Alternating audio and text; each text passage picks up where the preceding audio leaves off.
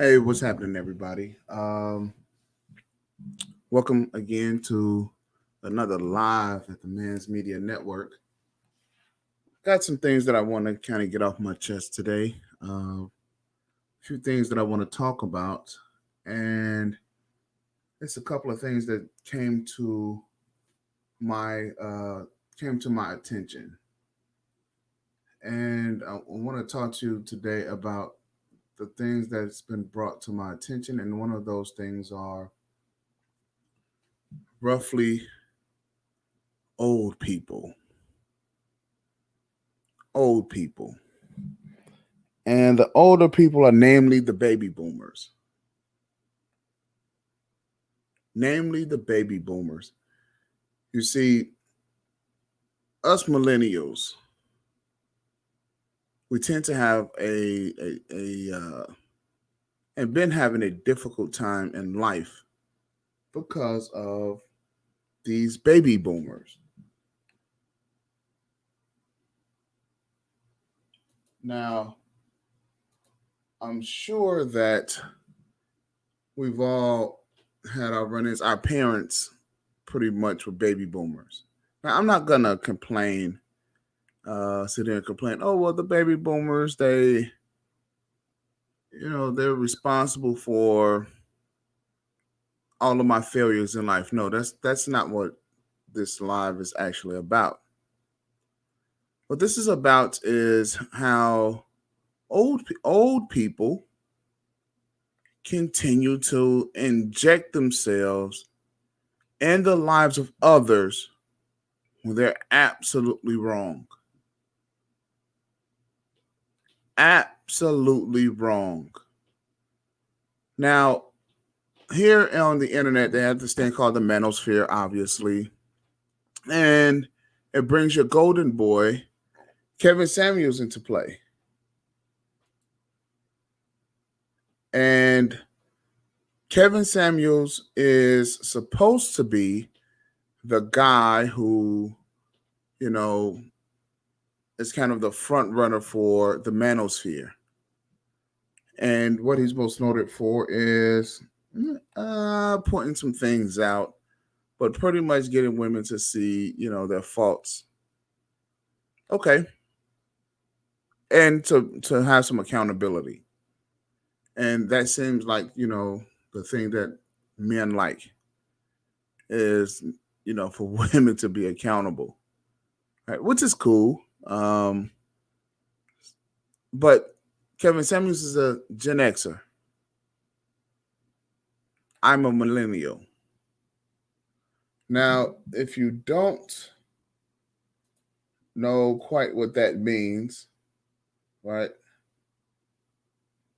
A Gen Xer or a millennial, let me pull up some things for you here so that way, because I kind of like, to let everyone know. And I like to use visuals. All right. So I'm going to share my screen here with you guys. So then that way you can see this particular visual. So that way you know what we're talking about here. So the silent generation, they are the ones born before 1945. The baby boomers, like 1946 to 1964. Gen Xers, 1965 to 1976. Millennials, 1977 to 1995. Gen Zs, iGens, Centennials, 96 to 2015. All right. So that we got some of that out of the way. Now, the silent generation is supposed to be the best generation. This is the World War II fighters. Right? These are supposed to be the tough guys. And these are supposed to be the ones who knew best for the country. The deal is that we have a generation who did absolutely nothing. but want to take the credit for everything because of where they landed in history. Right? Now, for everyone who watches Kevin Samuels,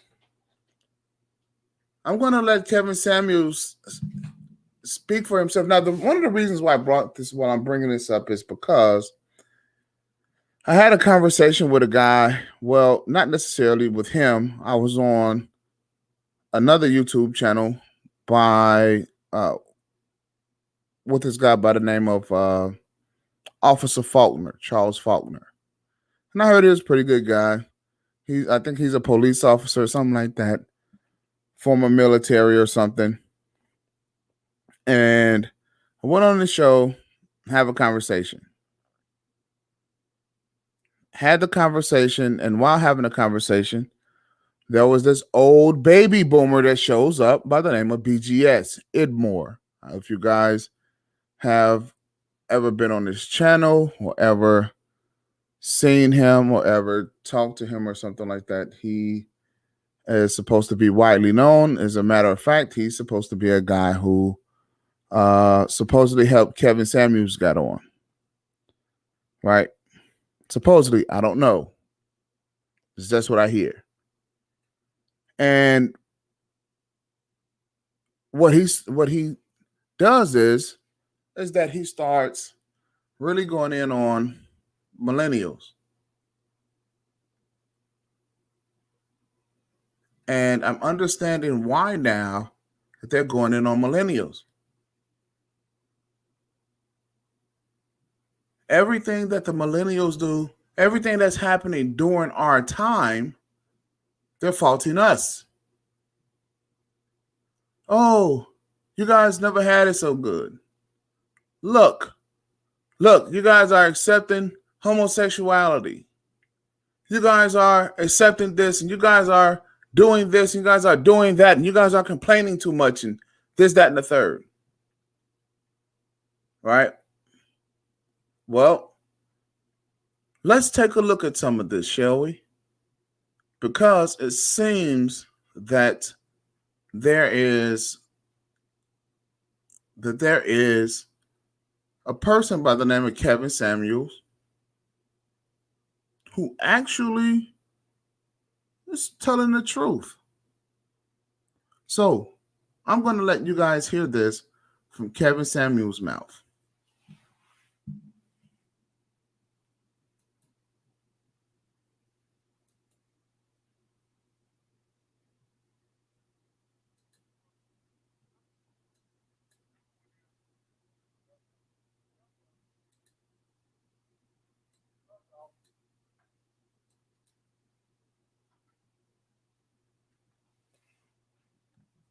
Generation X on up. Baby boomer mothers raise their daughters like men and their sons like daughters.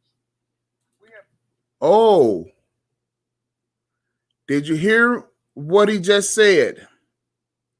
So the reason for all of this toxic masculinity, the reason for all of this toxic masculinity, the reason for all of this negativity, he just told you. Baby boomers raise their daughters to be like men and for their men to be like daughters.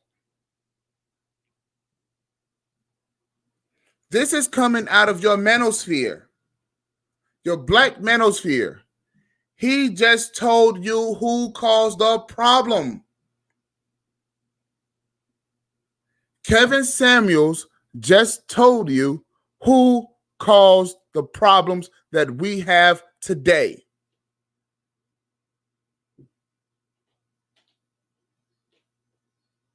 What do you say? Rewind. Let's do a rewind, shall we? No, man, I'm just going to go there. I'm going there. Gloves off. Go there, Kevin. Go there.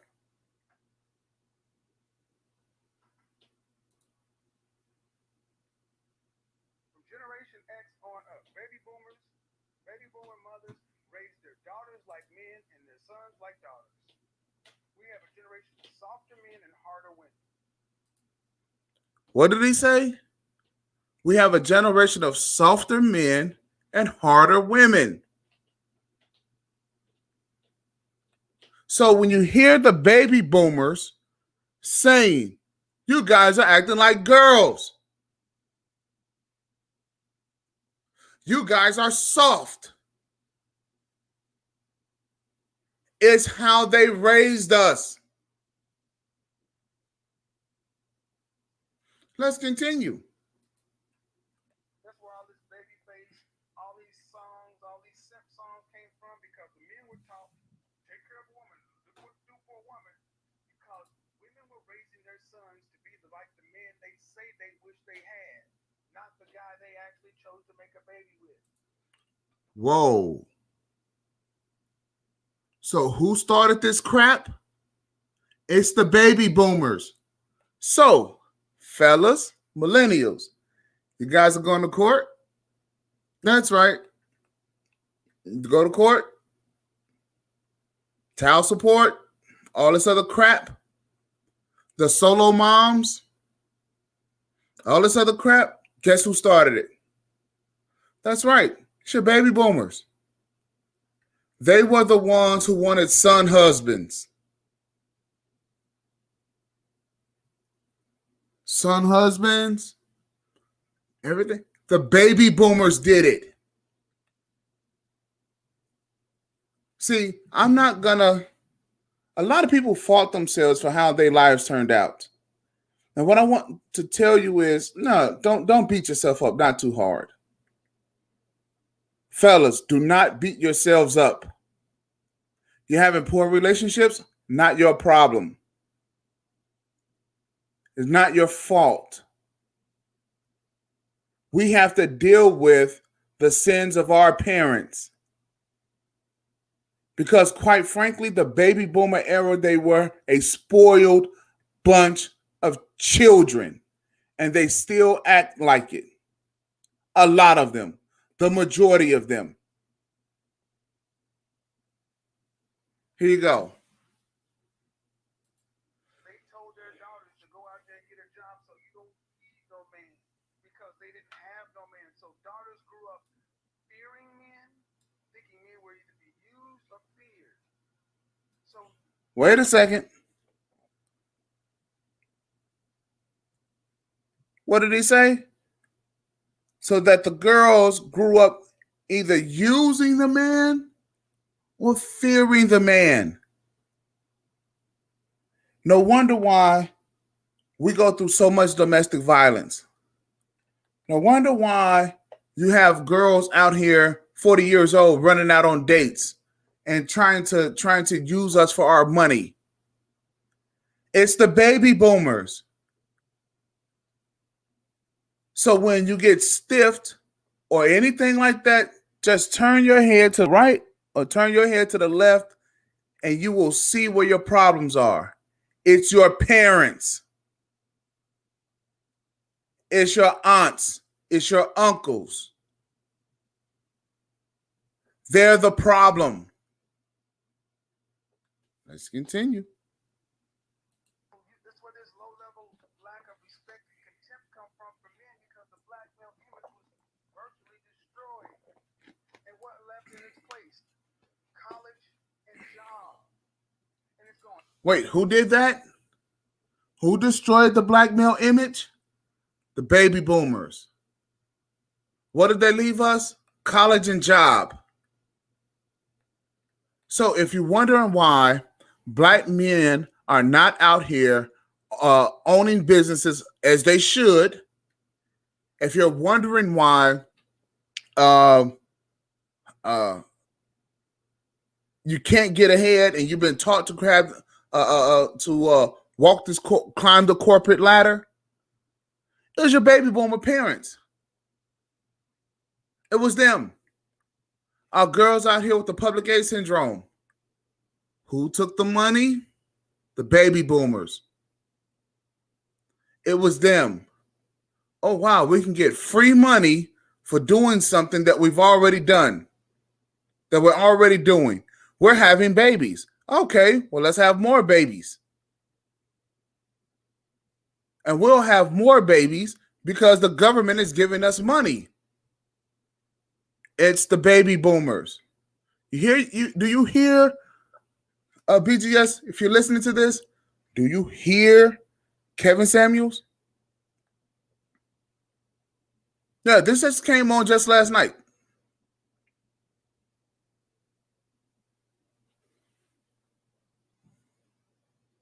On and on. Now you get Generation X women out here who want.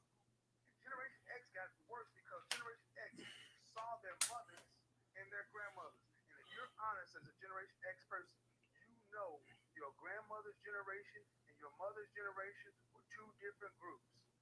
Our grandmother's generation was loving, caring. That's where the good memories come from. Big Mama's house. All the family reunions, all the stuff that we like about our culture came from Big Mama and them. Wait a minute. He's a Gen Xer. He remembers his grandmother. I talk to Gen Xers every day. Every day. A lot of them. Every day. And I've had an opportunity. My grandmother, I hung out with my grandmother. My grandmother, she was loving to us as a grandmother. As a matter of fact, she was actually a loving mother to her own children in her own way.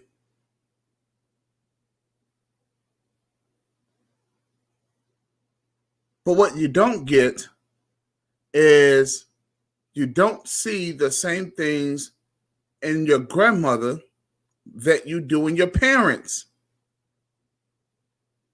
I'm not saying that all boomers are bad. Here's what I am saying. The whole generation sucked as a whole.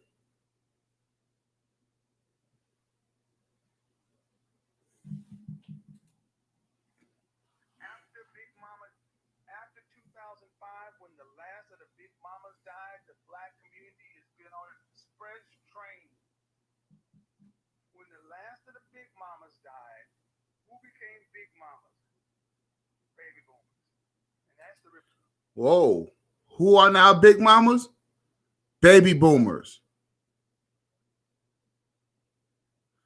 So these grandmothers, what are they doing? Are they grandmothers? No. They're not grandmothers. You know what they are? Shit starters. That's what they are. Shit starters. They're not helpers. Let's go. Rebellious generation. One of the most selfish generations. The generation that sold the family homes. Generation X women out here who want. Generation X got worse because Generation X saw their mothers and their grandmothers. And if you're honest as a Generation X person, you know your grandmother's generation and your mother's generation were two different groups. Our grandmother's generation was loving, caring. That's where the good memories come from. Big Mama's house. All the family reunions, all the stuff that we like about our culture came from Big Mama and them. After 2005, when the last of the Big Mamas died, the black community has been on an express train. When the last of the Big Mamas died, who became Big Mamas? Baby boomers. And that's the rebellious generation.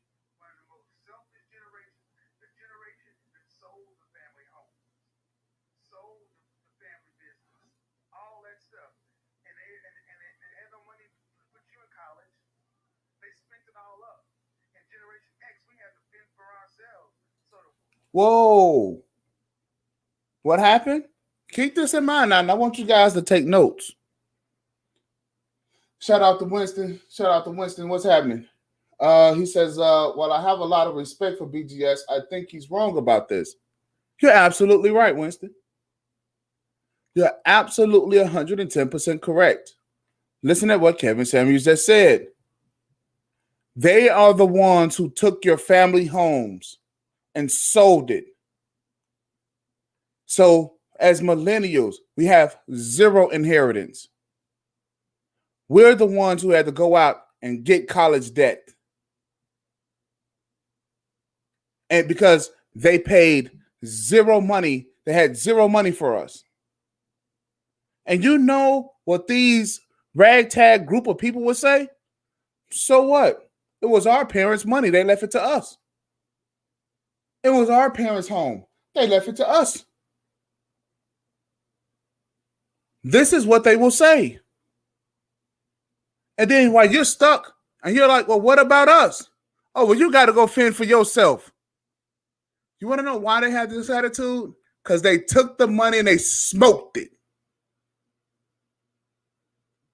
This was the drug group because their parents spoiled them. See, before they started a lot of this redlining crap, now giving black people money and things like that, there was a lot of the silent generation that owned businesses.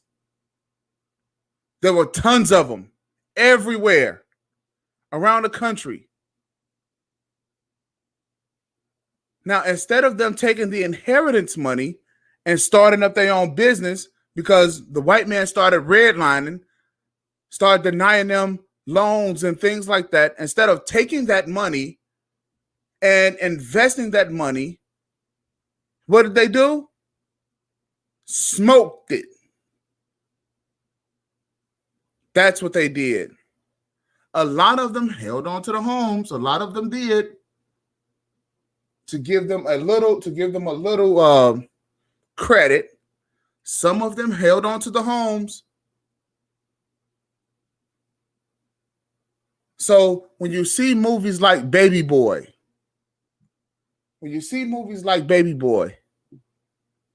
that was the grandmother's house that the baby boomer mother was staying in, with the boyfriends, running the boyfriends in and out of the house,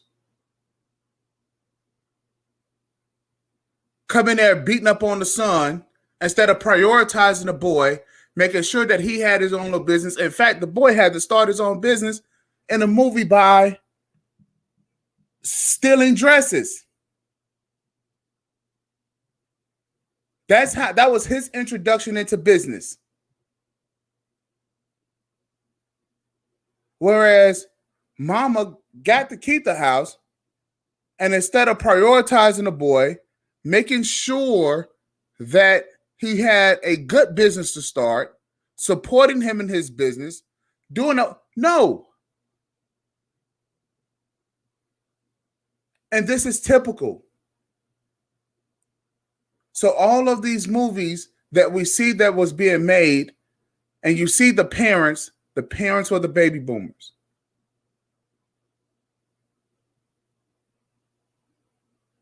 This is not an excuse for you guys not to be able to change your life.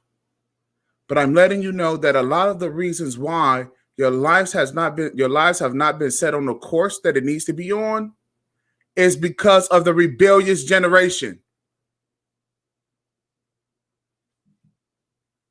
Let's hear what else Kevin has to say. The women saw that their mothers was out there doing what they wanted to do. Come on now. So Generation X, women became a harder group of women. Then here come along with millennials. They got Generation X. They got baby boomer grandmothers, Generation X mothers. Millennials are sitting back saying, "Mom is when she ain't got when she don't have a man, she's all in my life. She's all in my business. But when she does have a man, she ain't got no time for him." Mother was up and down, yo-yoing up and down. See, the son came in to save mama. And mama treated the son different, but mama treated her daughter as I need you to get out here. And they treated their daughters different. The emotion. Oh, you want to know why they treated the sons different? Because they had something to gain from the sons. Here's what they had to gain from the sons. Go to school, play sports, go to the pros, and buy mama a house. Take care of me. Yeah, my baby gonna take good care of me. These are your baby boomers. Yeah. The druggies who they want us to buy houses for, who they want us to take care of. As look, it's dysfunction. It's dysfunction. They want us to take care of them instead of them taking care of us. Who's the parents? Let's go. Love. That's why you say, who do you talk to about relationships? Women don't talk to their mothers about relationships because they have a survival relationship, not an emotional, nurturing, caring relationship. You don't see Generation X mothers and millennial daughters. You don't see millennial daughter laid up on her mama, but I guarantee you, in my generation, you saw Generation X kids laid up under Big Mama. Hell yeah. What did he just say? You seen Generation X kids laid up under Big Mama. Generation X kids had a relationship with their grandmothers. Wait a second.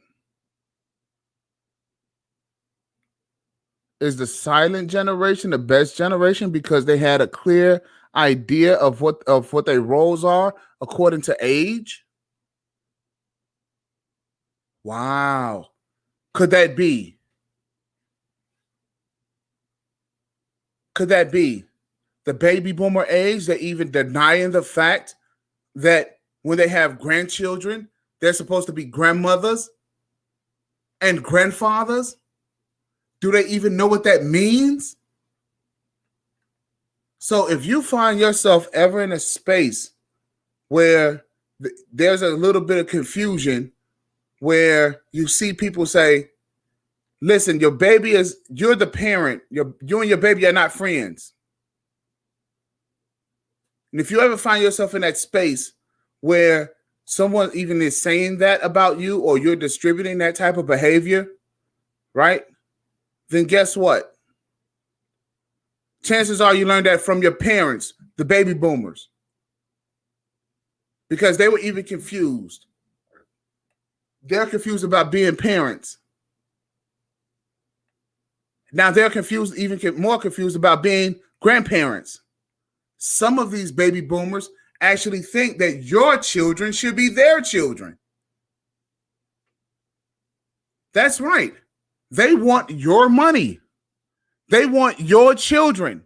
They want your life.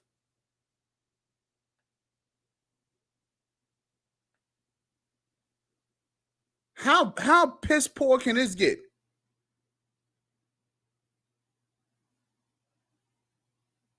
How much worse can it get? Laid up under Big Mama. Big Mama, come on over here, baby. Get under Big Mama. Go over and cry myself. That's right. Grandma's hands. That's right.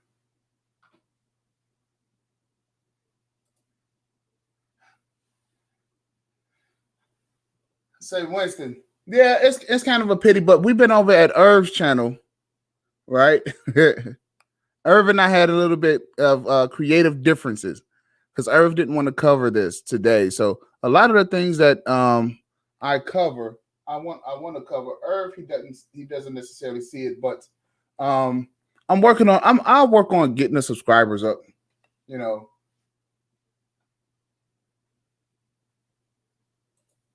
Let's see what else does Winston say? They wish that they were born into the version of this world. That's right. But see, here's what they did. They had their time. They had their time, and the only thing that they had to do was actually the version of the world. They had a much better version. They had a much better version. But what did they do? They decided to smoke it up. They decided to drug it up.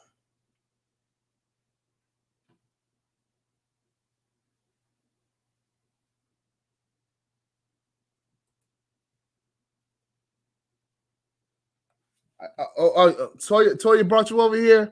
Hey, shout outs to Toya because Toya was one of like the only females who got the identifiers list, right? And she understood it. She and she's working on it, right? And you can't ask for much more than from a female than some cooperation, right? Only to better themselves. And shout out to her and Rogish. Both of them, I take it that they're a couple and they make a really good couple, I think. You know, both of them are really cool. And anything that we could do in order to get them some more subscribers because they have really good content. I've heard it. I was on their show and they are some great people. I haven't met them personally, but as far as what I know from them, they are absolutely great people. All right. So thank you very much. Thank you for joining me. Really appreciate it.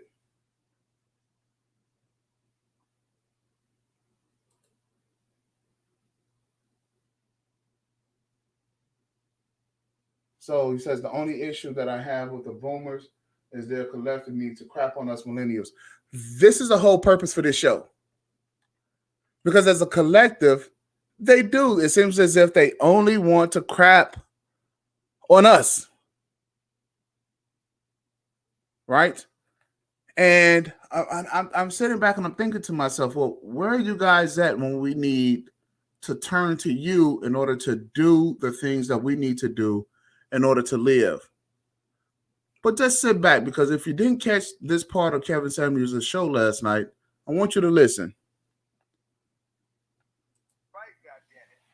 I feel so sorry for so many Generation X and millennial women because you had no opportunity to rest in your femininity.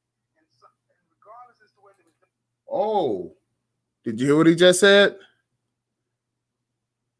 Gen Xers and millennial women, he feels sorry for them because the boomers did not allow these women to rest in their femininity. See, when I go back and I look at the 60s and 70s and I see those women, I'm like, wow, I want women like that. Wow. Why is our women so jacked up? How did this happen? Well, the baby boomers, which would have been around in the 60s and 70s, they were the ones who was allowed to rest in their femininity. Those women were allowed to be women, to be girls, to grow up to be women. How? They had a hierarchical structure. They had mothers and fathers, and it was clear who the parents were. But our women are masculine. Our women are flat out men. Why? Because the boomers. Nothing else.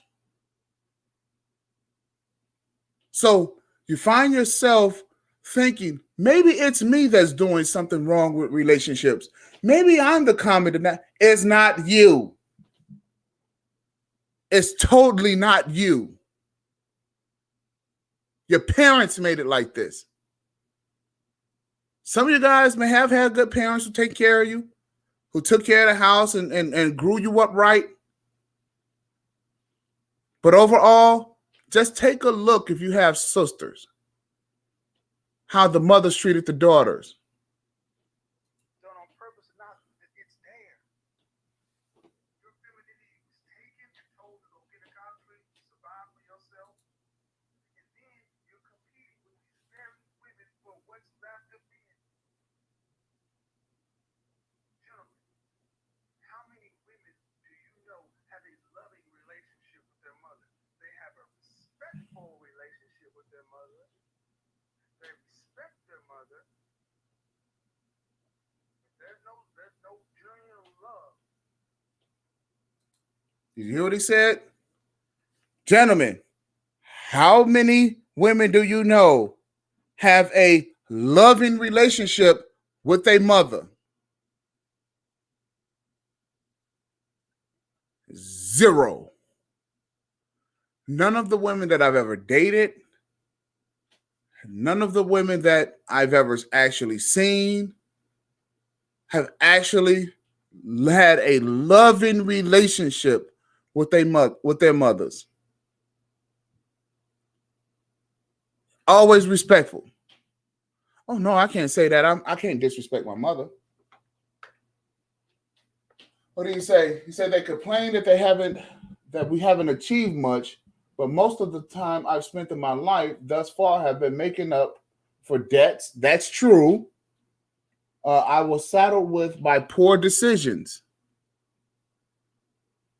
See, and what I'm trying to get you guys to understand, it wasn't up to you. These poor decisions was not done by you.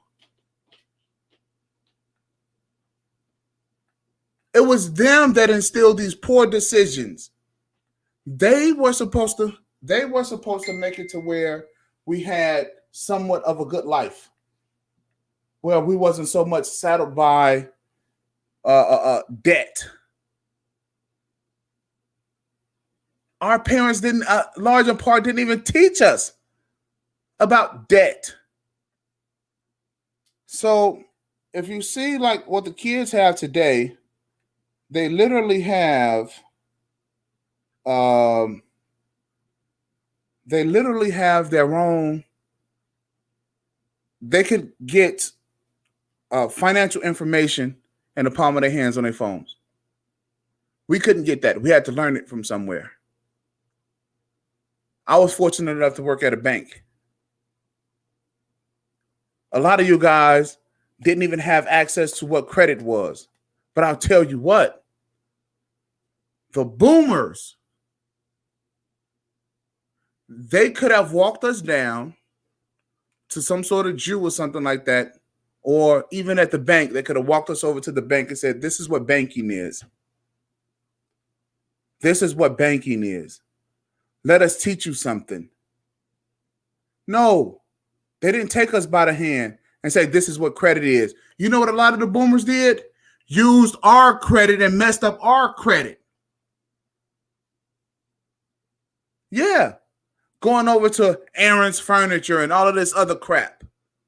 Getting telephones in our names. Running up thousands and thousands and thousands worth of telephone debt. Yeah. So they can get their groove on. This is what they did. And then say, you guys got it way too good in life. We're not 18. And yet and still, we still have to beat these old farts off with sticks.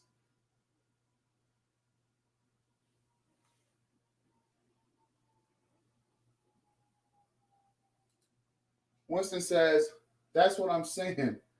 Laugh out loud. They made poor decisions and I'm stuck with the consequences. That's right.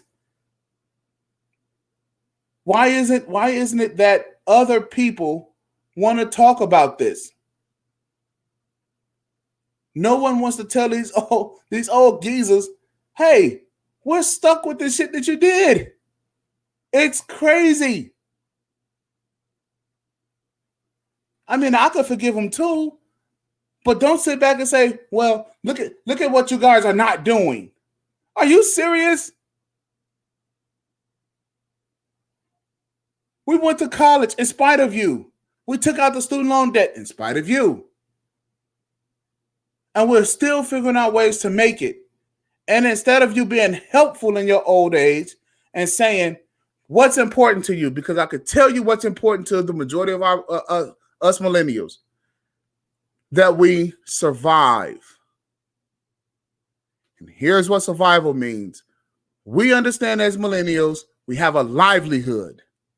And we need to not only maintain our livelihood so that we can thrive, but that we can excel. Because the majority of us out here want to excel.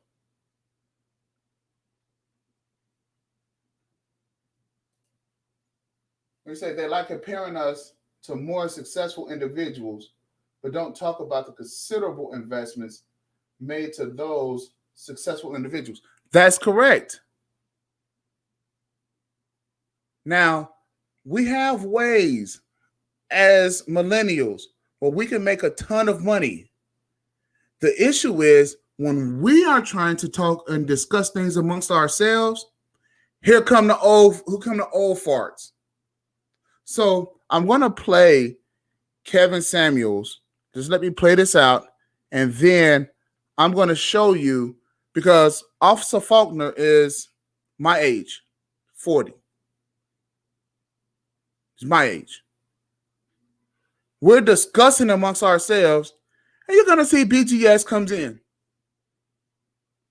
So instead of us continuing to talk and discuss amongst ourselves, here he comes. So let's finish hearing what Kevin has to say, because it's not long, probably another minute or so. Admiration,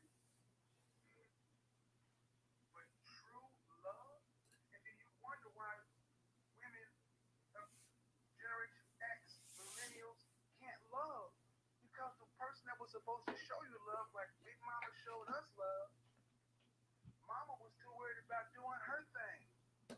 Why is that? Because Big Mama didn't have to worry about getting out here and going to the club, because she was married to Big Daddy. Till Big Daddy died. Oh, so now you see, and I just said it, I wasn't going to interrupt him, but now you see, they're not busy showing love. They're busy still trying to achieve their own agenda, which is them. They are selfish. But Mama either wasn't married or was married a short period of time, so she had to keep it together and go get her groove back. God damn it.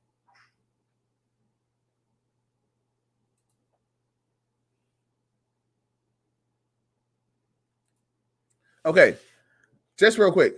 Just because Kevin Samuel says, don't use my content without my written permission, that does not negate the fact that that does not negate something called fair use.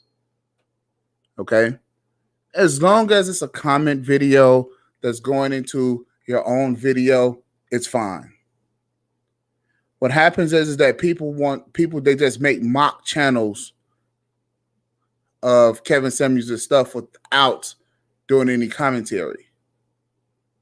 All right. So this is what this is. This is what this is. So just understand that. So you got women out here who are in their 60s and below, competing with their daughters, wearing their daughters' clothes, hanging around too long, not getting off the scene, holding on. You see the seniors come along and they're like, oh, this is some dysfunction. I don't want to party with these other. Tell the average 40-plus-year-old woman, 50-year-old woman, somebody's too good. There is no way in hell you can look at the average 40-plus-year-old woman and say they are the same caliber of serious as your grandmother was at that age. And you ladies are going to have to talk about this stuff. Hi, Toya. Shout out to Toya. Thank you very much for pulling up. I really appreciate it. I cannot tell you how many times I have recommended therapy to mothers and daughters and say, I need to go sit down. But daughters, they do not want to broach the subject because they know more likely than not their mothers are going to reject. They're going to feel attacked. They're going to feel set upon. I can't say that to my mother. I can't do that to my mom. My mom did this. My mom did that. My mom did it. Like, okay, do you have that kind of reverence for your father? No, you can judge your father. Judge your father rather harshly. But we don't question mama. And until we question mama, we ain't going to be able to straighten this shit out because mama is up there with God. So you see, mamas ran the boomer mamas ran roughshod over the houses. This was the first time in history where the men were ran out of the house. See, this is what they don't want to talk about. They make it seem like it was a Gen X thing. It was not. It just happened during the time when the Gen X's were children.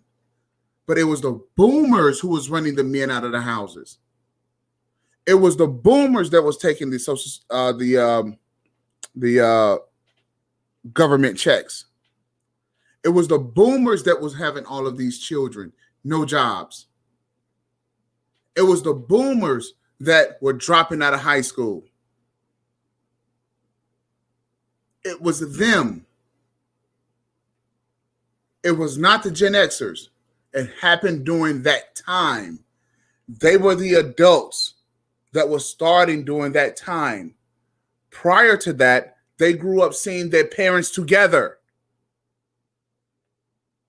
It's so bad now that and what you're seeing and what Kevin Samuels has exposed and what we are actually seeing out here and even in our own relationships, what we're seeing is the women running the man out of the houses. Why? That's what their mother did. Their mothers did that. So that now, the mothers now, so that they can be God. So a woman's inability to pair bond has absolutely nothing to do with them. They seen their mothers do it, which were the baby boomers.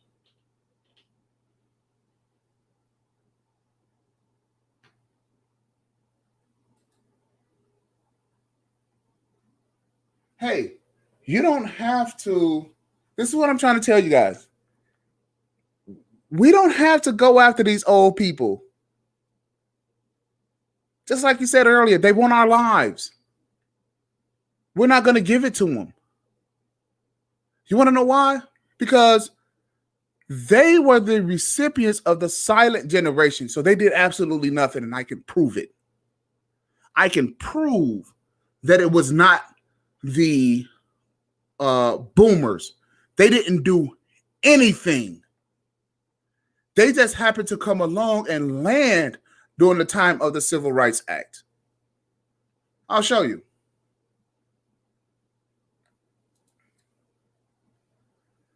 First of all, you want to know that you see this lady here? Deborah L. Lee. She is the CEO of BET. Right? Guess how old she is. Guess when she was born. That's right. 1954. She's a boomer. And you're wondering why. And you're wondering why BET is in the state that it's in today. See that? I'm telling you, these people have absolutely zero to contribute to us. Hey, the person, Bill Gates, guess what he is? A boomer. That's right. All of this depopulationalist and all of this other crap, guess what he is? A boomer. Oh, there's more. Bill Clinton, the whole crime bill deal and all of that other crap, guess when he was born?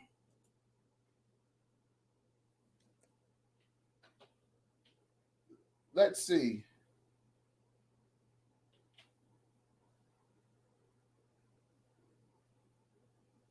$1946. You guessed it. You guessed it. He kind of teeters the silent, but he born to the boomer age. Let's keep going. Now, I was looking at Joe Biden, and I'm like, maybe Joe Biden, maybe he has a little bit of something else, right? Because Joe Biden is actually he's a part of that silent generation. Joe Biden is part of that silent generation. But let's get to the Civil Rights Act. Remember I told you I can prove it? Guess what? Martin Luther King, guess when he was born? See when he was born? 1929. He's not a boomer. He died during their age. He died when the boomers were being born. That's when he died. You see? The boomers were young kids during the civil rights the whole civil rights march. You see this? He died at 68. He died in 1968, April 4th. You see that? Malcolm X. Right? You want to take Malcolm X? Let's check out Malcolm. Brother Malcolm was born 1925. He's part of that silent generation. Oh. Wait a second. I was doing something very interesting because George Bush, the silent generation. Medgar Evers, another civil rights activist, right? Born 1925. Part of the silent generation. You see? These guys right here, A. Philip Randolph, silent generation. Whitney Young, silent generation. So all of these great inventors, all of these civil rights activists, they were not baby boomers. The baby boomers were teenagers and just being born during the time of the civil rights. They did nothing. So when they came along, when these people were killed, Medgar Evers was killed in 1963. You see?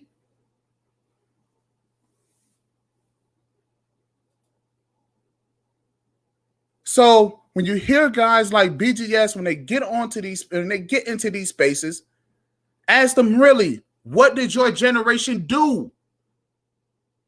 Because when they came along, just like I told BGS, they came along, these guys were doing drugs. So let's go back here real quick. Let me see if I can find this.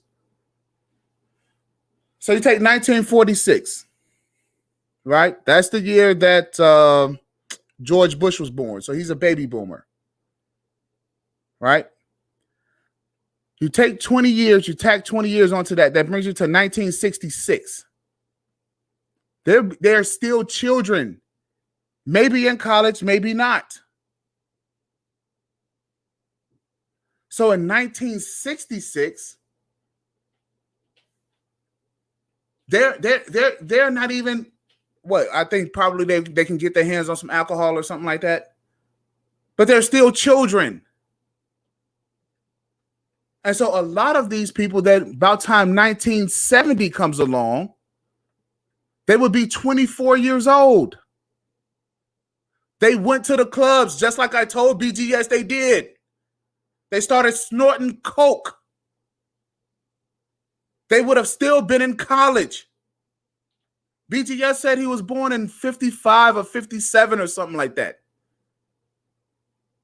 59. He was a child.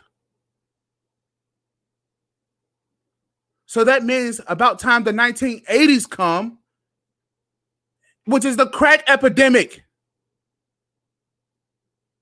What did these people actually do? Nothing. These were the people that was hanging out with the crackheads. They did nothing.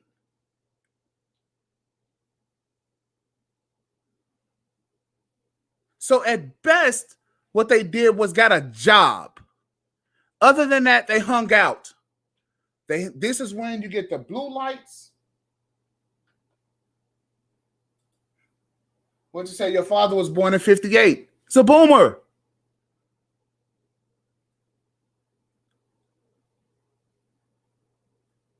And I'm not saying that all of these people, I'm not saying that they were all bad. What I'm saying is that as a group, so what they decided to do was to come in and try to crap on our group as if they were the best. They were not. Not at all. If you want to know how we get these computers today, it was not Bill Gates. It was his mother. It was his mother. She was the one who got the contract with IBM. Bill Gates and them, they come up with a point and click, but IBM gives them a boatload of cash to fill out their products, and then that's how we got computers.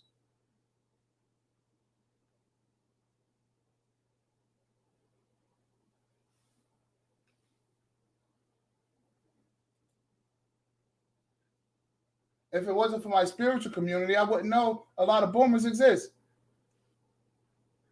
No wonder why they spiritual. They was on drugs. Oh, my people, Bible thumpers.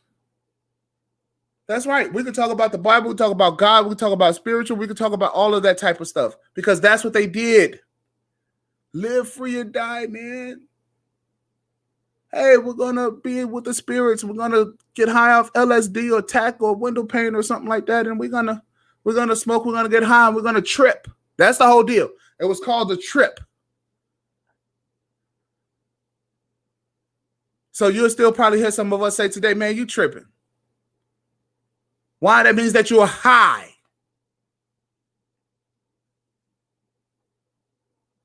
Okay, who was the guy? Charles Manson or something like that?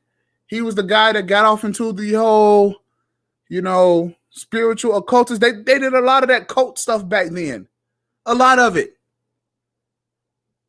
They were the people that was traveling coast to coast, hitchhiking and all of that crap. That's what they did. BGS's group did nothing. So they may still do some farming. They may. A lot of those guys, they may still do some farming. And it's just like any other group.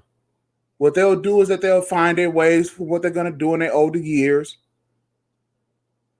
But as a group, they did nothing. And what I'm saying to us as millennials, do not let our group be affected by their group. I'm going to say it again. Do not let our group be affected by their group. Because their group did nothing, that does not necessarily mean we should not do anything. Because I'm going to tell you something. We're the last group that actually cares.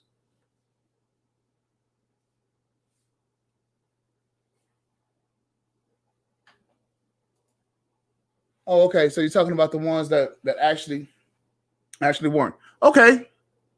Not everyone did drugs. Right? But what I'm saying is that in large in part, they were the ones on that trip. Right? Now, there was a lot of spiritual people that didn't do drugs, as a matter of fact.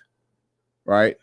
And that just kind of depends on where they fail and what I would like to say, it's kind of like how it is today. Not all of us do drugs, but a lot of us do. Not all of the girls are twerking, but a lot of them are. Right?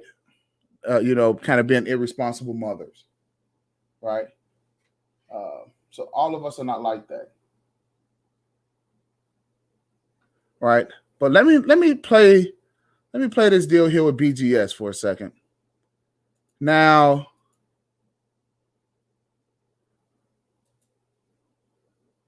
so BGS is this little character right here. If you guys can see this, hold on, give me a second.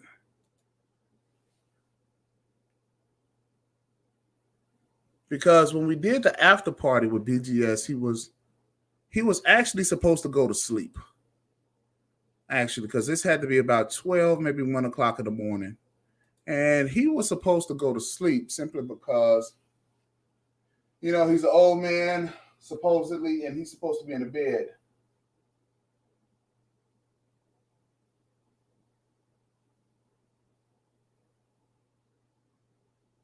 Taiwanese and Latin. Okay. Let's see.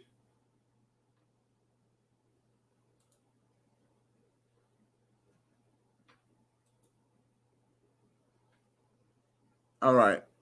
So I got this little deal and I kind of like using it. So just bear with me a little bit. All right. Here's BGS's character. Now, as you can see, it's like maybe an hour or so that we're into this, right? And as you can see, I roughly started out on this panel. Okay. So as you can see, I started out on the panel. This is Officer Faulkner. I don't know who this guy is. And this is Mr. Z. I like Mr. Z. I know him. I've been on some panels with him before. He's a cool guy. Right? Cool guy. Now, so as we're talking, okay, so I'm going to let this run a half a step. Fucking National Guardsman. When you started seeing them, when we went to high school, the dropout rate was ridiculous. Go ahead. All right, so a couple of points. High school, we talked about the trade. Personally, I took 3 years of shop, wood shop, high school. Learned how to build houses, built a lot of things, but I had to go to a white high school in order to do it because they took it out of the black high school. Okay, they had in my neighborhood high school, they had auto mechanic, right? They took all of those programs out of the high school, so I had to go to a white high school just to get wood shop, right? That's one. Baby boomers. Let's talk about that access for a second. They went through all of that, the integration of schools, so forth and so on. They did all of that stuff. But then if you look at where they dropped all that, they killed Medgar Evers, Kennedy, King, Malcolm X, John Martin Luther King. And guess what them Negroes did? They went to the club and started partying. Now, as you can see, it's exactly what I said. The Negroes went to the club and they started partying. Let me guess. When did the discos start popping up all over the place? Anybody in the chat want to tell me? Oh, we don't even have to do that. Let's just go here. Duplicate this out. When did the discos?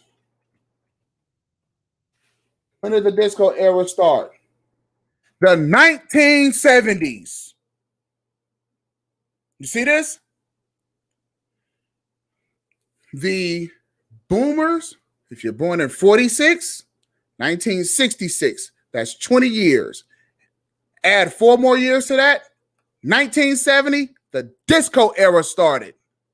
The boomers were at the discos. Why? Because that's what a 24-year-old kid would do. If you're not working, you're not in the military, you're hanging out all the time like they did, where did they go? The discos.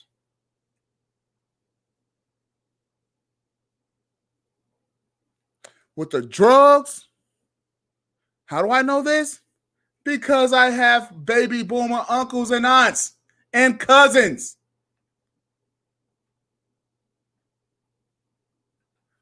All over the country. Not just 2 or 3, they're everywhere.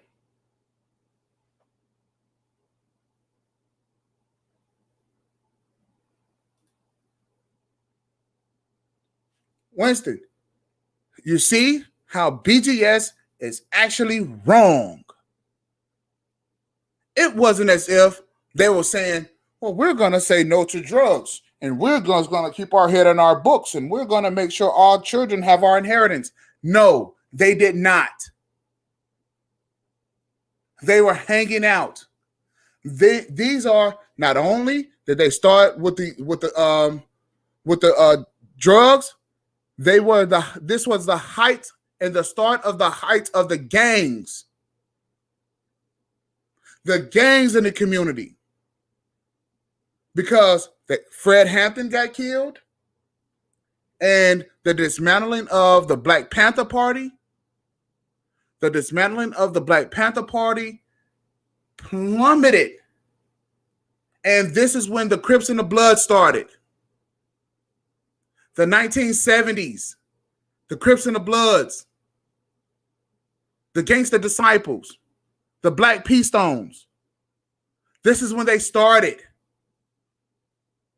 It was these people that turned our neighborhoods into war zones. It was the boomers. It was them who started killing up each other. Let's continue. White man gave them a job, and they started going to the ball games and to the clubs and started doing the first white thing that they could. They dropped the ball, not us. They gave up on us because the job wasn't finished. Oh, look what pops up now. Bing. See that, ladies and gentlemen? You have a panel of millennials. And this is exactly what these old folks do in your life. As soon as you have something going on where you're talking to amongst your peers, here they come interfering. BGS, supposed to go to bed. In fact, I believe he said he was going to bed. He had been on there too long. Now you see what's going on. Okay, let's keep watching.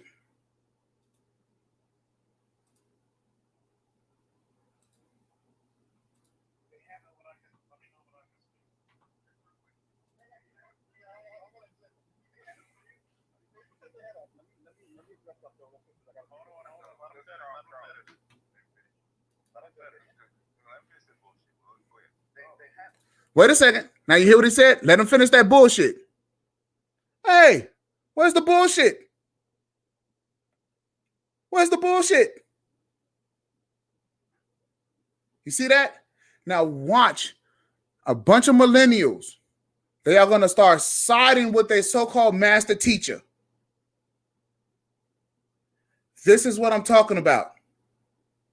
As millennials, if we want to do something great,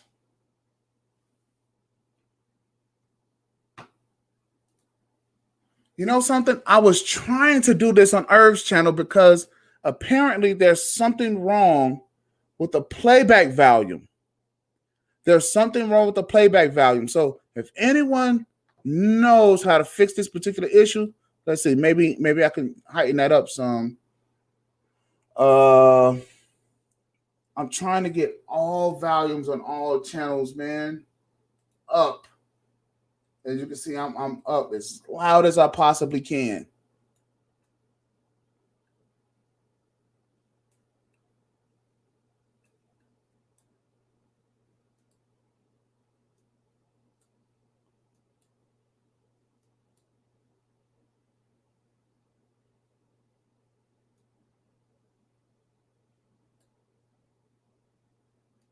Okay, bullshit. So the 1970s, y'all didn't hit clubs. Please don't do it. Don't start getting please. Hold on. Let him finish.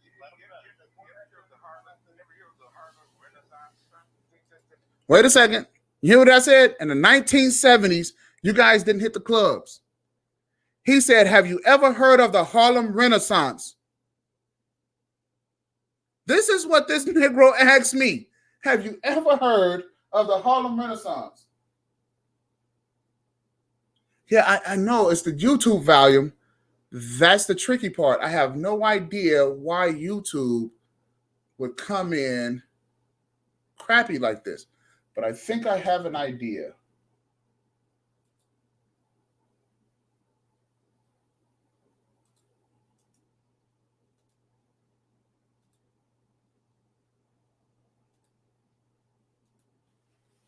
Give me a second.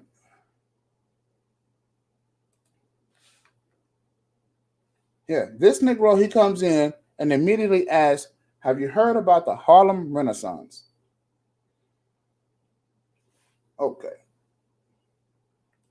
So I'm going to do two things here, but let me try to kill this little stone real quick about this whole volume issue. Uh,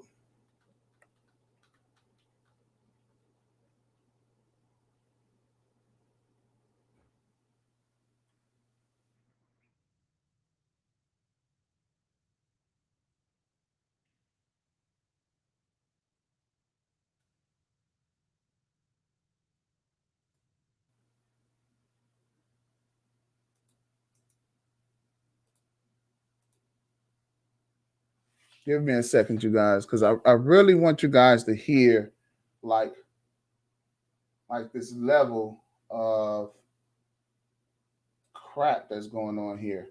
I really want you guys to hear this level of caca. I really want you to hear it.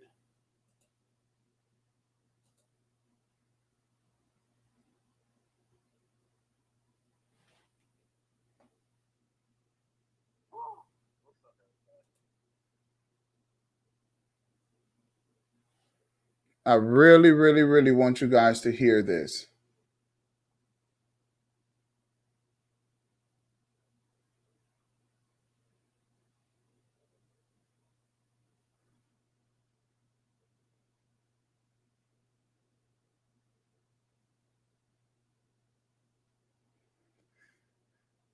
Yeah. I'm up on the timestamps as well. So I'm going to include timestamps. And what do you think? What do you think would be a good title for this timestamp when BGS comes in?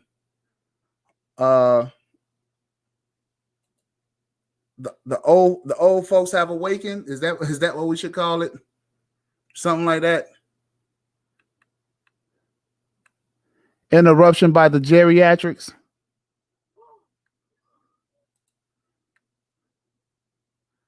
So let's see. We are at about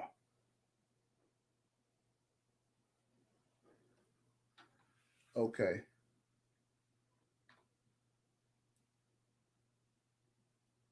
So let me see if I could pull this up here. Or I could share this screen.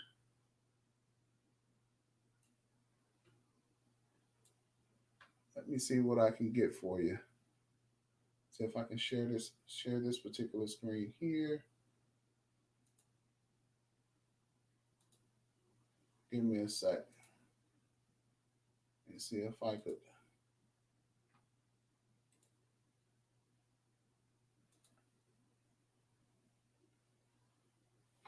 All right.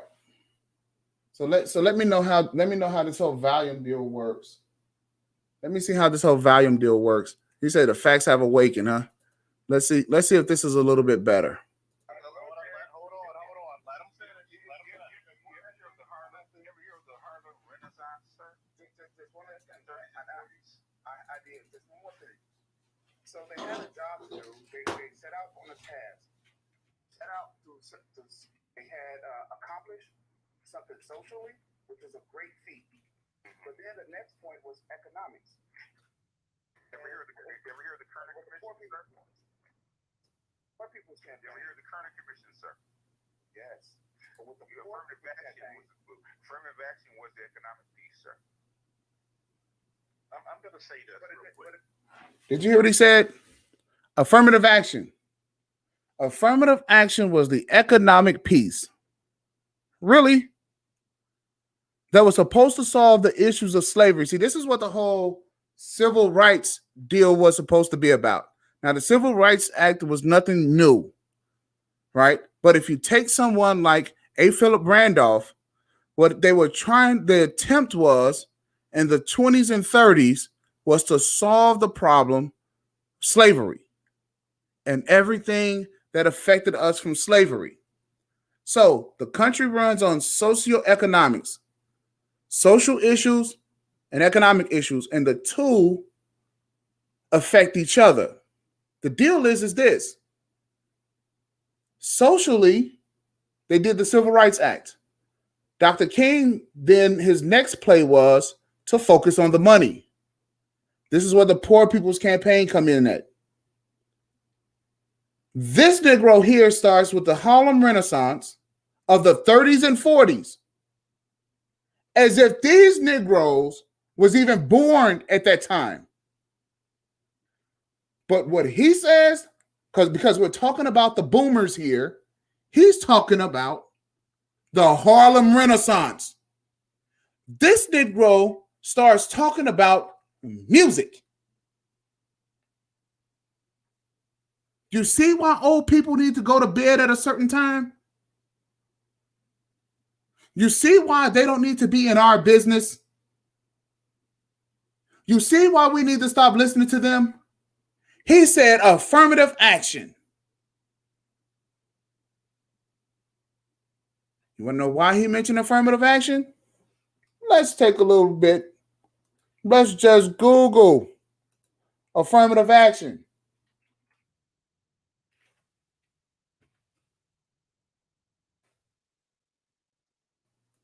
When did affirmative action start and who was it for? Remember when I told you they gave these Negroes some jobs, they got some money, start going to baseball games and crap like that, and start spending all of their money on drugs.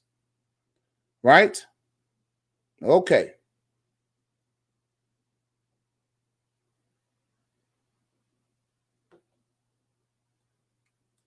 So that you guys know that I'm not lying. So we're just going to use some Wikipedia here, right? Affirmative action. And this is just a real quick, just to show BGS the reason why he needs to go to sleep at night. The term affirmative action was first used in the United States Executive Order 10925, signed by President John F. Kennedy on the 6th of March, 1961. You get it? It was for them. It was for them to give them money so that they can start working in corporate America.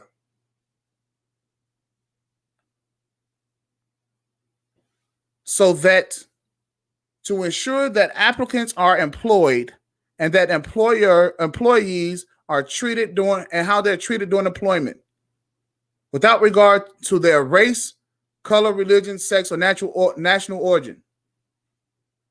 And this is the crap that they accepted. They accepted being employees. This is how they decided, as the baby boomers was coming along, this is how they decided that they were going to right the wrongs of slavery financially. Now, to their credit, it was 1961. So they would only be children still, teenagers. So what the baby boomers were supposed to do was take the affirmative action and then build on it. Instead, these Negroes started doing drugs. Instead of continuing to build and continuing to grow up, they kept being children because they were now coddled with corporate jobs. This is the reason why this Negro said the Harlem Renaissance.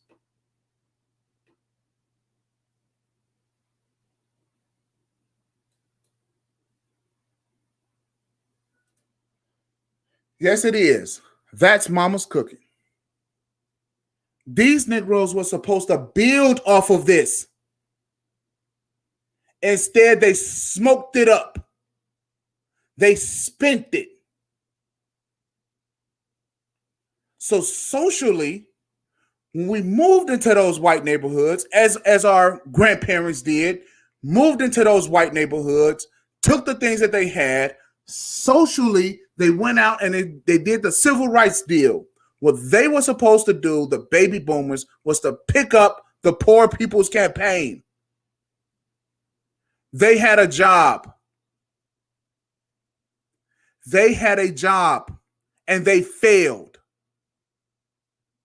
So what you have is you have a failure who's up talking to a bunch of 40-year-olds who he is supposed to be 20 years our senior. And he's talking to us at 2 o'clock in the morning about his failures and how much he is a failure. You get a big fat F. And you notice, what did the man do? What has he actually accomplished since being in this space? Has he enriched your life? Has he honestly enriched your life? Has he taught you about what to do with your riches?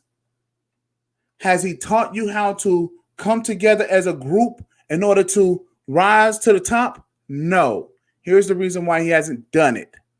Because they didn't do it as a group. I'm going to say it again. They didn't do it. It was the silent generation who did it. Remember? Because they wasn't old enough. They were children, teenagers. And instead of looking at their parents and figuring out, how did you guys get together as a group? Because remember, it was their generations who were the pastors of the churches now, right? It's their generation who wants the Cadillacs, the Bentleys, the airplanes. It's their generation. It's the boomers. They are the ones who took the FBI money, the faith-based initiative money, and sold out the churches. It's on their watch that the black colleges are failing. It's their watch. And so if we don't do something fast, there won't be anything left. There won't be anything left. Because this is the rebellious generation, the boomers are. This is the selfish generation, the boomers are. They don't teach us how to organize because they are not organizers. They don't do any organizing. They don't do any mobilizing. Oh man, let me stop preaching. I definitely think as the boomers have the affinity with the Z's, we have the affinity with the silent generation.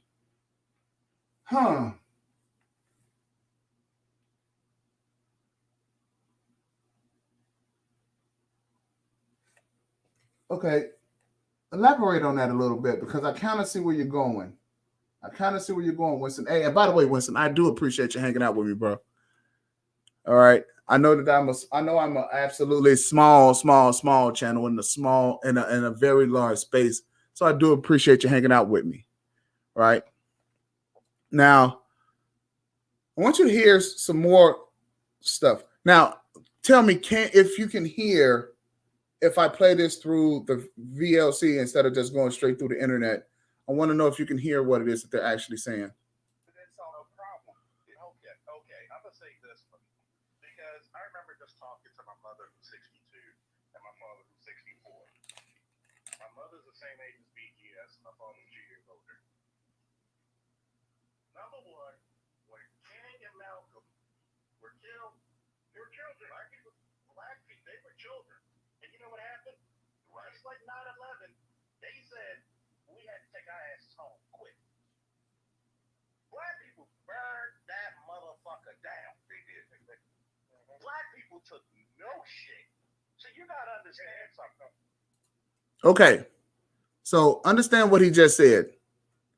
He said, black people, he said, my parents were children. Black people didn't take no shit. Wait a second. These were, at best, the boomers when Martin Luther King and them were killed. they were 20 at best. So a lot of them were still at home with their parents. So it was the silent generation that did the burning down, for the most part, because they would have been the adults that was doing the rioting. And you probably had some boomers that was in there, but it was not the boomers at large. It was not the boomers at large. It just happened during their time that they were born. The 60s, the 70s, the 40s, the late 40s, 50s, 60s, 70s. No, the 60s. They didn't do it. You probably had some knucklehead teenagers, but large in part, it was adults. See, what BGS would like to have it pointed out, and here's how he would like to see it. Down in Selma, see, I know about Selma, Alabama. My people from Selma. So I know. My dad was a child. The whole Edmund Pettus Bridge deal, my dad was a kid. It was my uncles that was out there. My grandmother. My great uncles, by the way, his uncles. You see? So BGS would try to make it appear that he was there. They were children, at best teenagers. So when the 1970s came around, these were the druggies. Not all of them, but the most of them were druggies. Because this was the first time, and I want to tell you something about the silent generation, because that was my grandfather. They wanted their children to live like white kids. They wanted them to have the things that white kids had. And large in part, they did. They had rec centers, they had automobiles, they had muscle cars, they had a lot. They had private education. Oh, yeah, because most of them went to Catholic school.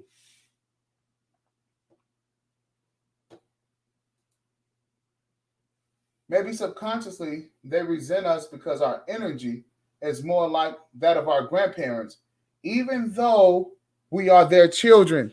Exactly.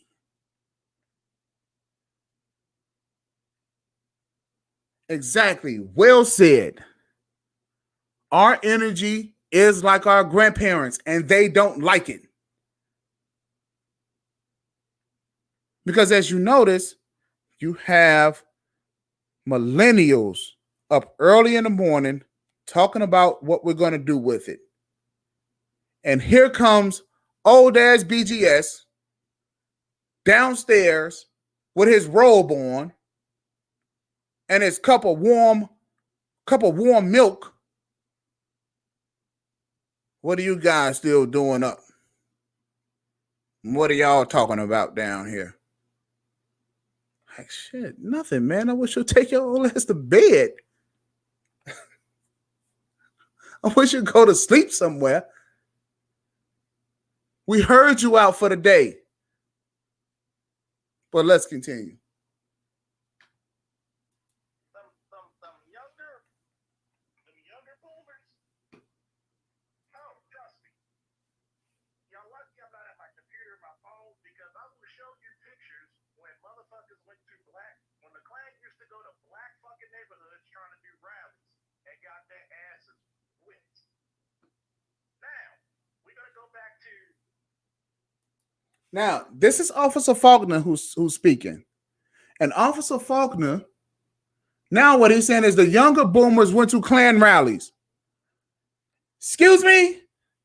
How old? Negro? How old? And when? You see how a 40-year-old would try to, who has been mesmerized by this old head, how he would sit back and how he would try to defend when they were 10, when they were 15, 20 years old? When did they go to these Klan rallies? 17, 18? Let me guess, they were fighting grown men at 17, 18? They would go to these Klan rallies? Now you'll see what the problem is amongst our own peers. You just made something up just to defend the boomers because BGS is on there. Let's keep going. The financial piece, right? Because in the 70s, guess what started to happen? Black people were making more money than they ever did in the fucking history of the country. Did you hear what he said? In the 1970s, black people started making more money than they ever did in the history of the country. Could that have been because of affirmative action? Could that have been because they now had access to this money because of affirmative action? Could that have been? Maybe so. But what did they do with the money? Let me guess. These Negroes went down and started heavily investing in stocks. Let me guess. These Negroes started buying houses. Let me guess. These Negroes started opening up savings accounts for their kids. Let me guess. They started stacking this money as mattress money so that because they were thinking about us going to college. This is what they did with all of this new access money. No, this is the rebellious generation. This is the selfish generation. So what they start doing, the mother started saying to our girls, listen, I'm God over you.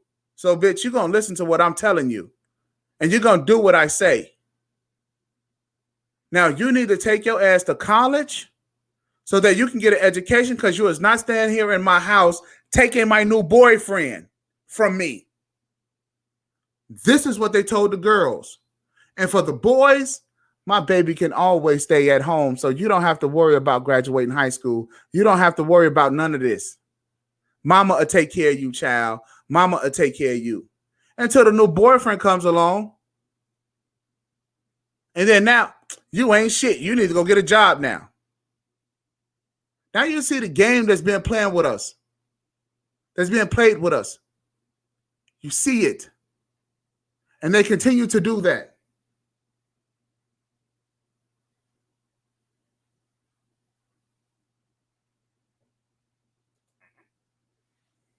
Guess what happened? The fucking United States, during the Reagan administration, went to fucking Colombia with the Contras, traded guns and weapons and technology for fucking cocaine and flooded the black community. Oh! So now it's the government's fault that these Negroes picked up the cocaine. They made the money, and just like I said, they went out and started snorting the first thing that was white.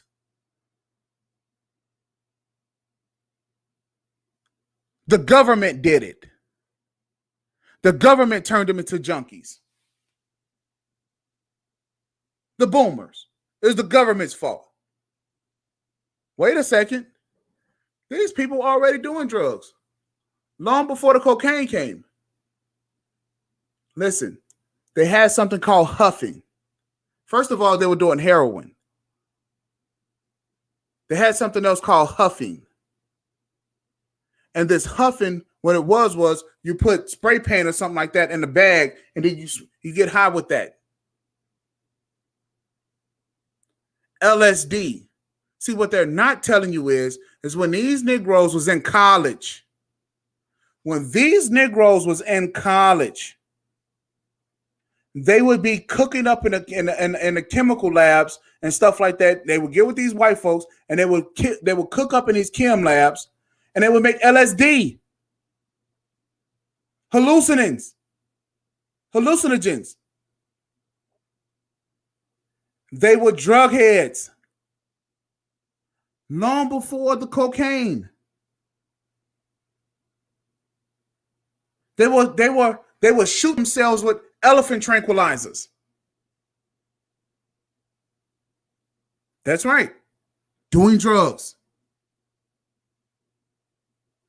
And the way that they would want to make it seem is if the government all of a sudden came in with this crap. Oh, and by the way, the cocaine is still here. Is us millennials, are we picking it up? Do we take our money and pick up the cocaine? It's still here. Hell, they are even, the borders is open up for marijuana damn near everywhere. Is all of us smoking marijuana? Oh, let's not forget that they was doing grass. They smoke grass like it's cigarettes. Because that's what they call it back then, grass. Ganja. Whatever. Do we do that? No, we don't. Why? Because we're responsible parents. We're responsible people. See, we know how to look at something and say, that's not good. We're not going to touch that. So where is your compass, your moral compass? There you go. That's what's off with these boomers. Their moral compass is off. It's like when these group of people were born during this age, God just like shook the earth a little bit and messed up all of their brains or something. Because apparently all of this white supremacy Klan rallies that they was going to, you know, it was really affecting their brains, and they really just had to get high to forget it. They were self-medicating. They weren't. Nothing was really wrong with these people. They had access to an enormous amount of cash, and they start blinking it off. They didn't think about us. They didn't care about us. And all I'm saying here is this. We already care about ourselves. We care about our future generations. We care about our future generations. Hey, and Winston, by the way, if you got a channel or something like that, put it in the chat. I will subscribe to you, and I will come over, and I will definitely be a supporter of your page, man. Definitely. This A1. I really appreciate you hanging out with me.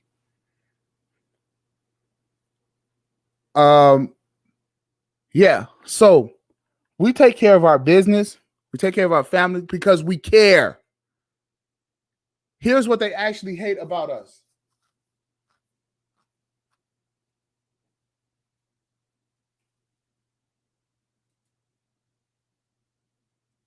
You know what I would like to know about Dr. Claude Anderson? Real quick. What I would like to know about Dr. Claude Anderson is, how old is Dr. Claude Anderson? Because if he's in his, 70s, 80s, that would make him part of the silent generation. I don't think Dr. Anderson, I don't think he's a boomer.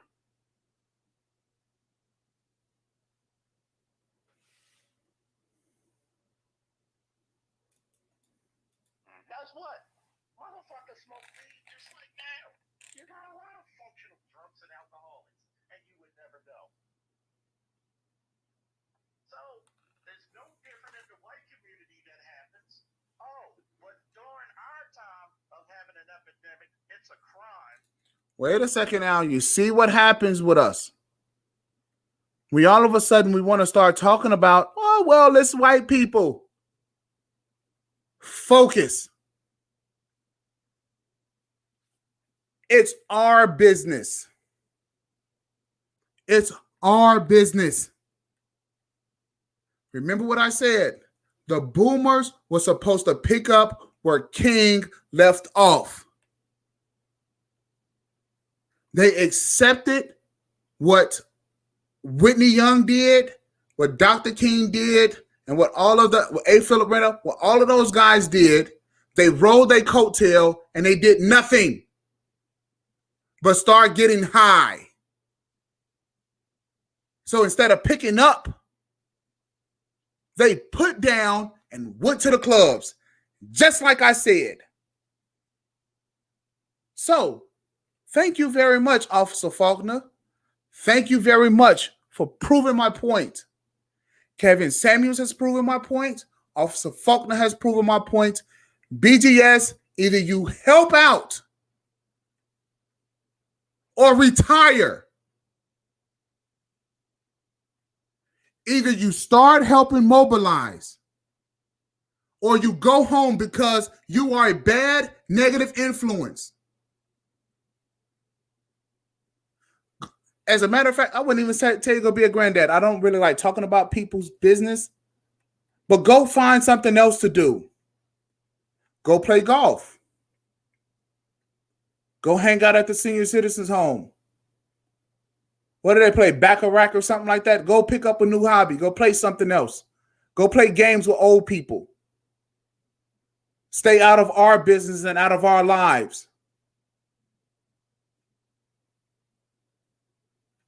And for everyone else who's listening to these clowns, stop. Because only thing that they're doing is wasting your time just like they wasted theirs.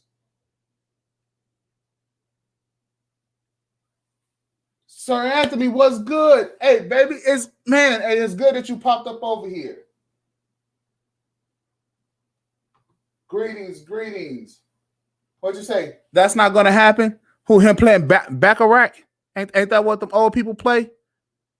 That's what they need to start doing. Because what they did was, oh, and by the way, let's not forget what a latchkey kid is. Do you guys know what a latchkey kid is? Here, I'll show you guys real quick what a latchkey kid is.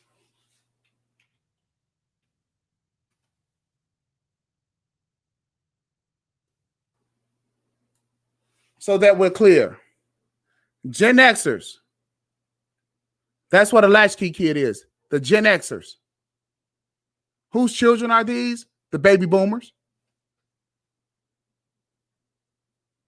The baby boomers. They would have been 24 years old. So latchkey kid starts in the 70s. Okay? You see this? The latchkey kid generation. How bad was it? Latchkey kid is a child who returns home to an empty home after school, who is left alone at home with no supervision. You want to know why? Because both mommy and daddy is out making money to do God knows what. But here's what we do know. We know that it wasn't because mommy and daddy was at home. I mean, mommy and daddy was out getting college funds or something like that.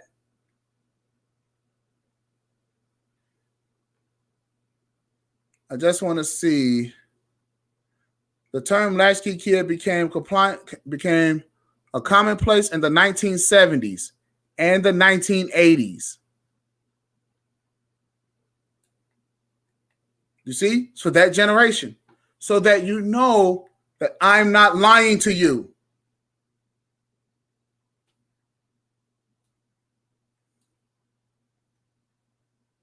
But when white people is going through it now, it's called a sickness.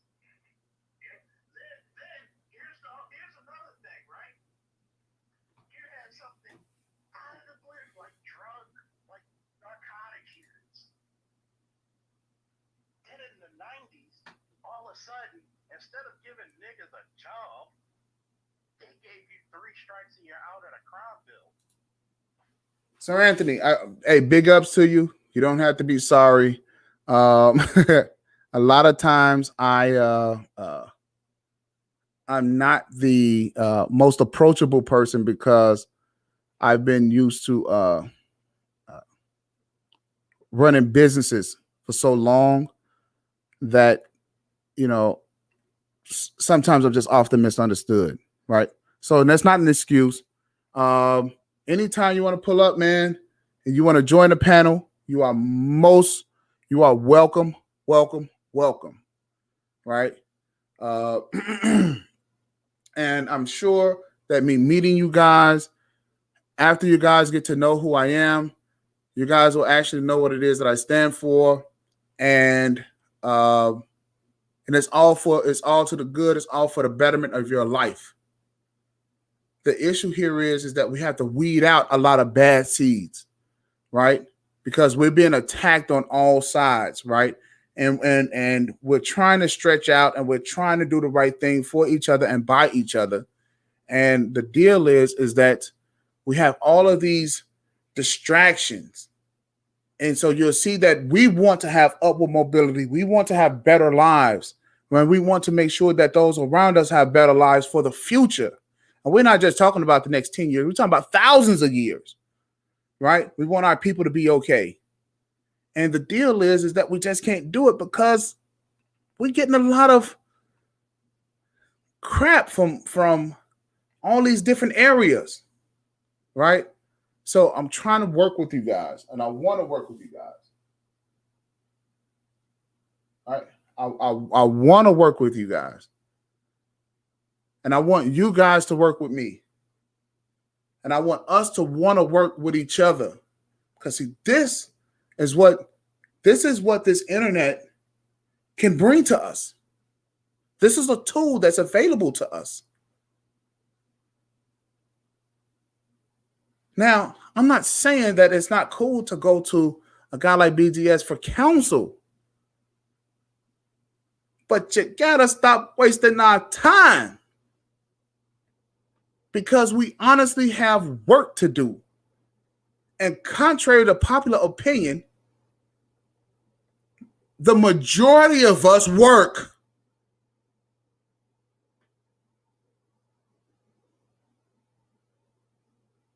And for the other people that you guys totally messed their heads up, we're going to get them back too. Why? Because we're going to figure it out. Because we're not interested in doing drugs. We're not interested in partying. Because we realize a couple of things. We have not accomplished what we need to accomplish in order for us to celebrate. Now, what's all of this celebration? Give you guys an example. The 4th of July. The 4th of July.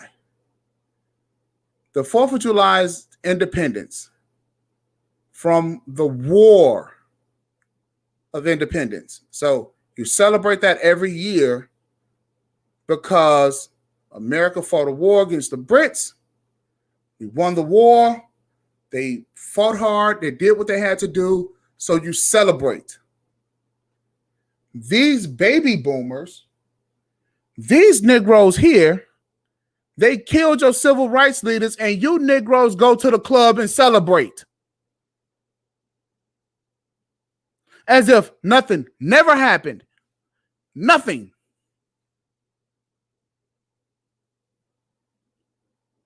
So, millennials,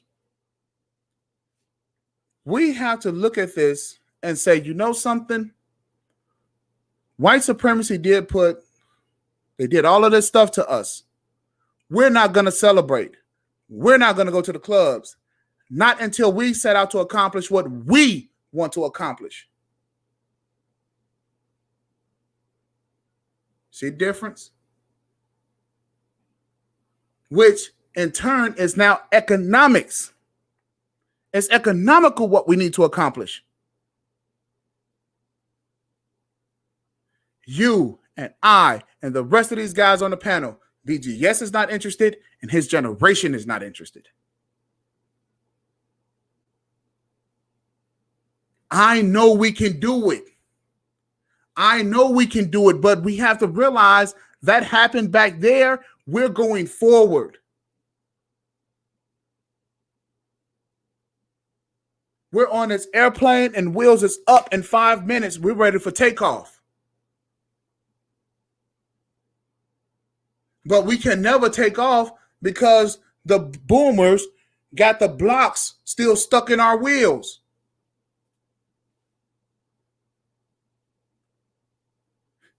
And they need to go take up Baccarat or something, get on the golf course or something like that. Stop trying to hang out with us. Because in 20 years, we are supposed to have something for the next generation. And say, look, we took care of this as far as we could economically. Here's the torch.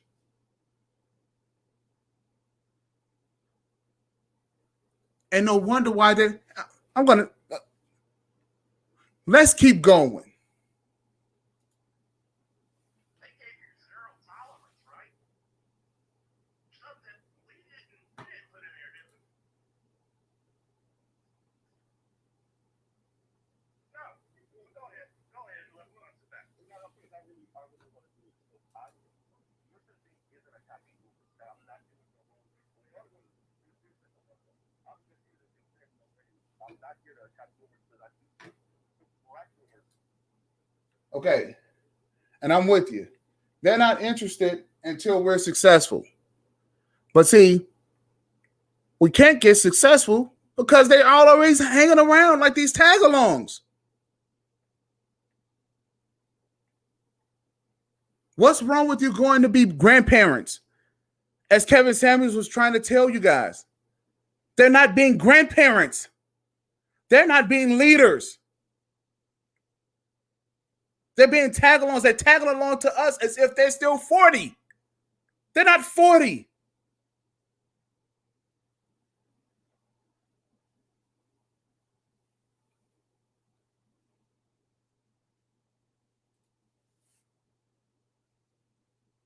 Okay, so I haven't heard anything that he said, but I have to say, I think this generational argument is one of the most useless topics that people engage in this space. I just can't buy it. You know what? This is not a generational argument.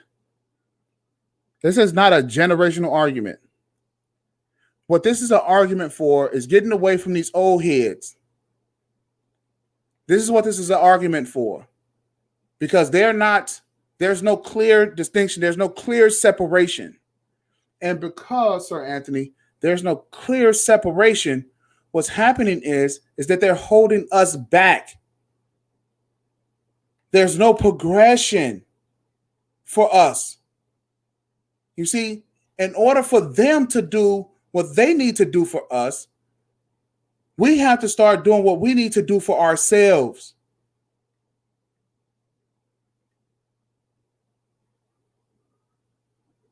In order for them to do what they need to do for us, we have to do what we got to do for ourselves.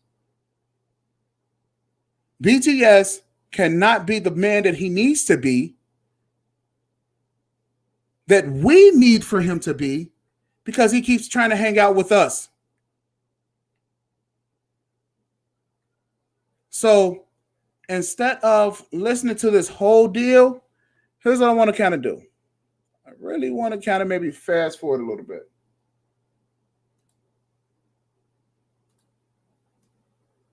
I am going to fast forward a little bit because what I want to do is I want to show you guys something.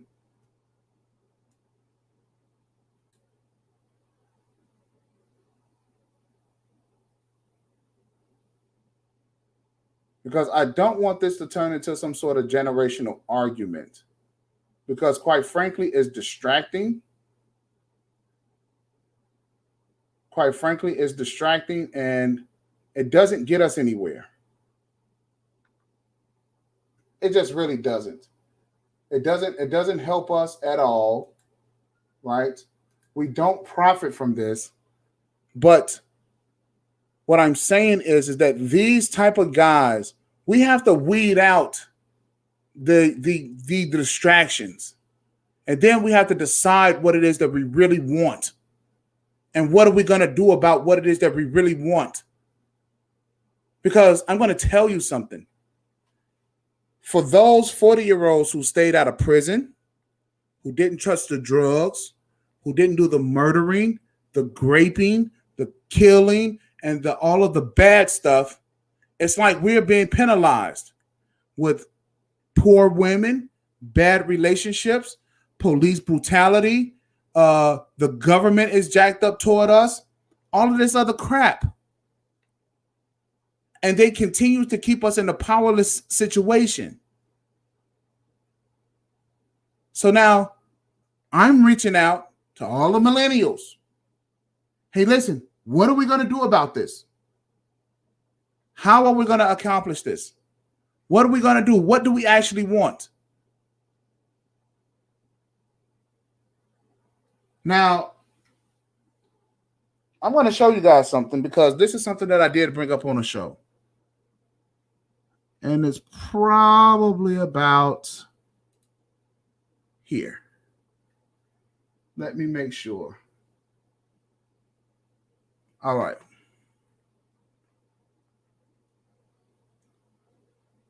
No. That would set black people straight for eons. There's managing independence, right? Zero. What we get is a lot of talking from these guys, but absolutely nothing. What keeps me up late right now is that I'm looking at a $1.8 million mortgage loan servicing release package from Fannie Mae. Also, talking to Peter Travis Gray, he can see it. So I put it together an offer to manage $1.8 million in mortgages. You can notice at the top, it says confidential. These are the things that I'm talking about. If you guys hear me speak, that our people before us should be laying out the foundation for this stuff because they knew all of this stuff, or they at least should know. But where are they? But where are they to walk us through this stuff? They're nowhere to be found. But they keep telling us about the past.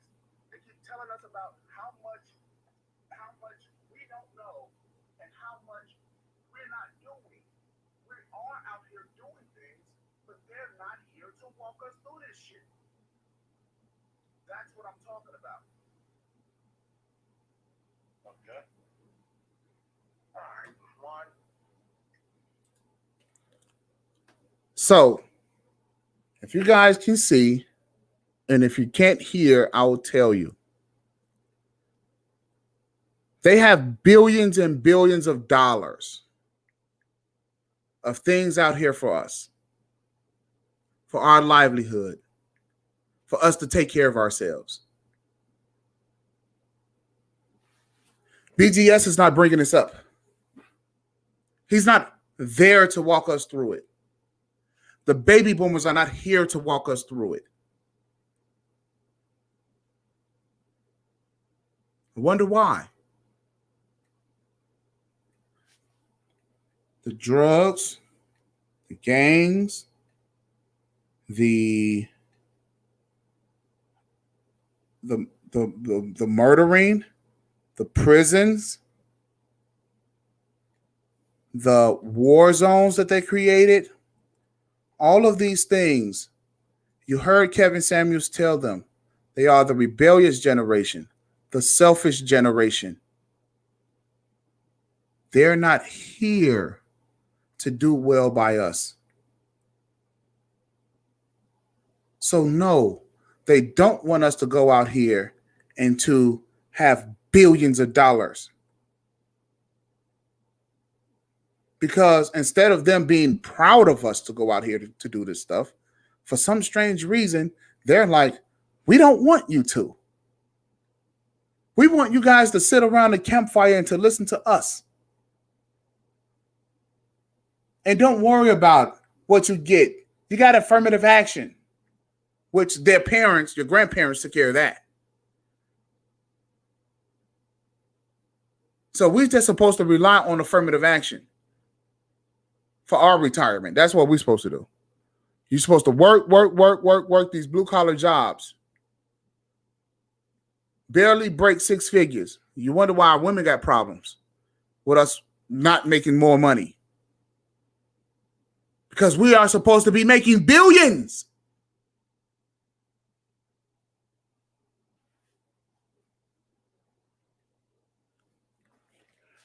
Billions.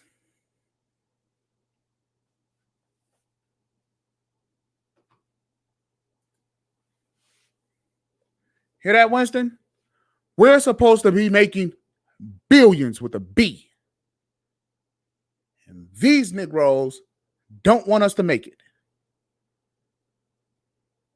Now, if you want to talk about crabs in a barrel, Sir Anthony, if you're still there, check it out. I can't do this all by myself. I can attempt to, but then I don't have to hire white people to do it. And I would much rather, I think it would be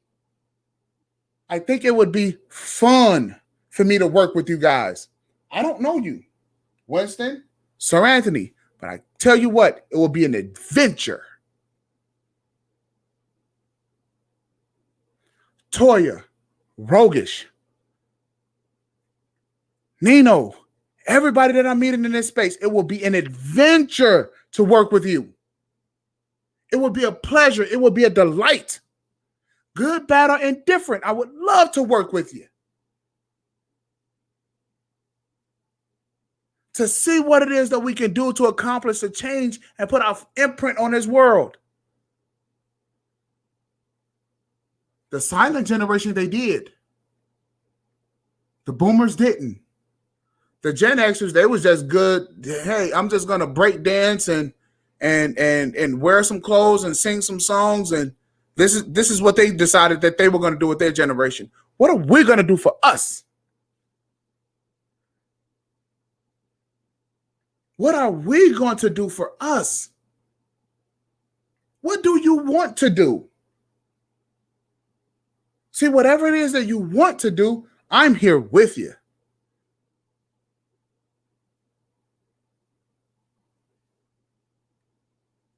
Are we going to continue to sit by the BGS campfire, right, and eat our little marshmallows and just listen to him? Is this what we're supposed to do?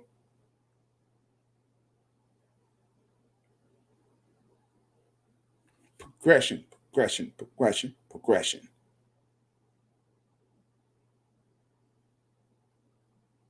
But you can't drink the BGS Kool-Aid.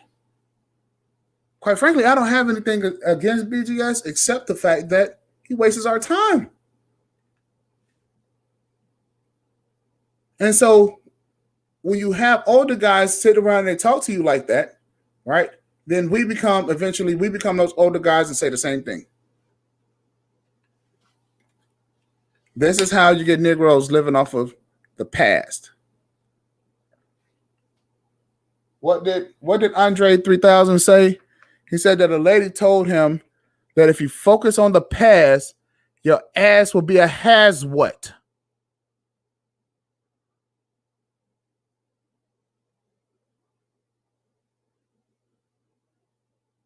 Are we a bunch of has whats? I don't think so. I know that you are better than this. I didn't say don't pop in and tell an old man hi. Hey, what's going on? Hey, what's happening? We have too much talent, too much skill, too much ability, too much education.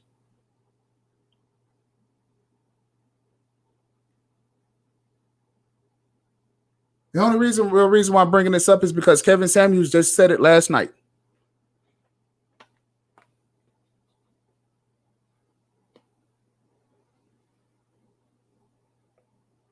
Yeah, I'll get the song for you. I'll get the Andre 3000 verse for you, right? But yeah, I think that was on the song Elevators or something like that. Baby boy, you focus on the passion. Ass will be a has what. That's what I live by. Something like that, but I'll get it.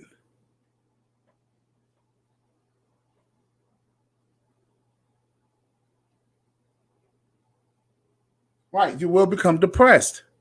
If you focus on the past too much, you will become depressed.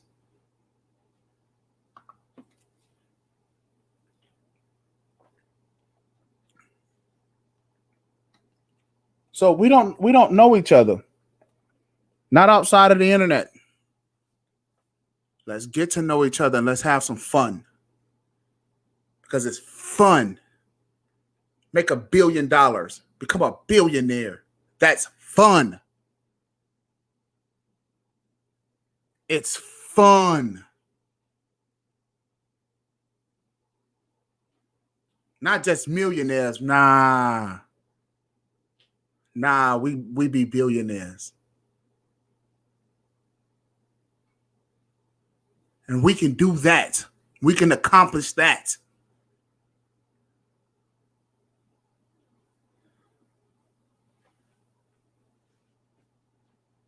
Let's get out and start raking in pools of money. Getting to the top of the economic chain. How about this one, fellas? How about this one if y'all still listening? How about this one? How about, as a goal of ours, we eradicate the word poverty from black. So when you hear the word black, you no longer hear the word poverty. How about that? Because black and poverty has seemed to become synonymous. How about making the two anonymous of each other? How about that? Can we do that as a goal, as an objective?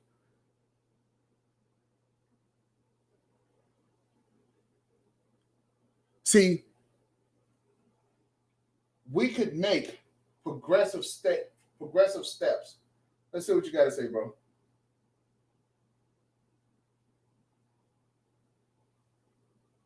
Money is a tool.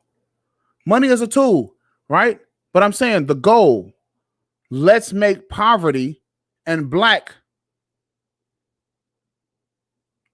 non-existent, void of each other. Can we do that? We have all the civil rights we need in order to do it.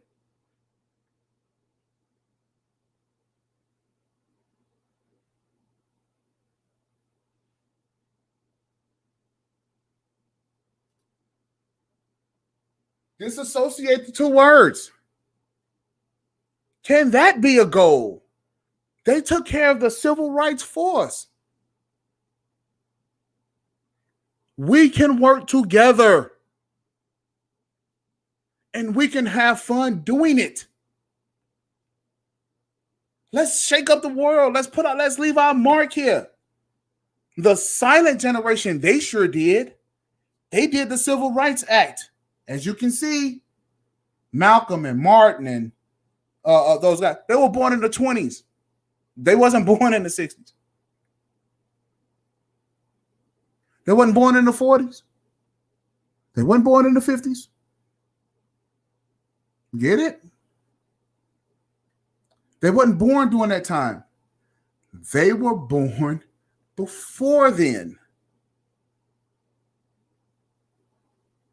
So what are we going to do? I mean, Malcolm, he went along with Elijah Muhammad, exploded the Nation of Islam.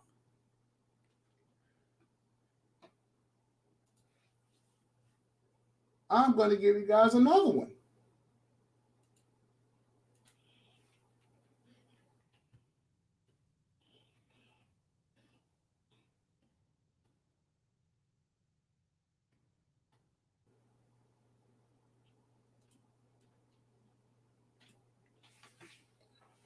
Marcus Messiah Garvey, born in 1887. This would be considered the silent generation. Hell, he even passed away before these ragtag baby boomers. And you see what he was able to do with the little freedom that they had. Would you say hashtag Roger on this one? We need to hashtag all of these ragtags. I don't think it'll be enough hashtags to fit. We need to get away from the people who are distracting, who are non-productive.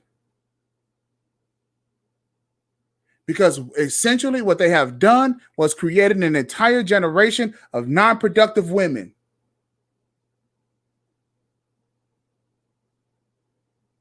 Our women, they don't seem to really want this. It's not as if that they can't help, but I'm just talking about them as a group as a whole. I think that they're more interested in becoming welfare queens with the whole welfare syndrome deal. It's the baby boomers that got on the welfare, turned the daughters into welfare queens. It was just like that's called a syndrome. If you don't think that I'm saying this right,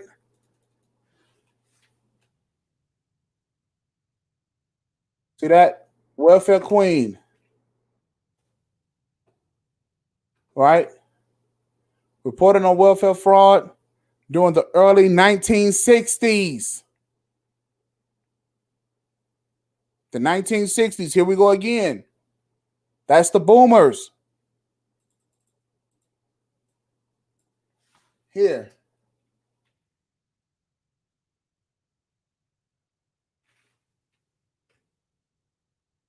Welfare syndrome. Dependency in the state in which a person or a household is reliant on government welfare benefits for their income for a prolonged period of time. Shout out to Perfect Timing. He even brought me to this type of realization. Just think about it. Our mothers were welfare dependent. They have the welfare syndrome. Living off the government. Reliance on the government. Again, affirmative action. Not saying that affirmative action wasn't good. Not saying that it wasn't needed for the time. I'm simply saying it's the reliance on that thereof. We don't have to do that.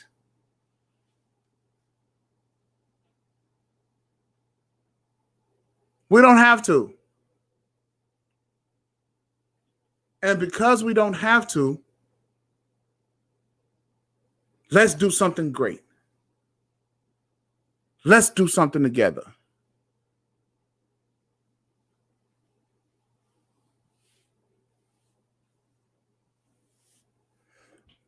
The Vaginocrats. This is exactly what Kevin Samuels was talking about. Them being God.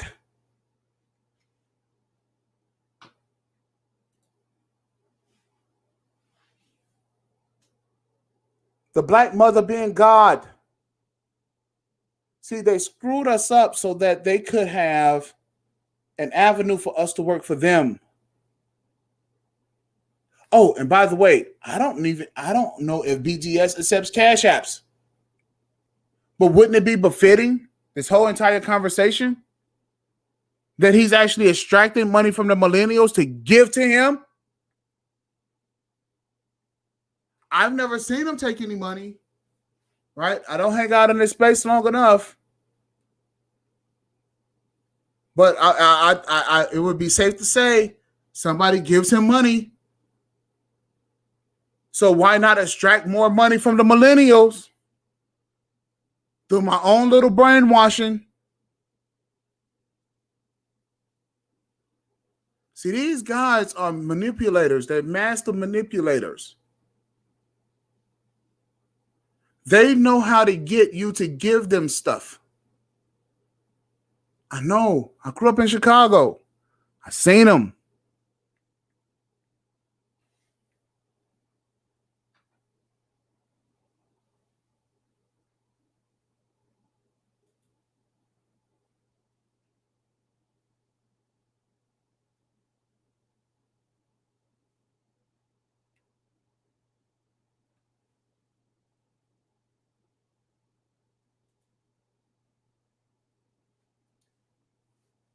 Yeah.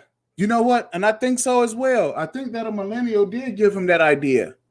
You want to know why? Because I gave my uncle the same idea. I said, listen, man, you need to go on YouTube and you kind of need to talk, right? You need to talk to these guys because, look, my uncle's a player. right? He is the ultimate red pillar, alpha male, right? Whatever they want to call it, right? We don't call it that, but he has a unique personality, and people would actually like him. And I think people would actually give this guy a lot of money. But he's a boomer, right? But you know something? You know what he says? Nah, not for me. I go out and I make my own money.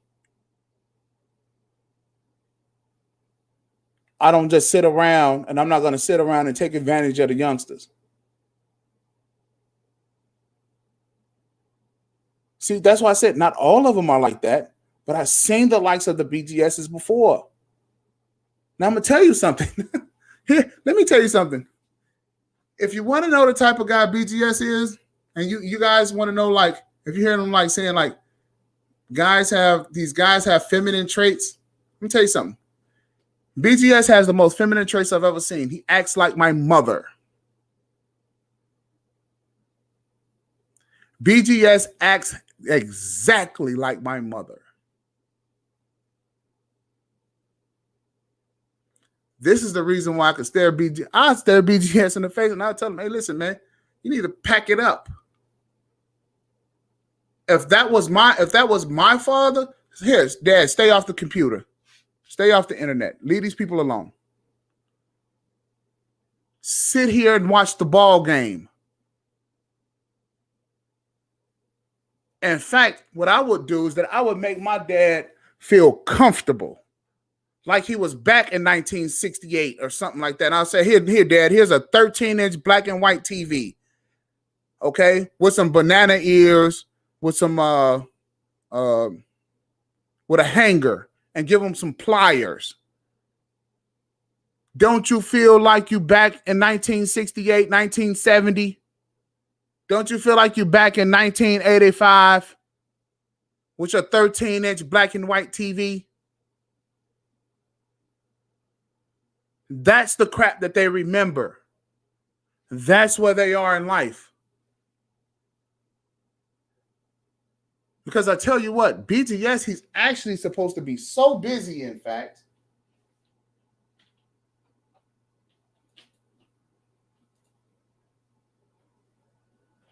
BGS is actually supposed to be so busy, in fact, we're not even supposed to really be able to get in touch with him. Because the BGSs of the world are supposed to be trying to meet with the president to do well for us. This is what he's supposed to be doing.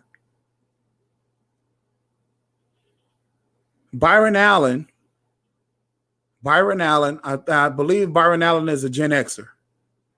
He went to Barack Obama and asked, hey, yo, can we manage the pensions for the government employees? Can we do that? That would have set us straight. Obama said, nope. But what is Obama?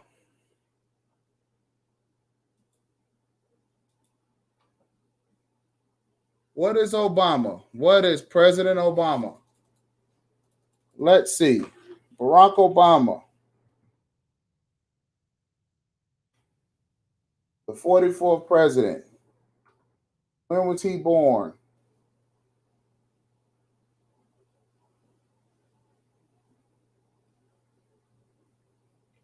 Up.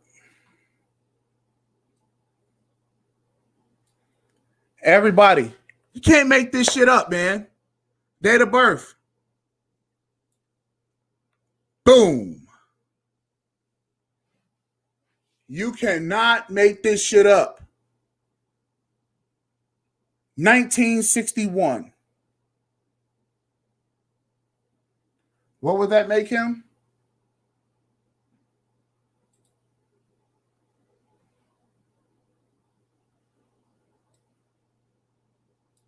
That would make Barack Obama baby boomer. You absolutely 110% cannot make this shit up. And you wonder why Barack Obama did absolutely nothing for black people? You wonder why a Gen Xer would come to a baby boomer and say, hey, can you do this for black folks? And he says no.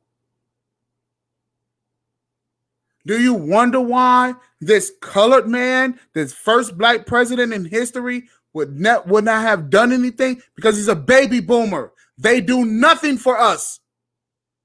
Please tell me, when have you ever heard a baby boomer organize something and do something for us? I'll wait. Because they got, so far, as my grandfather would say, they got a bad track record. A bad one. The dismantling of the government is happening at the hands of these baby boomers. No one wants to deal with these people. And yet, they still around. They're like the healthiest ones. So please tell me, please, somebody, somewhere, tell me.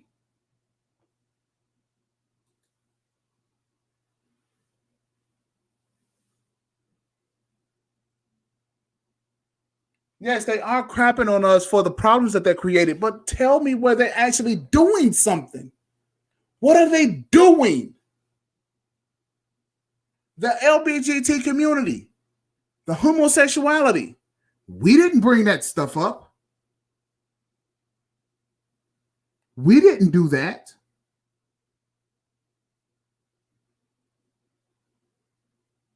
That stuff came on their watch. That was them. And then they say, hey, you guys accept homosexuality. You guys ushered it in. We don't even really care. We'll fight to survive as we can. We don't care about what people do in their bedrooms.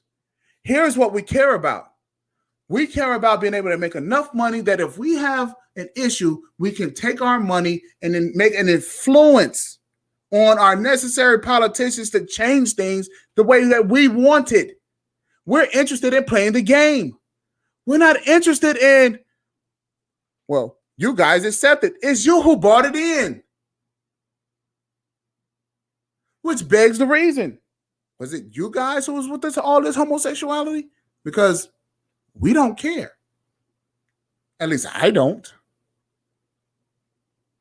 Because as long as I'm not doing it, don't bother me.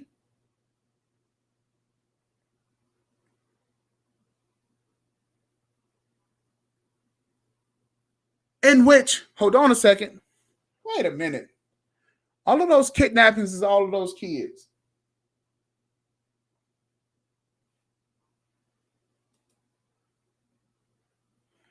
Not only are they stealing our pensions, hold on a second. He says, can you refresh me on what Mr. Samuel said? That's in agreement with you on the Men's Media Network. If you want me to play it back, I can, because Mr. Samuel said it last night. Okay? He said it last night. So if you give me a second, Sir Anthony, what I will do is I will replay it for you. And that's only because I think you're a cool guy. Give me a second.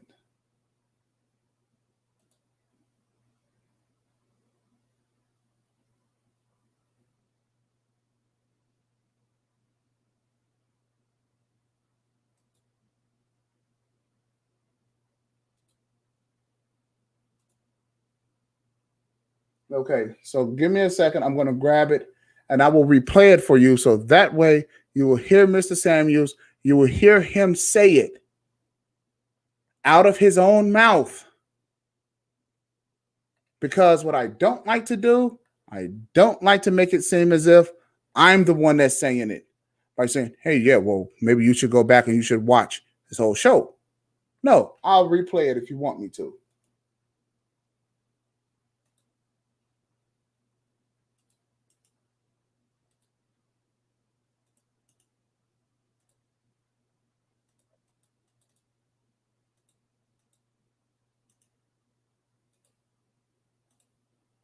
Just give me a second. What I'll try to do is that I'll try to bring it up here again So that way you'll be able to hear it, and you'll be able to hear it in what Mr. Samuels is saying in its entirety. So that way, and I won't make any comments, or at least I would try not to. So don't let me get the test of lying. I will try not to make any comments during what it was that he was actually saying during that time. All right. But just give it a second, and then I'm going to cue it up here. But let me see here.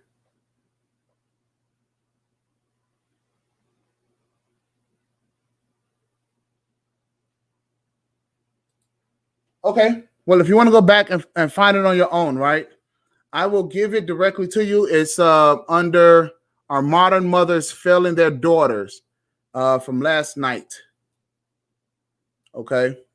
So it's this clip here, and you should be able to find it under The Gloves Are Off at 112. I'm just gonna go there. Okay. So at 112, The Gloves Are Off. In summary, Kevin Samuels said the baby boomers are the problem. They were the rebellious generation. They were the ones who sold the houses. They were the ones who got the money, spent the money. They are the ones who flipped the boys and the girls around, gave the girls the masculine energy and the boys the feminine energy. He said it. These are the problems that we're actually suffering from today. Our women are masculine. The boys are feminized. We have terrible social issues. The girls have they don't have the real ability to pair bond. They're unloving. They're selfish. And he is attributing this to the boomers.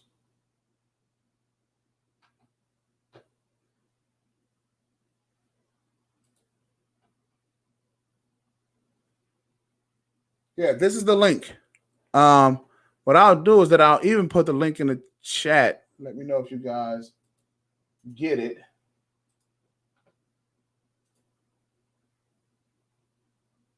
So then that way you'll have it. And you'll be able to see it.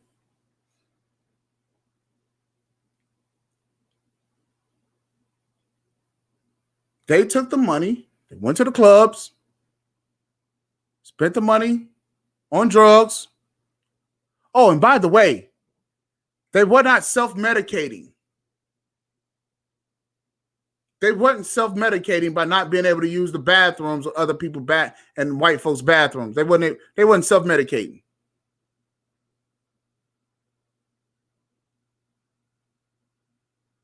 Oh, no problem, Sir Anthony. No problem. They weren't self-medicating. They weren't, doing all of this stuff because they was having mental problems or something like that. Or maybe they were.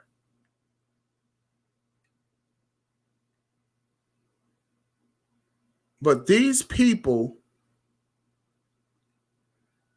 I don't know if their contribution for us was supposed to be music. Maybe. They made a lot of great music. I mean, I'm a huge Earth, Wind, and Fire fan. Right? That's my group. Best band of all time. Hands down.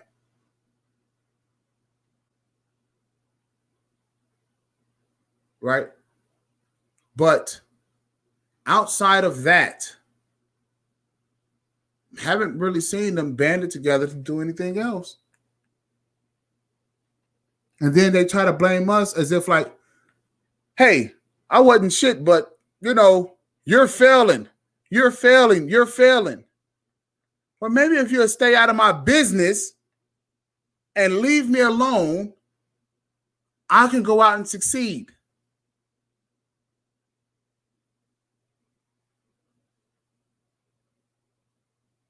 Now, for me personally, I'll tell you, I started making money on my own.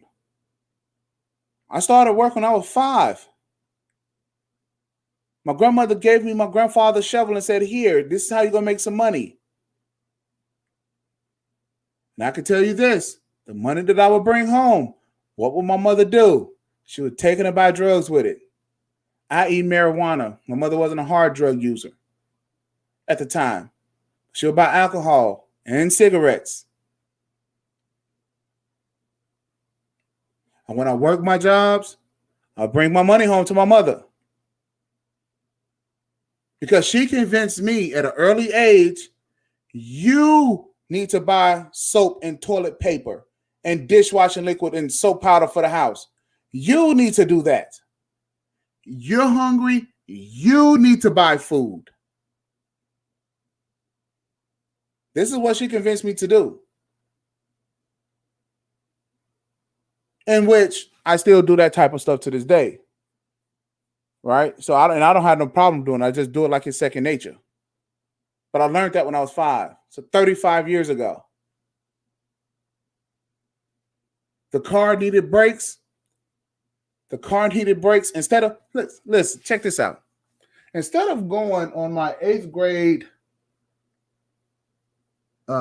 luncheon, right? I told my friends, I said, hey, I have to go out and I got to make money to put some brakes on the car. Man, they laughed at me. Like it was, I never heard so much laughter. I'm like, yo, I'm just being responsible. We need to have brakes on the car. They was going out partying, having a good time. Me, I'm taking my luncheon money and putting brakes on the car. Real spiel. So I took that as a lesson of responsibility until I got older and realized, hey, wait a second. My child is not supposed to be getting brakes put on my car. That's my job. And if I'm not putting brakes on my own car, I'm failing as a parent. Wait a second.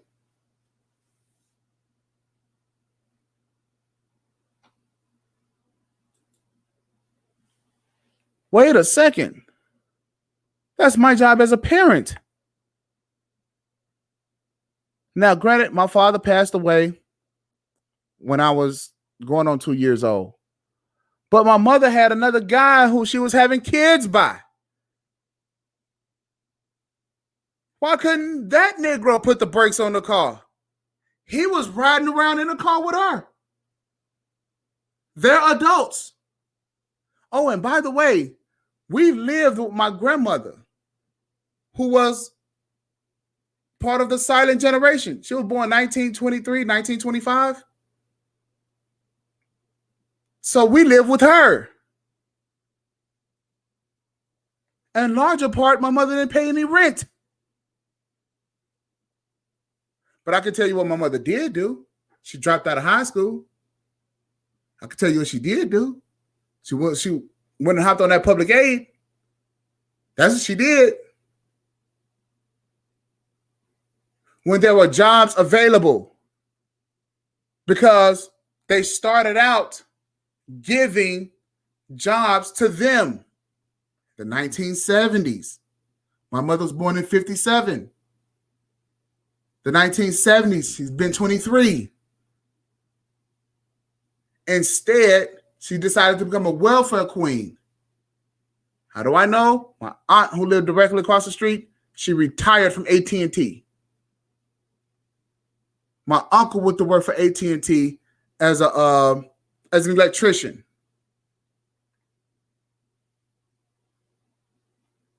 You see, so they had jobs available. My mother decided to take the welfare queen route,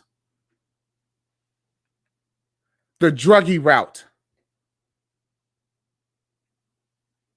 So BGS's argument is always, so wait a minute. You wasn't living back then. You don't know how it was. I know the outcome. I live through the gang infested war zones that they created. Instead of building houses in the community, they were destroying them. Oh, yeah.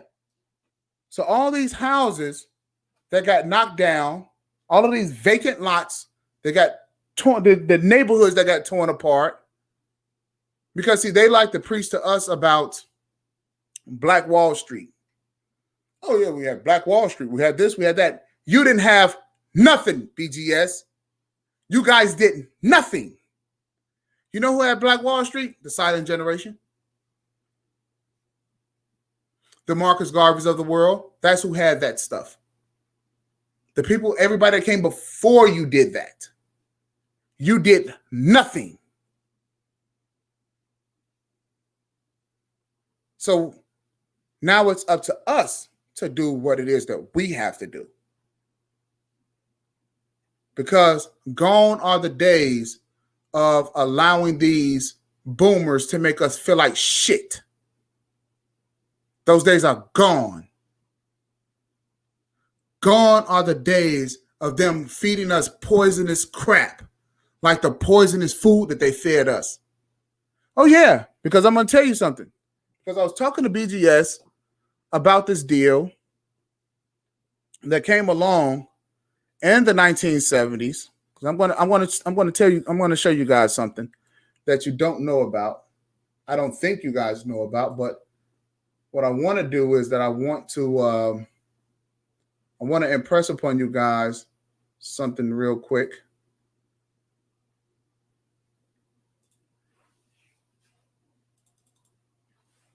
That came about.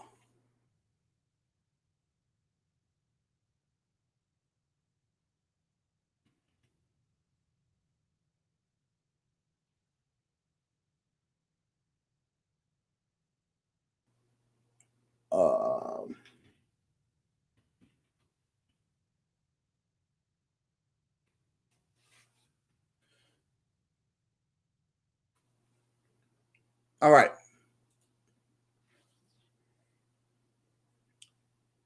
Some stuff that came about in the 1970s was called high yield. High yield corn, wheat, and soy. Okay? Now, when you guys hear me, so Marcus Garvey is part of the pre-lost generation. Okay, I didn't know what that was called. Thank you very much. On the lookout, Winston, on the lookout. The pre-lost generation. Okay. Check this out. High yield, wheat, corn, and soy. Right? Let's do this.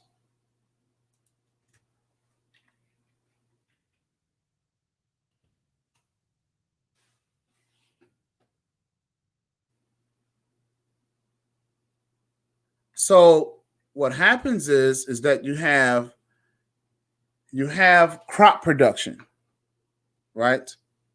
And if I remember correctly, all of this high yield crap started in the 1970s. Now, what is this? Remember that black and that different color corn? That's actual corn. The corn that we eat today, it's not the same corn. Okay? The corn that you get today, you get you can make gas from. It's high in ethanol. You can get high fructose corn syrup from this crap. You know, it's not actual corn. All right. And I'm not going to go too much into it.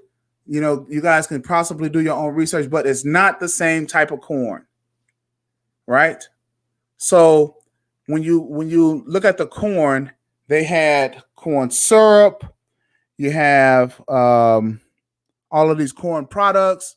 You have Doritos. You have corn oil. You have corn and everything. Right? Because now it's high yield. You're going to get more of this crap that they cook up in the science lab. Right? You're going to get more of it. The wheat is not the same wheat that they had in Egypt. It's not the same wheat that they had prior to 1970s when my grandmother and them were growing up. How do we know this? Even they have an issue with gluten. This high yield wheat has an enormous amount of gluten in it. All right? You can do the research.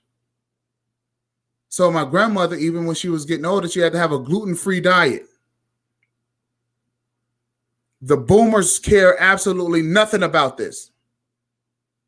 Soy, you're technically not even supposed to eat soy. technically, you're not even supposed to eat that crap. Yet and still, the boomers, instead of making sure that we are on top of this type of stuff as millennials, no. What did they do? Ensure that we had bad diets. And I was trying to explain this to BGS. I said, yo, the formula that they had steroids in it for us. Well, the baby formula came out in 1935, sure. But they changed. They changed the formula to include steroids and soy. So for us, the time for poor diet, it was here. And so what happened? Go down to the corner store, you guys, or go to the bodegas or wherever you're going to go to and go get you some Doritos. Go get some chips and some juice and some Little Debbies. This is what our diet is, the 80s. Well, the boomers, they had steak, potatoes on their plate coming up. They had dinner time, 5 o'clock. 6 o'clock, daddy comes home. You eat dinner. What they do for us? Chips, juice, Top Ramen, Little Debbie's, and soul food. That's what they got.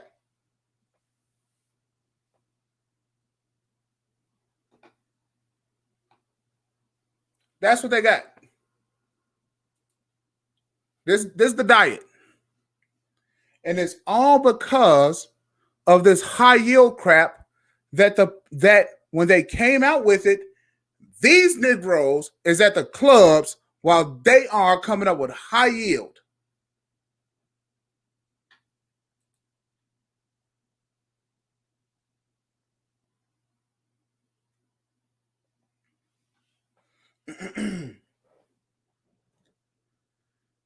Let's see.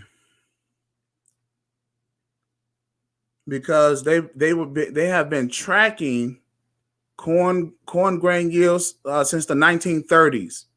Okay, so you have Reconstruction, and then you have the Roaring 20s, which brings about an awful lot of money, right?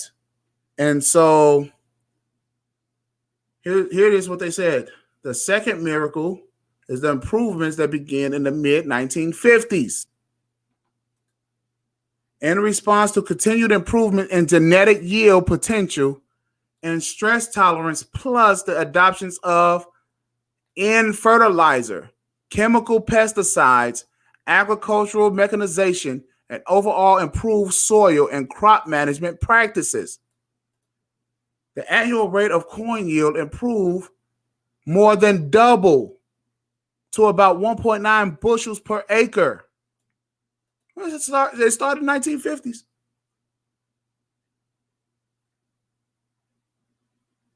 They called it a miracle. See why they got black folks around there thinking you guys need to do something socially. You will hear Dr. King saying they gave white people land grants, farm grants, and they mechanized them. And in some instances, whites were paying other whites. The government was paying whites not to farm. He was covering all areas. And what did these baby boomers do? Picked up on nothing. So if they picked up on nothing, why the hell are we paying attention to them today? Why? Because they're older? I mean, please tell me something good.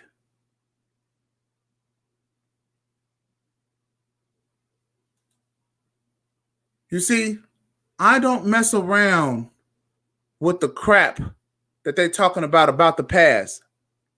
I know about the past. See, the stuff is right here. So we can read what the U.S. Department of Agriculture says. We can read what the universities have to say. See, BGS, I think he's like this old library. I look at him like this old library, an old librarian, right? Like you go to the library and you go to the library and the librarian should tell, they come out and they tell, well, this is where you can find this book. And then they refer you to a book. Then they take you over to the book and you pick the book off the shelf. And then you have to read this book to write a paper to turn it in. That's it. No, we need things that we can actually do something with. Because there's higher crop production. If you guys can see, this is January 2021. See this, fellas?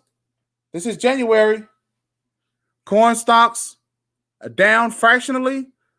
Soybean stocks down sharply from a year earlier. Winter wheat seeding is up for 2021. This is where we're at. The corn growers produced 14.2 billion bushels, up 4% from 2019. Soybean production for 2020 total 4.14 billion bushels, up 16% from 2019.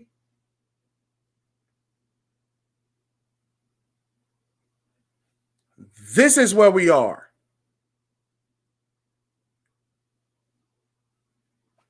Agriculture, power, industry. We care about the reports from the past, but we're more so interested in making our own reports for the future, for the younger generations, so that we can rise them up, so that they can surpass us.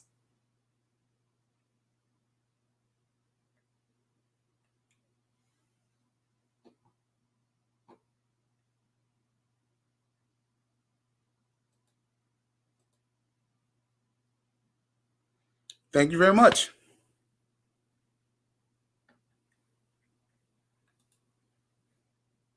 You see, I'm not just going to tell you stuff. I'm going to actually show you. I'm going to actually show you.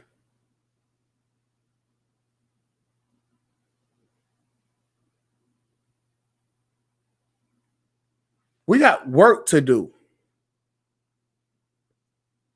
And we're no longer going to be distracted.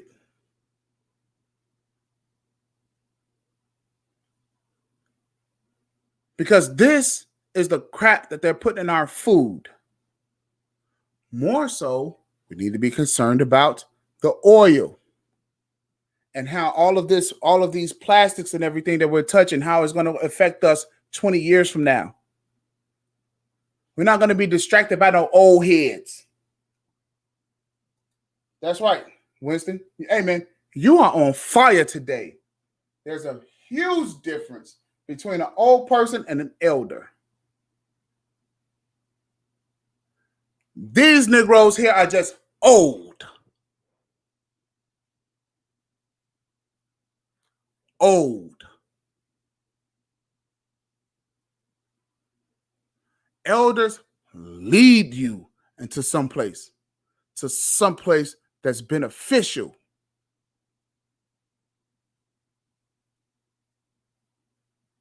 You ain't seen one of these old folks yet. And I tell you what, a lot of y'all dudes, y'all relationships has got messed up because of these old farts telling you the wrong thing to do. Because a lot of these old guys that you go get relationship counseling from, they want to have sex with your woman.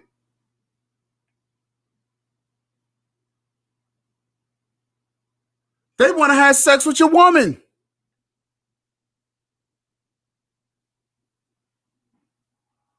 These people have a vested interest in your destruction. I can't stress that enough. I cannot stress that enough. The psychological damage that these old farts is doing. Yo, I'm not going to beat this with a stick. Hey, look, like, share, subscribe. Let your buddies hear it. Let your buddies hear it. An elder can impart wisdom, and an old person is just a cautionary tale. Cautionary ain't the word. They should have red flags all around them. You know, I just wish like life would like just put like different things outside a person so that you can actually like see the BS that they up to.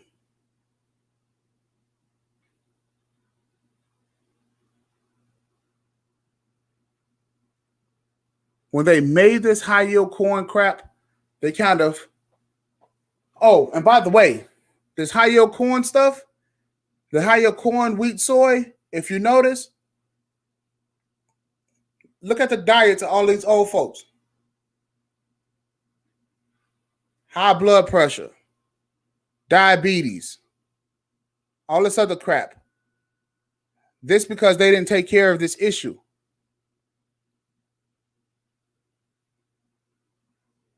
And they were supposed to eat this crap and die. That was the whole deal. They were supposed to eat this crap, and they're still surviving. They're still surviving. You want to know why? Because they had good food. They had good parents. They had love. They had a system that was designed in order for them to live a good, decent, wholesome, healthy life. Why in the hell don't they want that for us? I'm not going to sit around and try to figure it out.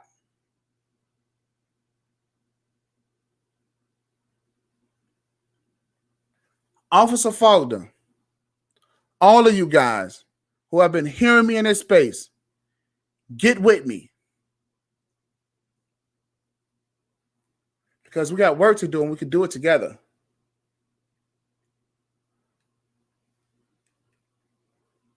We can most certainly do it together. I'm not trying to separate you guys from BGS. I'm just simply saying, how is he helping? Now, if you guys can tell me, hey, look, the boomers, they got a bad shake. Here's actually what they're doing. I'm open to listening. And in fact, I'll keep my mouth shut for 5 minutes.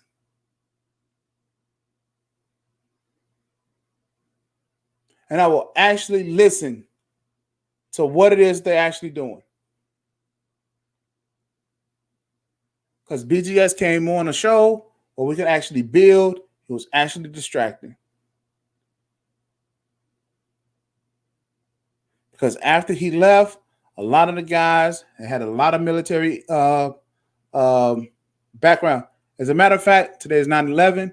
Let me give a shout out to all of our men and women, not only in law enforcement, but that is in the military who does a great job protecting and serving, and everyone else that does a phenomenal job in servicing our country, right? Who actually care about servicing and care about their professions. We appreciate you. Because it wasn't just the military that went over there and did the job over in Afghanistan, Iraq, Iran, all of those places in the Middle East, but it was our men and women in law enforcement. It was the people down at the hospitals. It was the firefighters. It was the volunteers. It was everyone who had something. Thank you for your service. I don't think that you guys get enough praise. You guys are the real heroes. Say, and what's with all of these cartoon characters? What's with this? What is with this? Hey, you guys are going to have to explain to me what this is about. What is this? What is that? Why do we see people with these type of avatars? What is going on here? Maybe somebody can help me out with this, because I most definitely don't know. I'm seeing all of these old guys like they in Star Wars and all this other stuff. Like, you know, I'm just interested.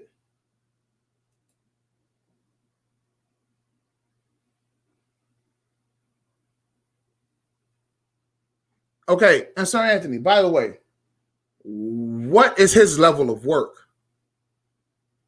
I'm interested. I'm not going to go back and listen to all of that stuff. I'm just interested. If you guys can summarize it for me, please. If you want to come on right now and just tell me, here's what his level of work is. Here's what his body of work is. Because BGS is making us millionaires. He's making us, not only great men, but he's making us great men and great millionaires.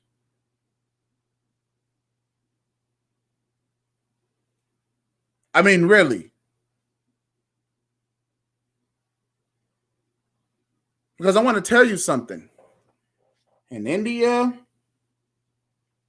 that I know of, in India, their students learn math, science, very little to no history, so that they can progress. I think China's the same way, and a lot of other places in the world. Now, it is important for us to know history. It's important. I am not saying that it's not important to know. But what I am saying is this, is that it has to be supplemented with something that's going to be able to ensure our livelihood. How is focusing this much on history? It's like 99% history, 0.1% on money. It's like it's utterly it's ridiculous. So please do tell.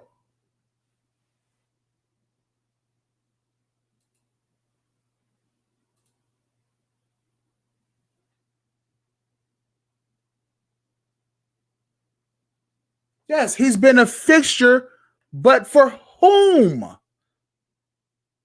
Look, I got my grandmother's house that they moved into. It was built in 1910. It was redone in I think 1965 or something like that. And it had a lot of old ass light fixtures in it until I swapped them out and I updated them. I got rid of the old fixtures, changed out the old electrical wiring. Have you guys ever seen some old electrical wiring, frayed wiring in a house that you got to swap it out to update the house?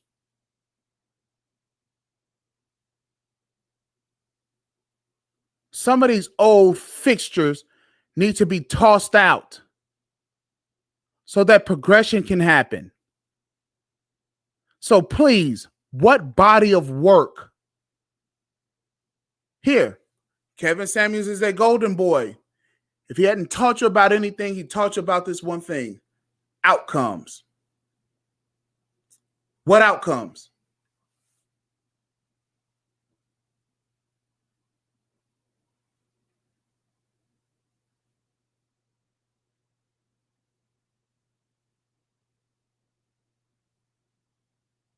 Okay, let's get some of these comments in here. But you haven't said anything that can stand up as an alternative.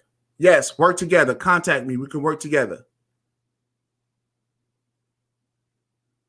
Yep.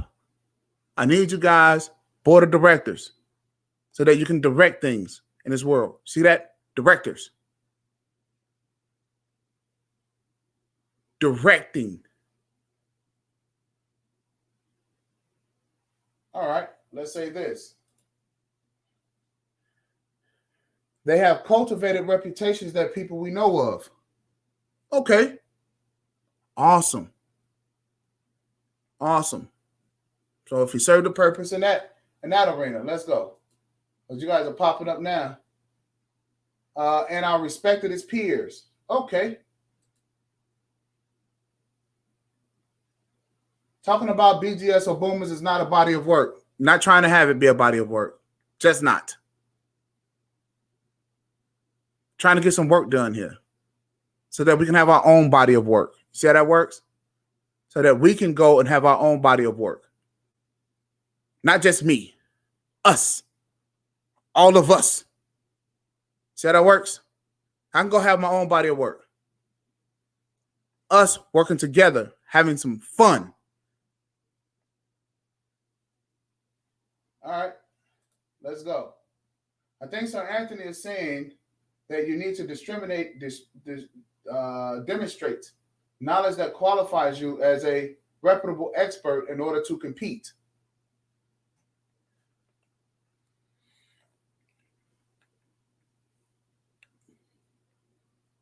Now you see what the problem is. Now you see what the problem is. This is part of the reason why you have pastors over at the churches and they've been there forever. Then you see a guy goes out and break off and he has his own church. Next thing you know, you have a church row of churches.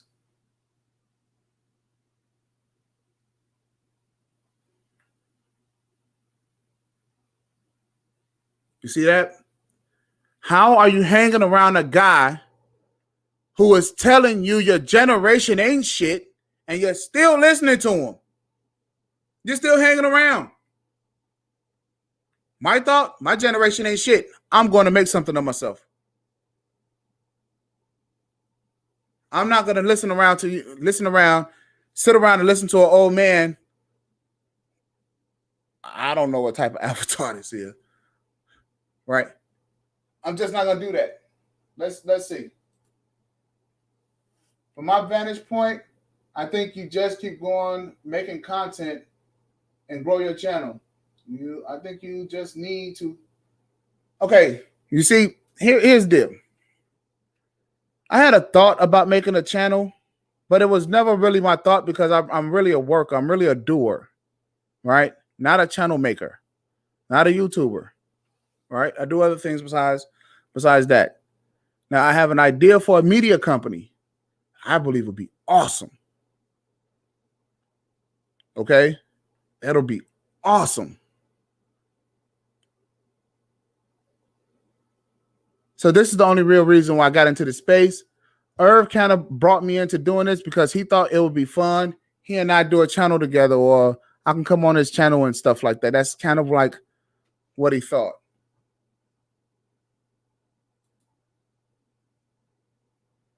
Mastermind. What do you mean by mastermind?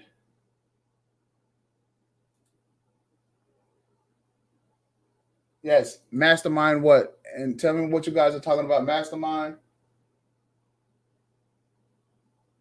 Oh, no. I know you're not mad. No, we're just talking here. Well, you guys are typing it and I'm talking. But, if you guys ever want to come on a panel, hop on in. Right? But again, tell me what you guys mean by mastermind. Because I'm not trying to be a master teacher.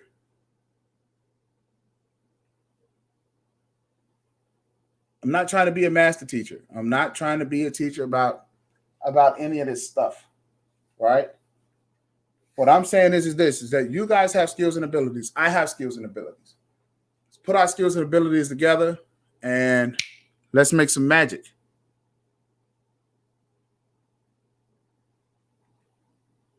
Let's make magic. I'm especially interested in working with millennials. But let's make magic. Let's have some fun. Let's have some fun. Hey, let's get to purchasing natural resources. There are people going into outer space. Yes, they're going into outer space. If we want to go into outer space, we should be able to. and then let's pass the torch.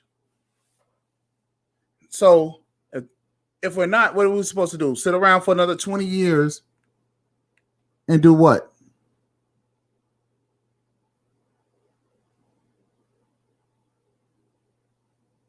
And do what? Listen to people who got on. What is that?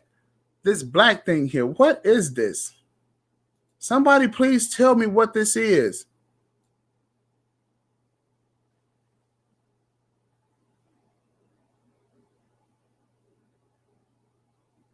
I will most definitely drop the link. Give me a half a second.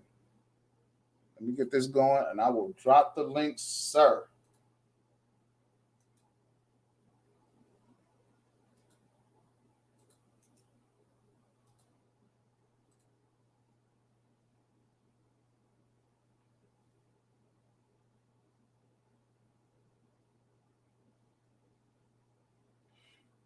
All right.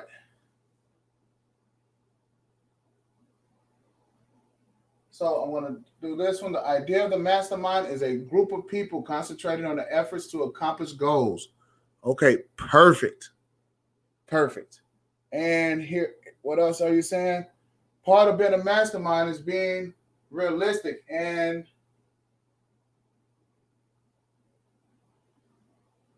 introvertly answering the question, what will it take to make this work and succeed? In my view, consistency. All right, consistency, got to be persistent. Just have to be ambitious because there's no goal that we can't achieve. None. Zip zero. Zip zero. Let's take it all the way to the brink. All right. So Sir Anthony is popping up. Let me add my man Sir Anthony to the stream. See what he got. Greetings, sir. Greetings, sir. How are you today? I'm doing well, thank you. Awesome, How are you? Awesome. Oh man, I'm doing A1. I'm doing A1. Thank you Wonderful. very much. Okay, so I normally don't come up on panels. However, I think it'd be more efficient to carry on in this way, at least for maybe half an hour or less.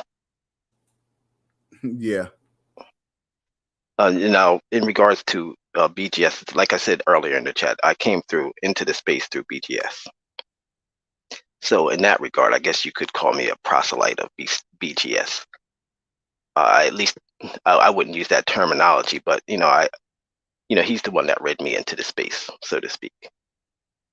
And I've learned quite a bit since that time, and I've subscribed to various other individuals that have problems with BGS, so I'm not unfamiliar with this. One of the things that I learned by being in the space is not to get emotionally vested in a lot of the things that are said. Now, as far as his avatar, that was something that ironically was created by a millennial, one of his subscribers. It's basically just an old man, an old sage, so to speak. And that black thing that you pointed to is a black pill. Oh, okay. All right. Well, thank you very much for clearing that up. All right.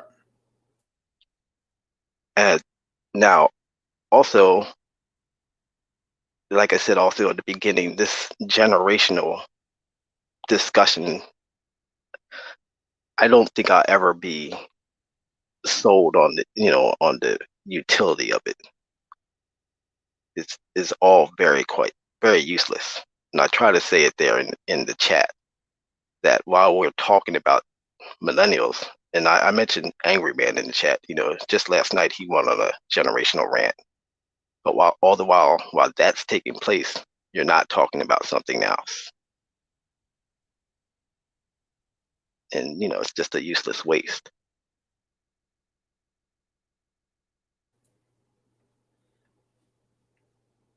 Okay.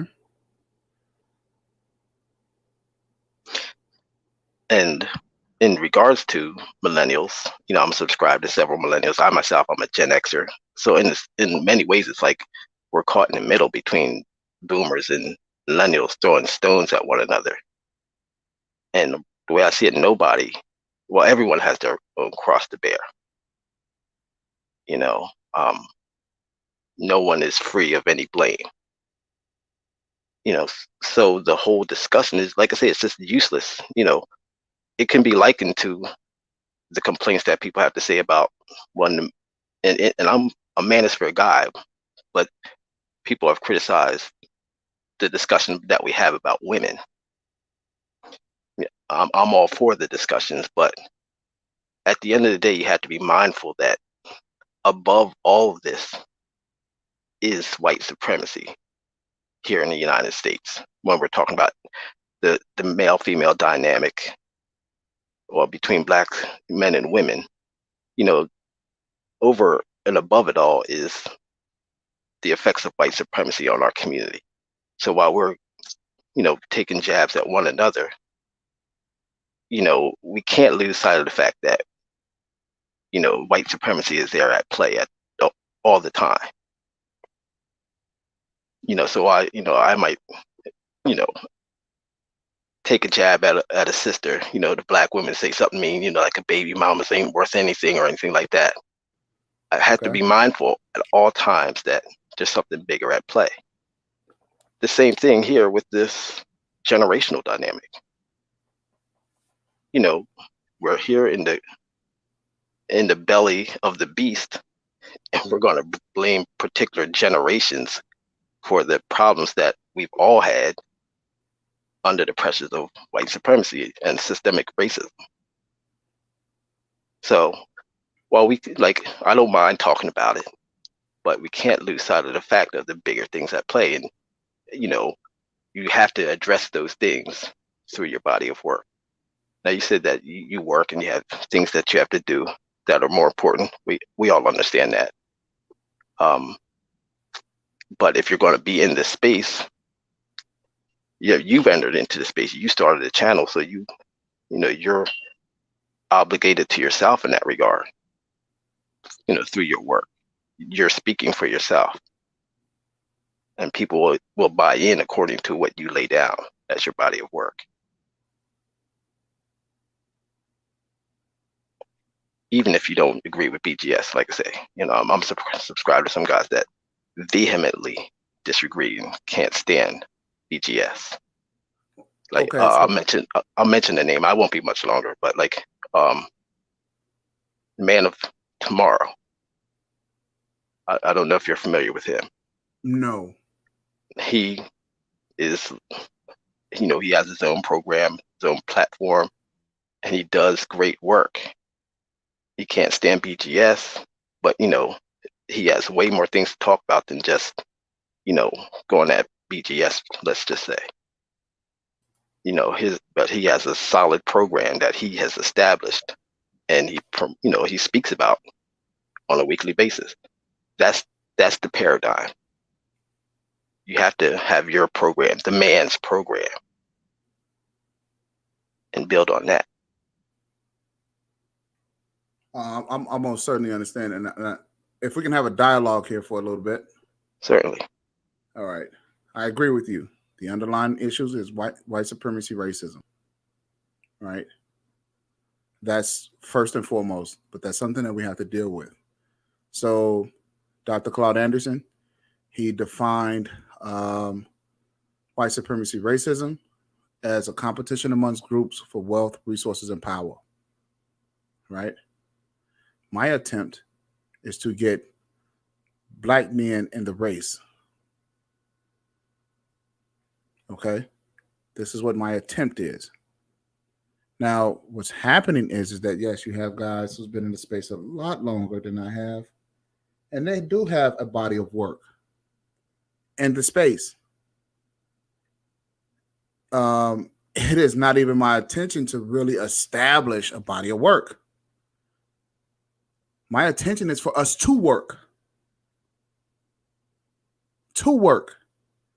And so the testament of all of this would be, was I able to get guys together, the Gen Xers? I don't mind working with Gen Xers. You're about 50? Yes. All right. I talk to 50-year-olds all day, every day. Right? And a lot of you guys do come to the defense of the boomers. That's because of your close relationship that you have with the boomers. So a lot of you guys won't even see anything wrong with the boomers. I can understand, right? Because of your close proximity to them, right? I'm telling you, I have a cousin who's 50 years old. He don't think that any of the boomers do anything wrong. No time, never. Right? I was just talking to him about some of the things that the boomers do. As a matter of fact, just yesterday, day before yesterday. And, he's like, well, stop complaining. Well, you got to understand something. The boomers, their aggression is not toward the Xers. It's toward the millennials. Their negative aggression is toward us. It's almost as if like they're trying to tear us up. If you notice what I said, and what I want you to do is just take a look at the action. BGS came on the show with millennials.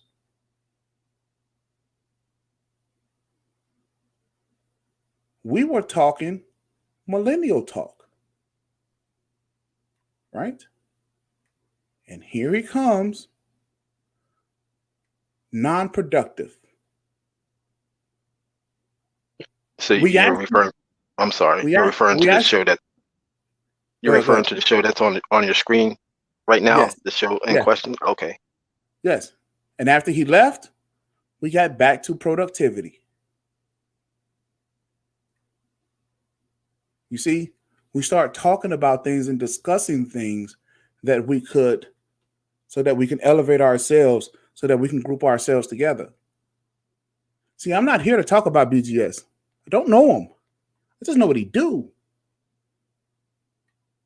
For my little short stints and my little short interaction, every time he's coming to a space where I was, or that we wound up in together, nothing productive.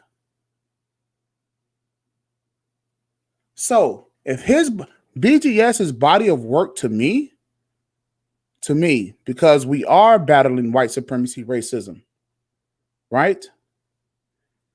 The next thing after civil rights is economics, because life is socioeconomics, society, and money. So by now, BGS was supposed to shot you guys to the moon, because he's a boomer. He's been around for a long time. He knows better. So let me ask you this, Sir Anthony. Do you have a trust? Oh, no, I don't. No. BGS knows about trust. How do I know? Because we talked about it. He has a trust. You're a Gen Xer. The foundation of your money and the things that you do in your life is the trust. TRUST. I went SMU Law School and I studied at SMU Law School at night in the law library for 4 years. After college, I would come and I would go over there and I would study about this. This is the foundation. BGS knows this. He's not sharing it with you. Now, what does a trust, what is it actually for? It's to name your succession. So I don't know if you have kids or not, children or not, but I do. You name your successor, who your beneficiaries are, but also it's a wealth management vehicle. for you to get wealthy. Because you're not supposed to be working a job. You're supposed to be working for your trust and building assets. BGS knows this. He is supposed to be giving this type of knowledge to you guys. But you don't know that because he's not really telling you what it is that he knows. He's not imparting that wisdom. I hadn't heard it from him. I would say Yeah. that that would be incumbent upon you if that's where you feel there is a need or a void in the space. You feel that gap. It's not incumbent upon me. He's supposed to be the elder. And so if he is supposed to be teaching you men, if he is occupying his time in your space, in your area, his job is supposed to elevate you to where he is. Because he can't elevate you past him because you probably don't know much. But he knows. I've definitely been exposed to information regarding trusts, but there's not necessarily a platform. Well, no, I take that back. Are you familiar with Alonzo Hall? Yes, I am. Oh yeah. Now, me and Alonzo, we're cool. Mm-hmm. So he, a millennial, he is taking up the work to work in that vein without asking permission or passing it on to someone else. And so when I think of something like that, and I've already spoken with Alonzo on some matters, but I didn't go to BGS or any other content creator in the space. But if there's something that you have knowledge of, you build on that work. Give me a second. Wacky, what's going on? Wacky in the building. Wacky, what's Salute. good? Salute, Wacky. How are you? Yep. Wacky says that that you're not lying about the man of tomorrow. See, I this is the first time I've heard about the man of tomorrow. So thank you, Sir Anthony, for putting me on. Now, he has a great platform. Here's the way I see it with BGS. The BGS, what you're supposed to say is, fellas, you guys, and this is kind of like an everyday thing that you have to do with guys for some strange reason. Girls, they tend to be more proactive about this type of stuff. But what BGS, in my view, BGS should be saying something like this. Hey, you guys, there are certain things that you guys need as men, right? Certain things that you guys need as men. So this is the building blocks to your life based on my experiences. You should be doing X, Y, and Z. X, Y, and Z. X, Y, and Z. So what that way is second nature. So that way you can't be around them. And this is how people go to church and they go sit next to millionaires in church for 20 years and they're not millionaires.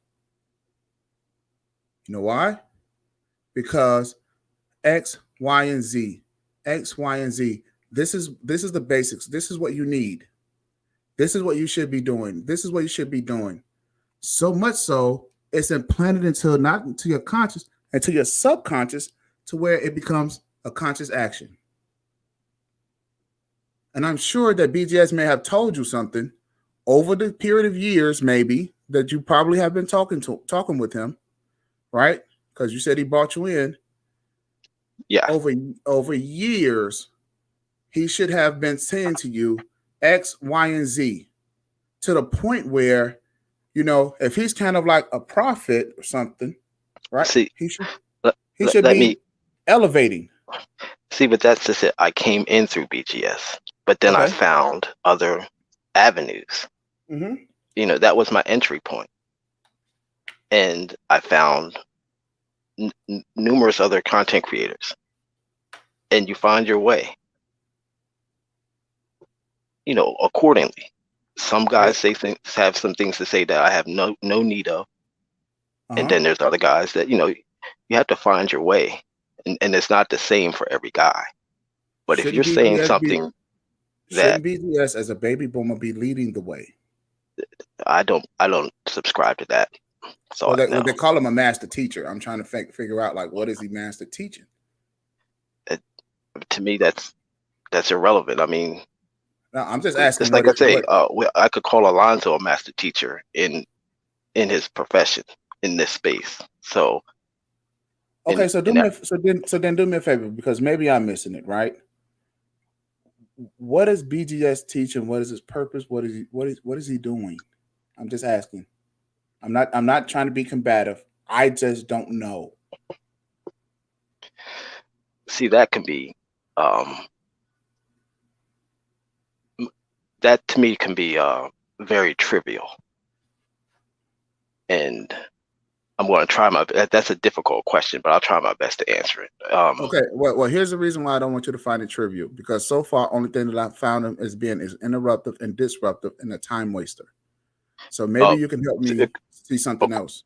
According to the example that you said, where a bunch of millennials were on a panel, and then BGS came in, I could see that could be problematic. I'm not familiar with the clip that you're referring to, but I can understand where you're coming from in that regard. It would be similar to us, a bunch of guys, and then a woman comes in, as we've seen on several occasions, and disrupts the flow of the conversation. So I can understand where you're coming from with that. Hey, don't these girls, they do that? It's like all the time it happens, doesn't it? It's like it never fails, right? And we, we let it happen. So we're complicit with that. Oh, I So agree. yeah, so I mean, I say it's trivial because, like you say, what does he say that is very helpful? For me, when I first came into the space, it was just simply talking about the Octane series, if you're familiar with that. I've heard of it, yeah. So in many ways, that's like, that can be seen as just a trivial thing. But for what, where I was at in that point in time and space in my life, it was very helpful. Just, it deals with the male-female dynamic, and I'm a married man. With some issues that I was dealing with at the time, the Octane series put things in great perspective for me, and I was able to pivot and, adjust things within myself and how I approach things dealing with my wife. So it's not economics or anything like that, but it was very helpful to me. So that's why I say it's trivial, and it can be difficult to answer, because it can be the trivial things that take place in this space that can be helpful to a guy depending on what he's going through.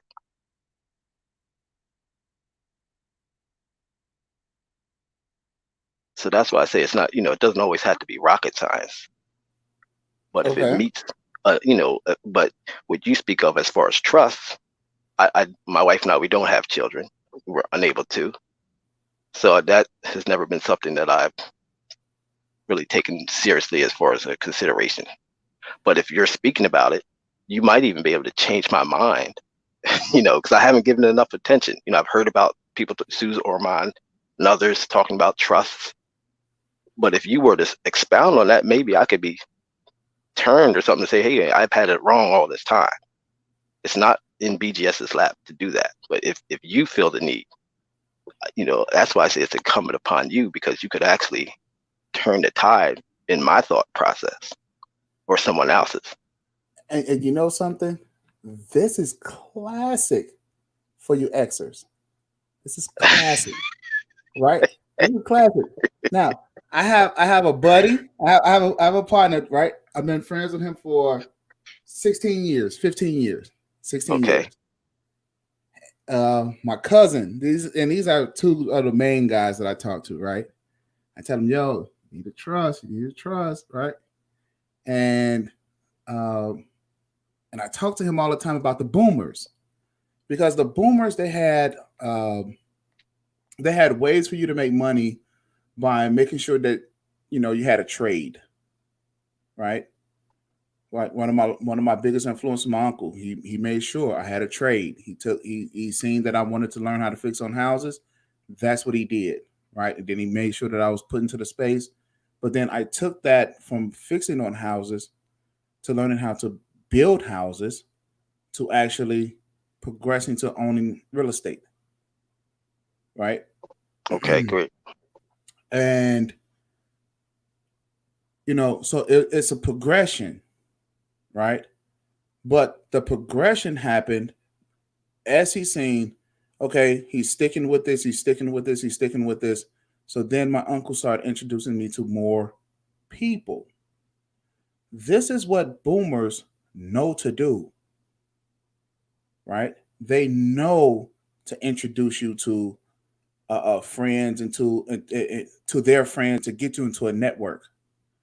I understand what you're saying about the space, right? And this is something that I could do because it's the extras who kind of encourage me, man, you should be able to be online. You should be online. You should be online. Right. And I had actually gotten involved into doing this 4 years ago. This takes way Okay. too much time. Takes way too much time. Way too much time. Yeah, I can believe it. Right. For what it is that I do. Right. And so the boomers, they know to talk to you about the building blocks of being a man. And they know, like you said, well, he came in with the high octane series, right? And that helped you out in your relationships, right? Of course, because boomers, sex is always on their mind, like all the time. This is what I've learned. Right. And rightfully so, because they grew up during the live free era where there wasn't any diseases. The guys look good, the girls look good, and fire away. Right. But they know about certain things, but they won't tell you. I have an uncle, another uncle. He does nothing but saves money. Nothing but saves money. Okay. Right? He has a starch fear of being broke. But he won't tell you how to do it. Now, he won't tell like the average people. See, I took a liking to that uncle. And I told him, I said, I want to save money like you. And he said, okay, let me show you. And as a young man, he started taking me around to the banks. See, this is how I got into banking. He said, listen, in order to know about money, you have to be where the money is. It's at the bank. Okay. So he took me to the bank. And I'm telling you, I never forgot it. And so he took me around to the banks where he had his money saved. Start pointing me. That's a banker. That's a teller. That's the mortgage guy. That's the investment guy. Right? He's a boomer. You see? My other uncle said, hey, listen, get into the paperwork because that's where the money is. Then that uncle, who's a boomer, took me to a lawyer. You see? That lawyer was from the silent generation. Okay. And that lawyer's still around. You see? They know to do these things. So this is the reason why I'm saying, hey, how are you guys? This is the reason why it's foreign to me. How are you guys hanging around this guy? And he's not saying, by now, BGS should have been and told you guys, turned you guys on to his finance guy, to his lawyer, to his realtor. We call these professions putting the people on a bus. Right? So you get this bus and you got to put all of these different professions on the bus. Okay. Now, talk to you a little bit about the trust. Because I don't hate BGS. I'm talking about the boomers here. I understand. Okay. I don't hate BGS. I just don't want him to occupy our time with wrongness. Right? We'll keep talking about the past and we're not progressing toward the future. Because have you seen these guys, these people that's coming after us? Have you seen these people? Hey man, it's scary out here. Right? And so as they look up to us, we have to have something for them to do. So let me tell you about these trusts, right? Because you said you don't have kids.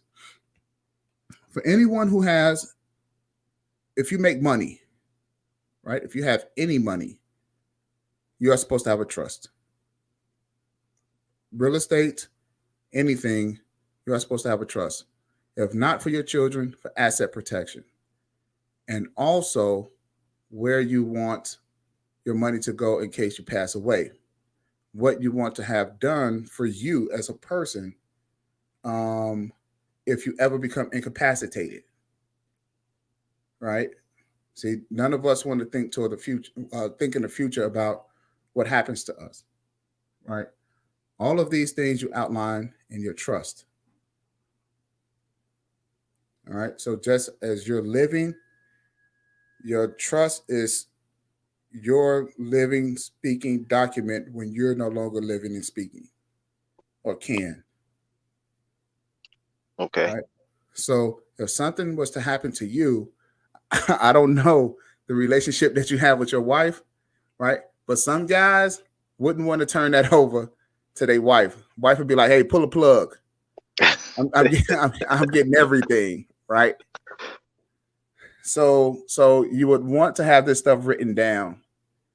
A wealth manager or a trust manager, a wealth manager, or an attorney is who you will want to give these documents to that will be able to come along and carry out your wishes. You see? So that, if you want to be, if you want a DNR, do not resuscitate. Or if you want to be on machines or whatever, if something was ever to happen to you, you would outline this stuff in your trust. If you have assets, say you pass away or something like that, and let's say you want to donate your money, or let's say you want to give your money to your nieces and nephews, or you want to leave it to your dog or something like that, right? Or you want to leave it to some sort of nonprofit organization. You would need something. Most people have a will, but you're supposed to have a trust and a pour over will. A pour over will says simply anything that's not in any asset that's not in your trust is not to go to probate.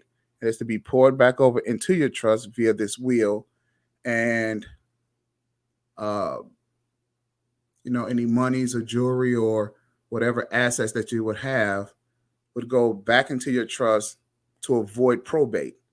You avoid probate, you avoid taxes. All right. In most instances, a lot of cases, when you pass away, probate takes half of the assets that you have. Half. So these are a few things that you may want to think about. Right. So it's not just always for your children. It's really taking care of your business. Some of the documents that you spoke of, I have in place, like the will and I forget the exact title, but if I should become incapacitated, that's mapped out.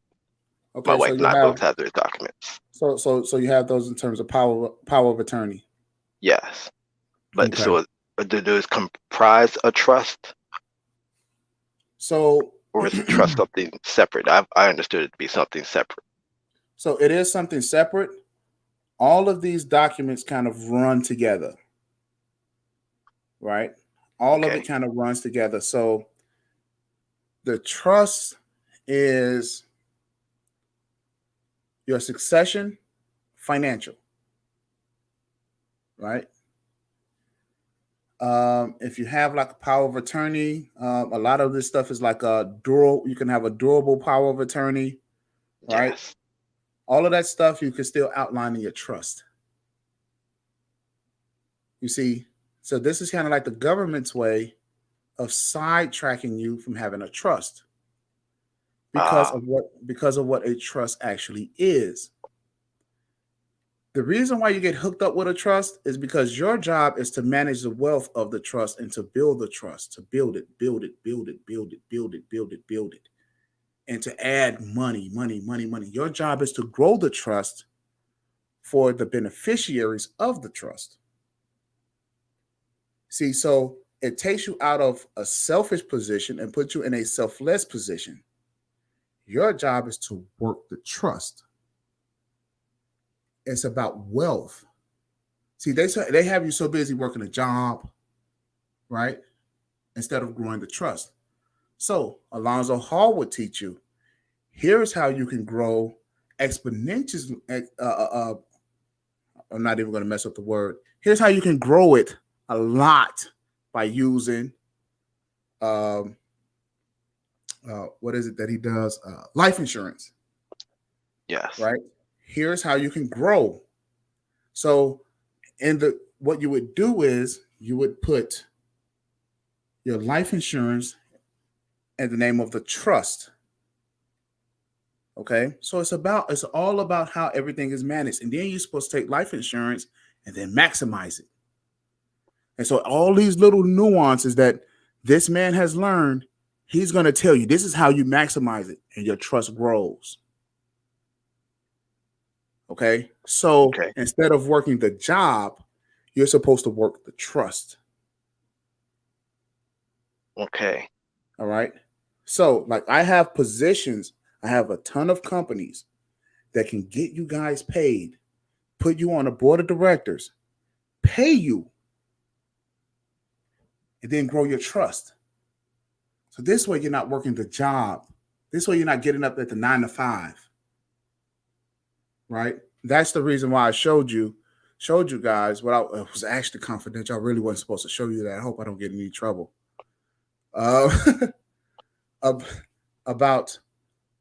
the Fannie Mae mortgage servicing. Okay. Right? They have billions of dollars that we have access to. Whereas, and in times past, and I will give it to the baby boomers. If you don't hear me, you won't hear me talk much about the money that they didn't make because they didn't have access to a lot of information that we have. Right? But the whole thing is that this is what happens. It's like the boomer generation. It's like they're shitting on our generation. And for what? Right? Like we're still little kids and they're still talking down to us. Listen, we don't have time for that because we can be billionaires, all of us. Like literally, our generation has a crack at being billionaires. Kanye West is from our generation. Kanye West and I from the same neighborhood. I grew up down the street from Derrick Rose. You see, I have partners went to the NFL. But what I'm saying is that we are better than just being entertainers. We're a lot more than that. True. Okay. And what has happened to our generation is that it's a lot of the Gen Xers, right? And the millennials didn't wind up in prison. Take care of our responsibilities. We actually love our wives, love our families, right? And we're the straight and narrow guys. And what has happened is that the court systems is giving us hell. The financial sectors is giving us hell. The boomers are giving us hell. And they're waiting for us to fight back. And I'm saying this, we are a lot smarter than just sitting around fighting everybody all day. Because the control is in the money.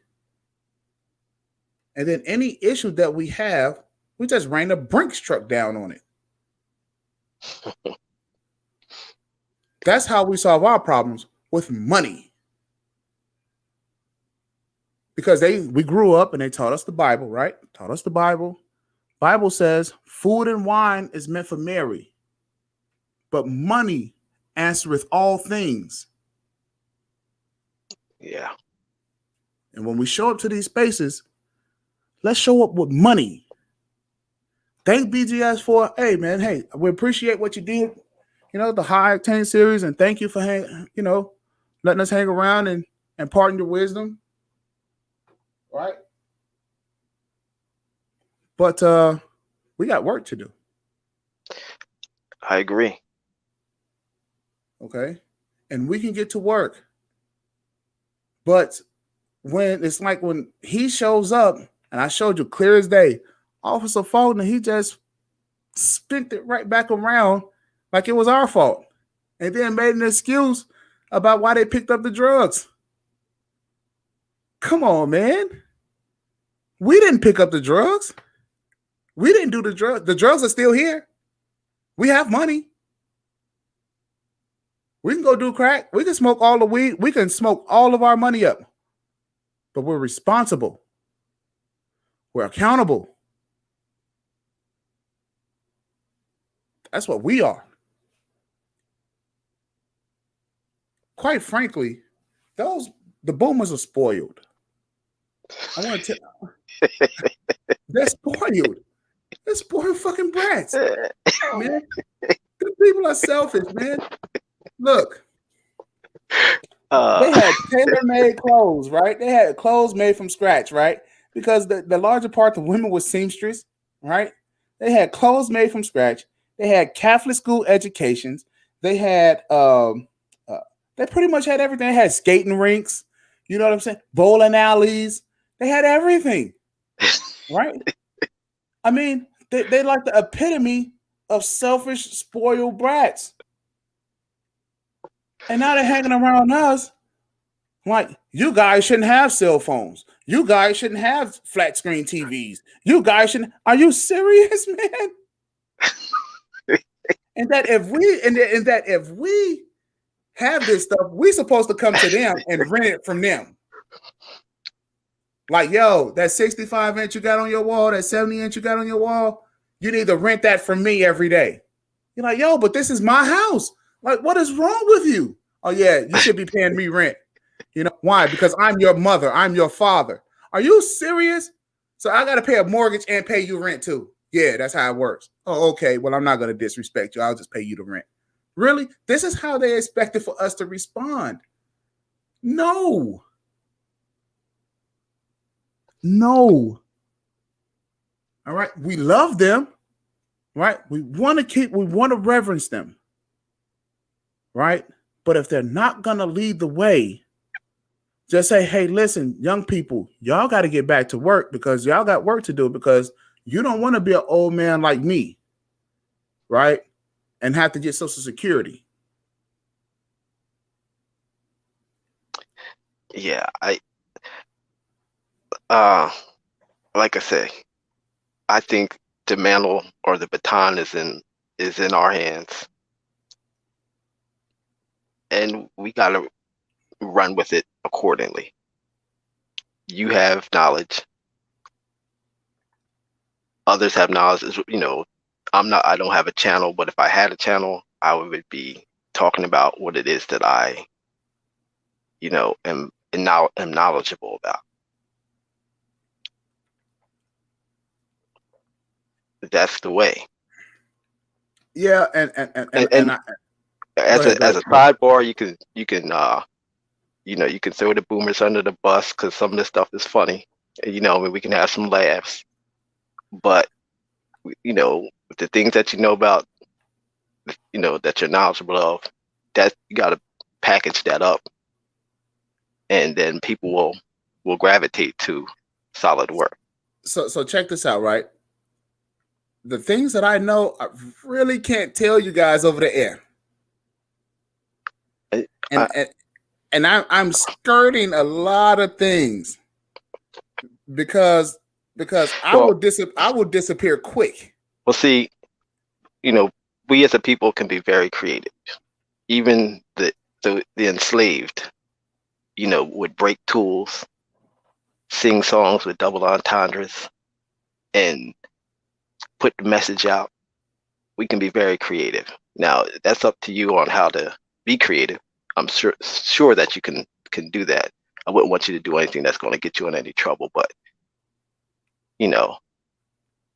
just by me telling you guys about the trust is almost like a death wish. Like I just mentioned about Suze Orman earlier. That was where I first heard about the trust. Okay. You're telling me that you're going to it's a death wish for you to speak about that. Yeah, because it's something for the wealthy, and it's not meant for everyone. It's just not. Right? As you can see, you don't see channels popping up everywhere talking about establishing a trust or making you hear about being a business owner, right? You hear And, about and government grants. business sounds like it's right up your alley. Business is as business does. The market is flooded with how to establish a business. The market is flooded. I mean, you can find that, just Google it. Right. Understood. All right. So those type of things, and I mean, even there's people out there that has surpassed me about their knowledge and learning about business. Right. So, like for example, I have because the market is telling me, hey, listen, jobs are coming, right? So now I have a staffing agency and going to get government contracts to hire people for the government. You see? But I cannot show you guys how it works over the internet because, like I said, a lot of the stuff is confidential. Okay. So Irv kind of brought me in because actually I wasn't going to do this, man. Oh, right? well, okay. Well, then I guess I'll tune in whenever you tune in, and I'll take as much as I can stomach of talking about the boomers. But no, I'm not. No, okay. So admittedly, I tune out when that gets talked about, and I just go to somewhere else. Well, and this is find actually something that this is actually I'm a waste of interested in. time. This is actually a waste of time, right? But it's good because I got an opportunity to meet you, right? I got an opportunity to meet you today. It's good to meet you. Yeah, and there are a ton of people that I meet. As you can see, I'm just talking about the boomers to let the millennials know, don't beat yourself up about it. Okay. Right? Don't really pay it too much, never mind, really, about what the boomers are saying because the boomers are not perfect. True. Right? And I think where things get confused is that the Civil Rights Act happened during a time where they would be 20, 24 years old. They had nothing really to do with the Civil Rights Act. Besides, a lot of them would be there if they were born in the 40s. But if they were born in the 50s, they would have been 10 years old. Yeah. You see what I mean? So the boomers are taking credit for the civil rights movement. No. It just happened during your time. Y'all just happened to land there. No. Okay? You guys did not set out the civil rights. It wasn't you guys. Right? It was Dr. King and it was the guys that was born in the 20s and 30s. It was them. Wasn't you? So don't try to take the credit. And see, when we hear these guys, they say that they're 60 years old. Our minds go civil rights. Right? That's where our minds go. But no, it wasn't them. These were the live free and die people. Live free, die. We're going to go across the country and hitchhike and all of this. This is what they did. Yeah. These were hey, we're going to snort some coke. If that's what they did, I don't think everybody did, but that's what they did. They was at the disco, do a little dance, get high tonight, get high tonight. That was them. The Bee Gees and Police and all of that. That was them. Earth, Wind, and Fire, Ohio Players. That was them. Okay? The 80s roll around. What they do in the 80s? Nothing. Crack. What they do in the 90s? Nothing. More of nothing. See, this is what I'm saying, right? We have to understand who these people actually are, because then they'll make it seem like the Gen Xers, that you guys were just so wrong. You know, every last one of you guys were, you know, you guys sold us the drugs. No, you guys were druggies, man. It was you guys were the coke heads. You guys were the I mean, yo, where do you think LSD came from? That didn't come from the 30s. That came from the colleges of the baby boomers. That's what they did in chemistry class. Cooked up drugs. I know. My uncles and them, they had chemistry labs. Hey, listen, man. If you ever go back and you look at any of the chemistry labs in high school, they had state-of-the-art chemistry labs. Right? They were cooking up drugs in chemistry class. My mother said when we was in a garage. That wasn't a CIA thing with the LSD. Okay. Not to get off too much into the weeds, but you know, I mean, electrolytic acid test and yes, so on and so forth. Yes, but okay, so here's how this works, right? Simultaneously, the government will, or it could be a business, it could be the government or whatever.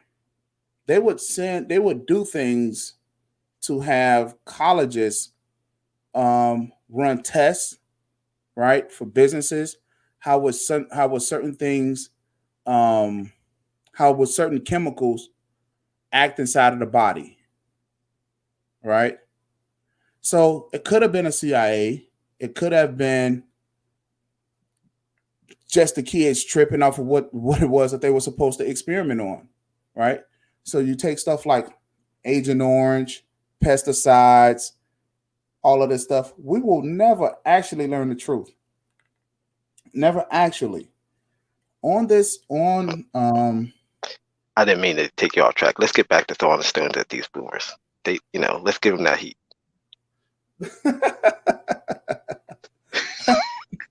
But I'm just simply saying, man, like these, I mean, I don't know if by them telling us that we ain't shit is supposed to motivate us. You know, I had a football coach. He was a boomer, right? And he just thought just talking about everybody, right? It would hold on just real quick because we got Wacky in the building. Salute to Wacky. Salute back. What's going on? Wacky, what's going on with you, man? Hold on, just real quick. I want to tell you guys about this football coach I had, right? High school football coach. And he just thought that, you know, saying everything derogatory was supposed to toughen us up, right? As if we were playing football and the guys were just out there talking shit, and that made 100% of the game. No. What it was skills, ability, things that we can use, technique, right? In order to help us win the game. So although we appreciate these people toughening us up, trying to drive us to win, right? But we need more. And we need everything that they have in order for us to be effective. Go ahead, Wack. Hey, what's going on? But the man, you know, you can't say nothing bad about these boomers. You know, they was marching in the street with Dr. Martin Luther King, getting hosed down, chased by the dogs. You know, they sitting there, they caught hell to give us the rights that we have now. You can't say nothing bad about them. You know, they was doing everything. They was fighting the war in Vietnam. Then they went straight to Mississippi, getting hosed down by cops, and back to Vietnam again. You know, you can't say nothing bad about the baby boomers. Come on now.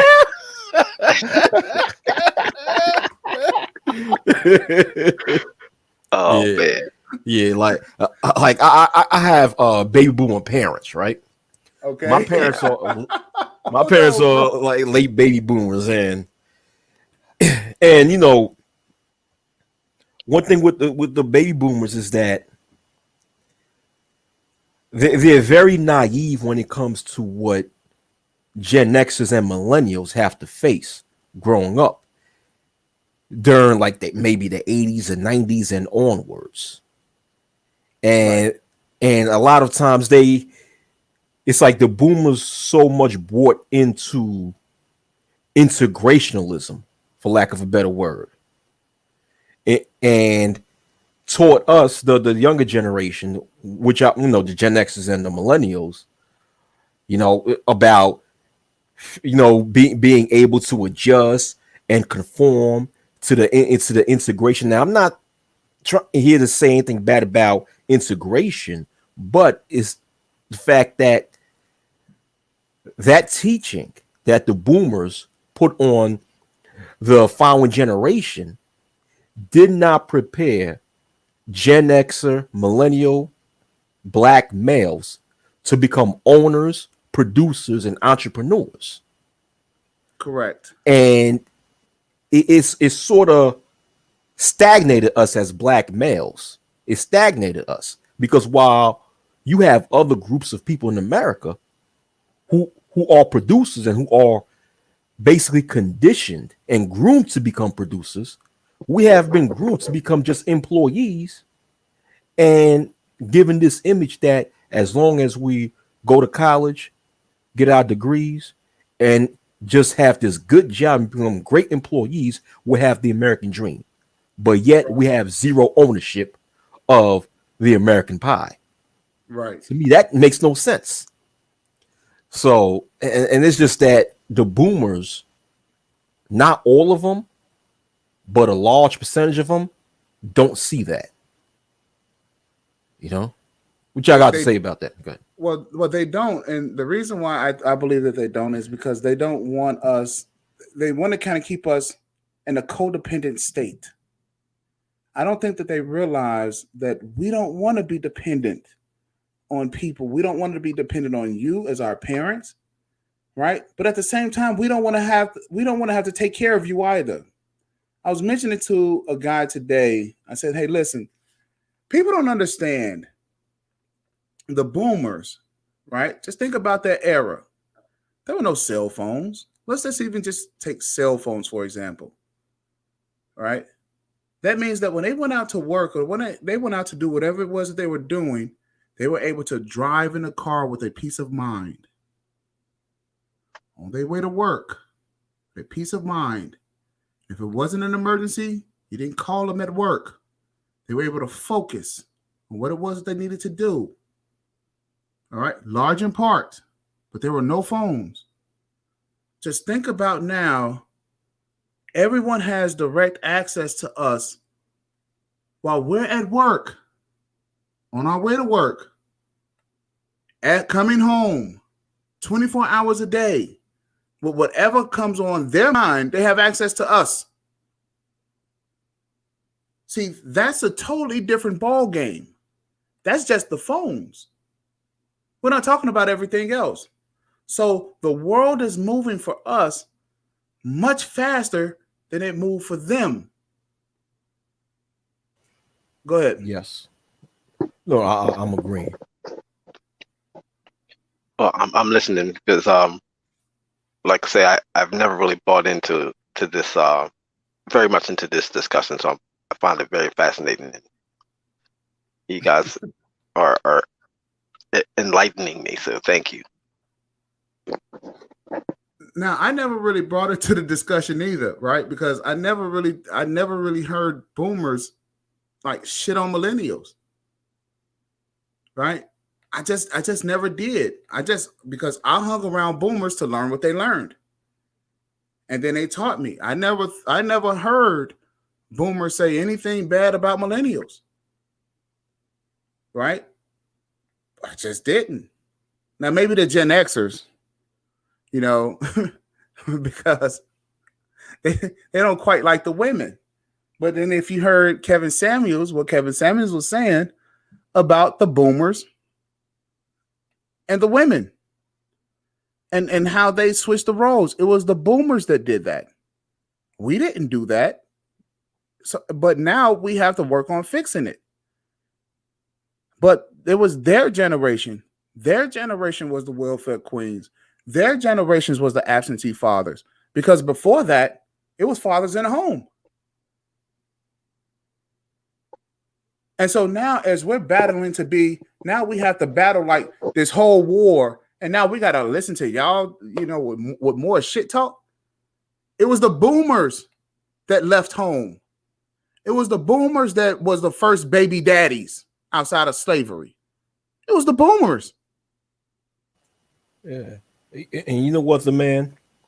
It's like I would hear a lot of boomer black males, shit on younger black males, like the Gen Xer black males, and even the millennial black males. So I've heard their critique, and it's like very harsh critiques, right? Right. Talking about how, the younger black males are a bunch of punks, they cowards, they ain't shit, all that, excuse my language, all that other stuff, right? Right. But then I would always ask them when I would hear these criticisms, I'm like, okay, who raised them? Right. Because a lot, I told him, I said, even a report called the Moynihan Report spoke about the average black family in America prior to 1965. How most of the black families prior to 1965 consisted of a two-parent home. But after 1965, you saw a decrease of two-parent families in Black America. And I told him, I said, that's your generation. Right. But here's what they'll say. Prior to 1965, right? Mm-hmm. They would say, look, we had households that had two-parent households. No, you guys were children then. Right. What are you talking about? You Right. guys didn't have households prior to, you guys would be teenagers at best. You're right. So what are you Right. talking about? So It was the silent generation. Go ahead. yeah, the silent generation. Yes, exactly. It was a silent generation, and I told him, I'm like, I'm like, if you told, okay, today's, I'm sorry, like in today's household, it gets you speechless, man. How they think? yeah, yes, it gets you speechless because I would tell him, I said, today's households in so-called Black America, the majority of them consist of single parent households. So who are a lot of these fathers that are creating these out of wedlock births? Who are they? I'm like, Right. a lot of them is your generation. Right. So if you're talking about how younger black males are a bunch of cows or a bunch of punks, who's partially responsible for that? Your generation. But they want us to take accountability for that. They want us to take accountability for the raising of cowards and punks and chumps. That's what they want us to do. Right. And I'm assuming you guys are Gen Xers. Right? I'm Gen X. Okay. I'm millennial. Oh, for real, man? You're a millennial? Oh, Yeah. So But I hang out. Okay, but I hang out with Gen Xers, right? Oh, okay. I hang out with Gen Xers and I hang out with boomers. And I hang out with millennials too, but I just always hung around older people, right? So I know the silent generation. My grandmother was like my best friend for because as she got older, I just had developed a relationship with her because I didn't want her to seem like she was alone in her old age, right? But she explained a lot of things to me about her kids, right?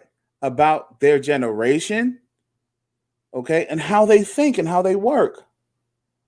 And so she, like you'll hear me tell you, my grandmother, she the first person that put my first money making tool in my hand, a shovel.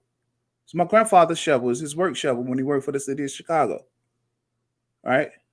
And she told me, here, take this, go shovel snow and make some money. You be sure to bring the shovel back.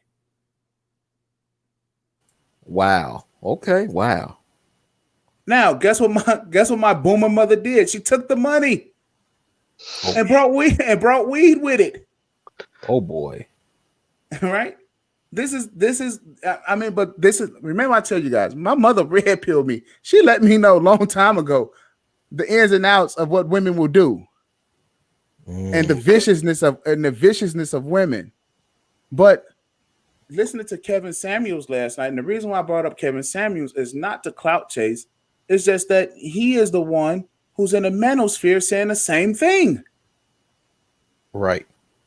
So how is it that you can have a person that's in the manosphere who's a Gen Xer, and then you have BGS in the same manosphere, but BGS will come, he would argue with this, he'll argue this with the millennials, but he won't argue this with the Kevin Samuels.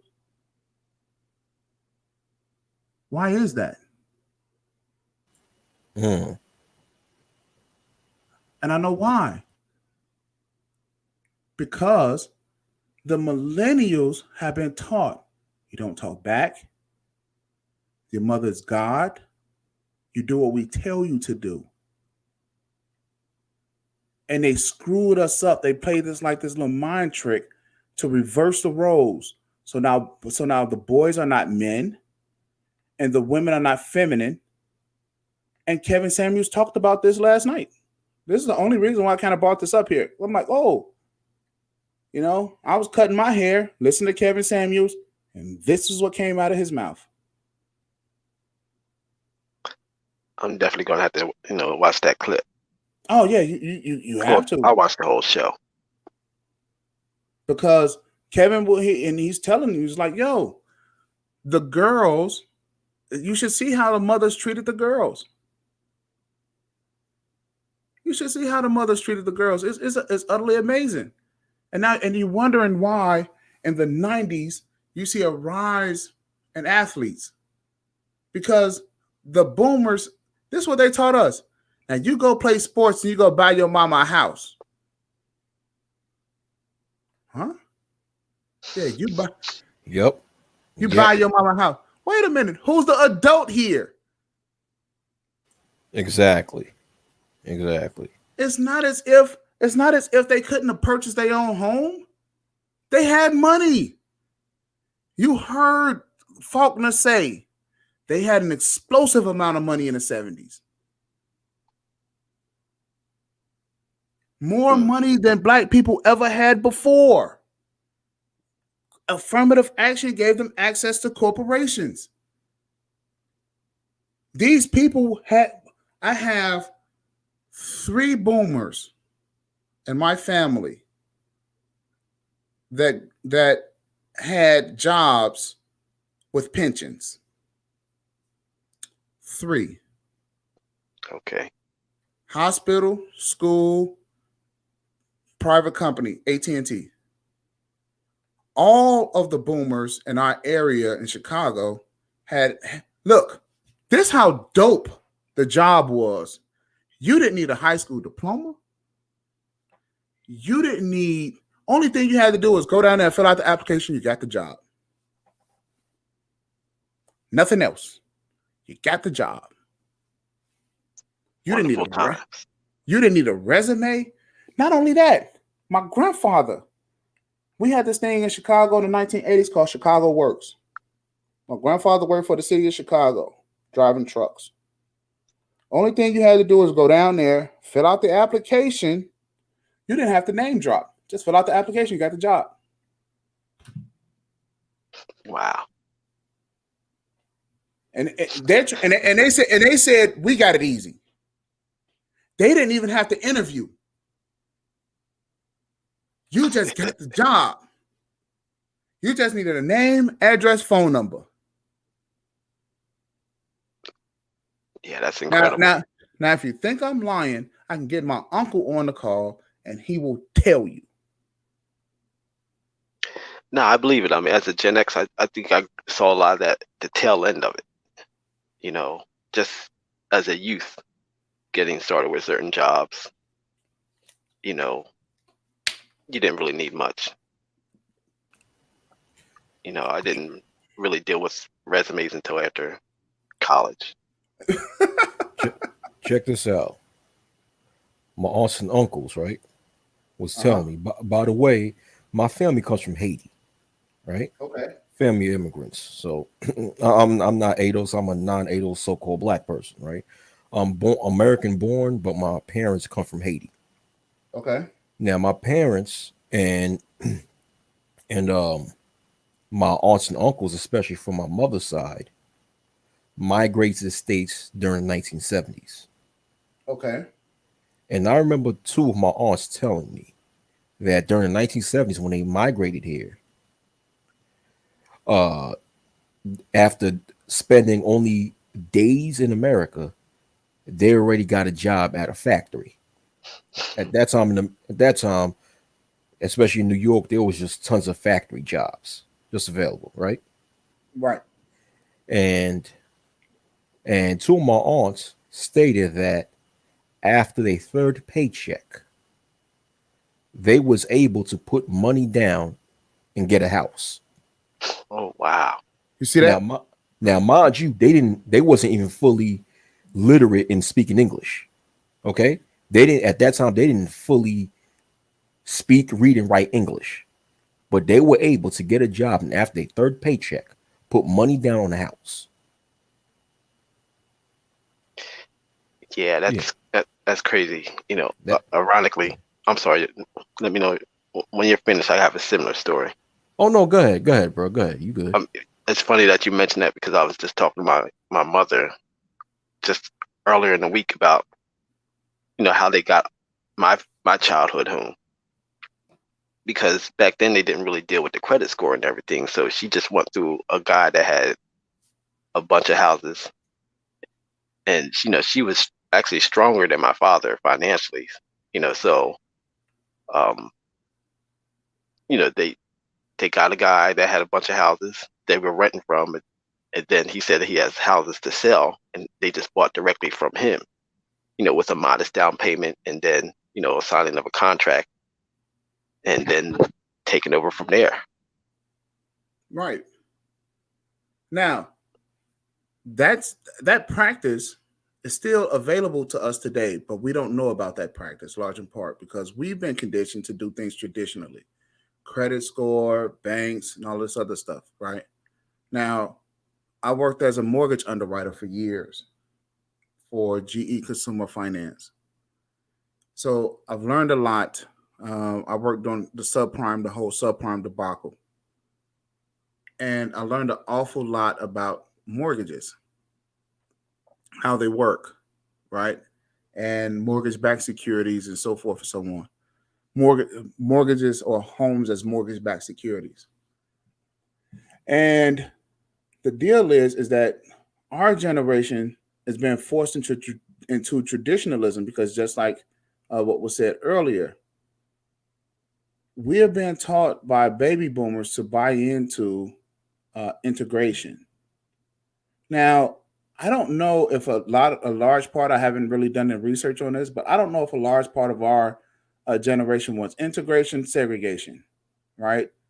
But um, but the thing is this: I know one thing that we want to survive, and we don't want to too much hear the shit that comes from anybody else about how to survive when they're not helping us. Now, I do know that. So if you're not going to help us, just go play baccarat or something. Go play golf. Play Go bingo. go play bingo. Yeah. You know what I mean? Go do something because we want to do something. The Xers, right? I know that I know for certain that the Xers want more, right? Because there's a lot of Xers. Even even the Xers that's been to prison and that's out, right? They want more out of life, and they're willing to play the game here in society that's been set before us. Because quite frankly, the boomers didn't set anything in life. They didn't set anything. That's been proven. Okay, they were teenagers at best during the civil rights movement. Because about time 1968 came, when Dr. King was killed, the oldest boomers would have been 20. Exactly. So let's get that clear. They did absolutely nothing but was teenagers, so they can sweep the grounds and stuff like that, and maybe pass out some flyers. But they did absolutely nothing. They did no work with the Civil Rights Act whatsoever. Dr. King and them were adults. Yeah. All that was a silent generation. That was the silent generation. So that we're not confused here about what we're looking at. So it's not that I dislike BGS. It's not that I even dislike the boomers. Right? But do not go around here having a mass group of men saying bad things even about themselves and then making excuses about what the hell y'all did. Officer Faulkner, man, this is the thing that tripped me out. He said he was talking about the Contras, the government doing a deal with the Contras for guns and all this other crap to bring in cocaine. Well, hell, they flooded the black neighborhoods because that was the market. Black people had money to spend, and black people were already doing drugs. Damn. Can we just not understand that? Exactly. But just like your mothers and fathers, though, what would they do? Oh, that never happened. That never happened. Bullshit. Exactly. Exactly. And okay, although yes, the Contras in Central America was working side by side with the CIA, so because the CIA wanted to utilize the Contra to take down the communist government that happened in I forgot which country, somewhere in Central America. Nicaragua. Nicaragua. Yeah, thank you. Yes, and in exchange, the CIA was able to get a lot of cocaine travel to America, came to the black community. But guess what? On the flip side, though, so-called black people accepted the drugs that was flowing into the community that was transported to them by the CIA. They did. So it's two sides. So it's two sides to the story, and mainly the baby boomers. So we can't just single-handedly just blame the CIA with their dealings with the Contras.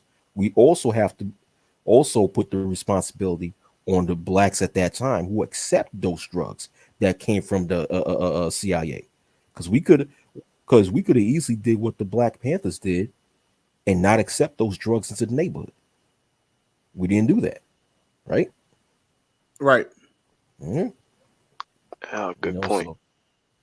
So all this making excuses for the baby boomers and the flaws that they had. Now we can't excuse the baby boomers with the bullshit that they was doing.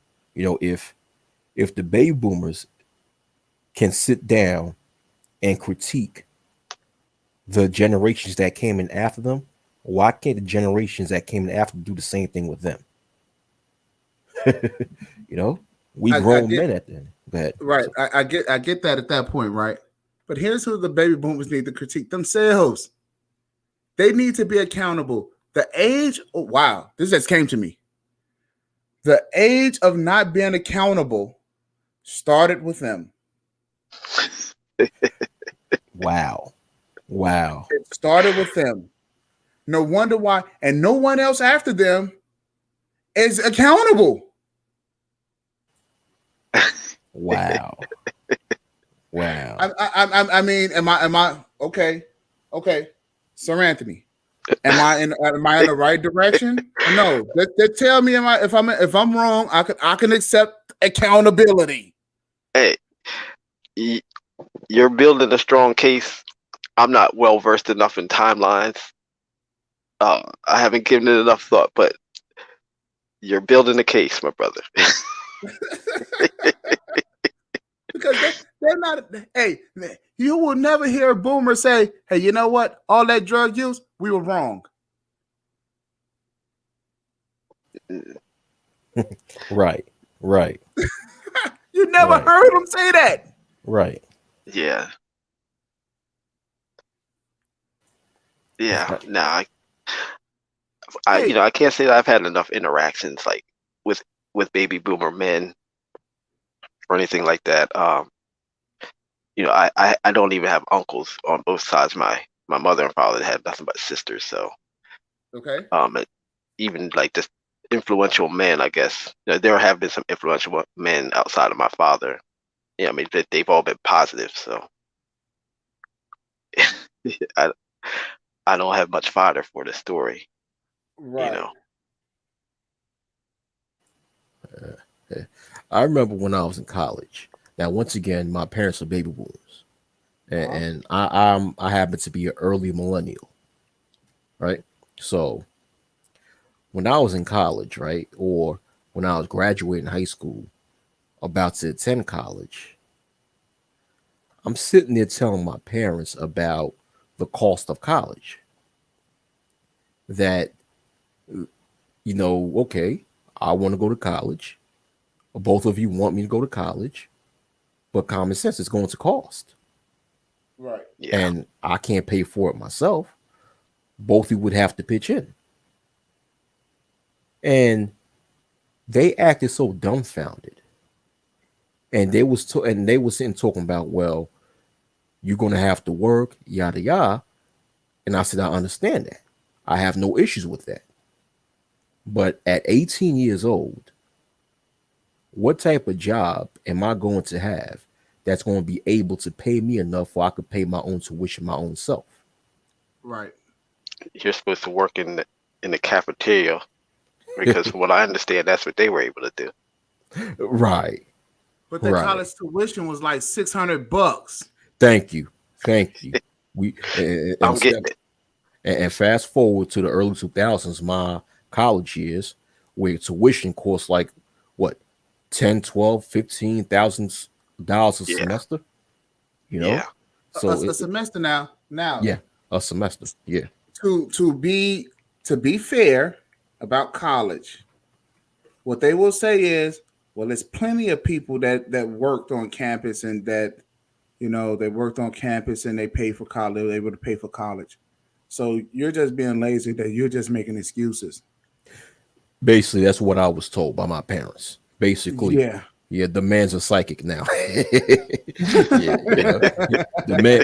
the man got to start his own psychic network. The man's psychic network. Yeah, Tell me, I talk to these people, man, all the yeah, time. yeah, yeah. You know? Trust me, they're my parents. So my parents come from that generation. So yeah, and then and they would tell me that, and I'm just and it just struck me how my parents. My parents are not bad people. I'm not going to say my parents were bad people. yeah. But one of the flaws that I realized about my parents is that they're not in tune with reality, nor are they in tune with the current times. They don't realize that times change. So certain things that might have been simple or easier 30, 40, 50 years ago is not the same today. They don't understand that. They didn't understand. They just think, okay, if I worked, go to school, and get and get get a government assistance. Well, I would say not government, but what's that thing where you get a Pell Grant? Yeah, get a Pell Grant, The grant. financial aid, financial aid. Right. I'll be okay. I can make it through the whole 4 years by just me working, right? Mind you, at that time I was 18 years old, freshly graduated out of college with very little work experience. you know, but by me working, going to school, and getting financial aid, I'll be okay. And I had to tell them that at that time, that's not the way it is. At 18 years old, I would not be able to find a job that would give me the salary to pay off thousands of dollars of tuition per semester. Won't happen. Large in part, it still doesn't even happen to this day. But check this out. Hold on, though. Go I'm ahead. sorry. Ray. Yep. Can you hold your thought? Go ahead. The man. Now, Wacky, aren't your Yes, parents exempt in that regard, being as though they came to the country and they don't fall under it? I give them an exemption of not knowing some things. You know, similar to maybe some ADOS parents that were boomers. You know, they weren't knowledgeable of things, but your parents, you know, I mean, Yeah. can we really throw them under the bus like that? Okay. I personally will. I'll say yes because by the time, because my parents been in this country ever since the 1970s. So by the time I graduated high school and went to college, my parents already did about 30 something years in the country. So it's like, okay, if you spent that much time in the United States, that means that's enough time for you to understand the system in America. Okay, you know, them being your parents, I'll accept that. But I just know Yeah. that I think that there were some people. I remember hearing a lot of the times older people saying, "Well, can't you get some like grants and everything like that?" They thought that that was just the, the way of doing business. Like, you want to go to college, you get these grants, and then you just have to pay just a small fraction of things. Now they should have known better, but I heard that similar thing. Okay, so just let me chime in real quick, fellas. SNCC. Are you guys aware of who SNCC is? Yes. Yes, I heard of them. Oh, Yes. okay. So SNCC was the college students that arrived, during that time, right? During the time of the Civil Rights Act. But look at where it says the foundation or the time when SNCC actually arrived.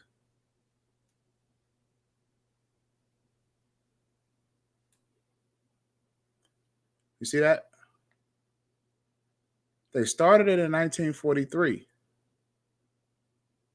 So the founding of SNCC actually came into fruition April 1960.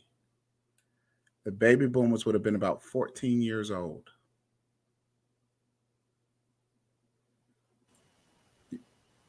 You see?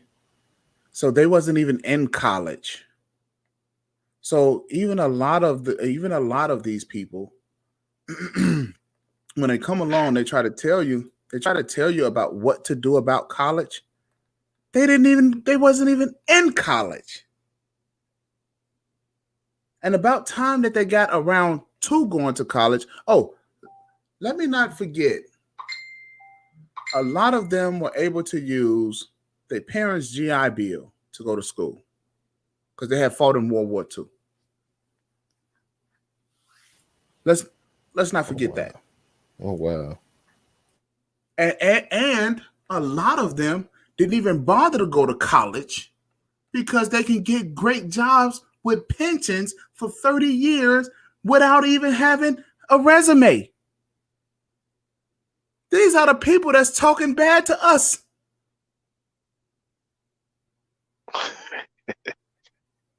They was able to get a 30-year gig that took care of a nuclear family. By the way, they was able to get a 30-year gig that made enough money to take care of a nuclear family, husband, wife, 2 children, 4 people without a high school diploma, great job, benefits,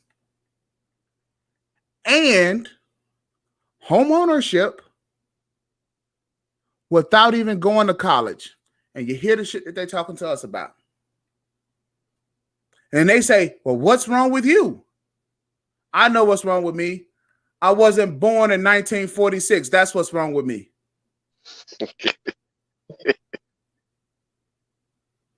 I wasn't born during your time. That's what's wrong with me. That's our problem.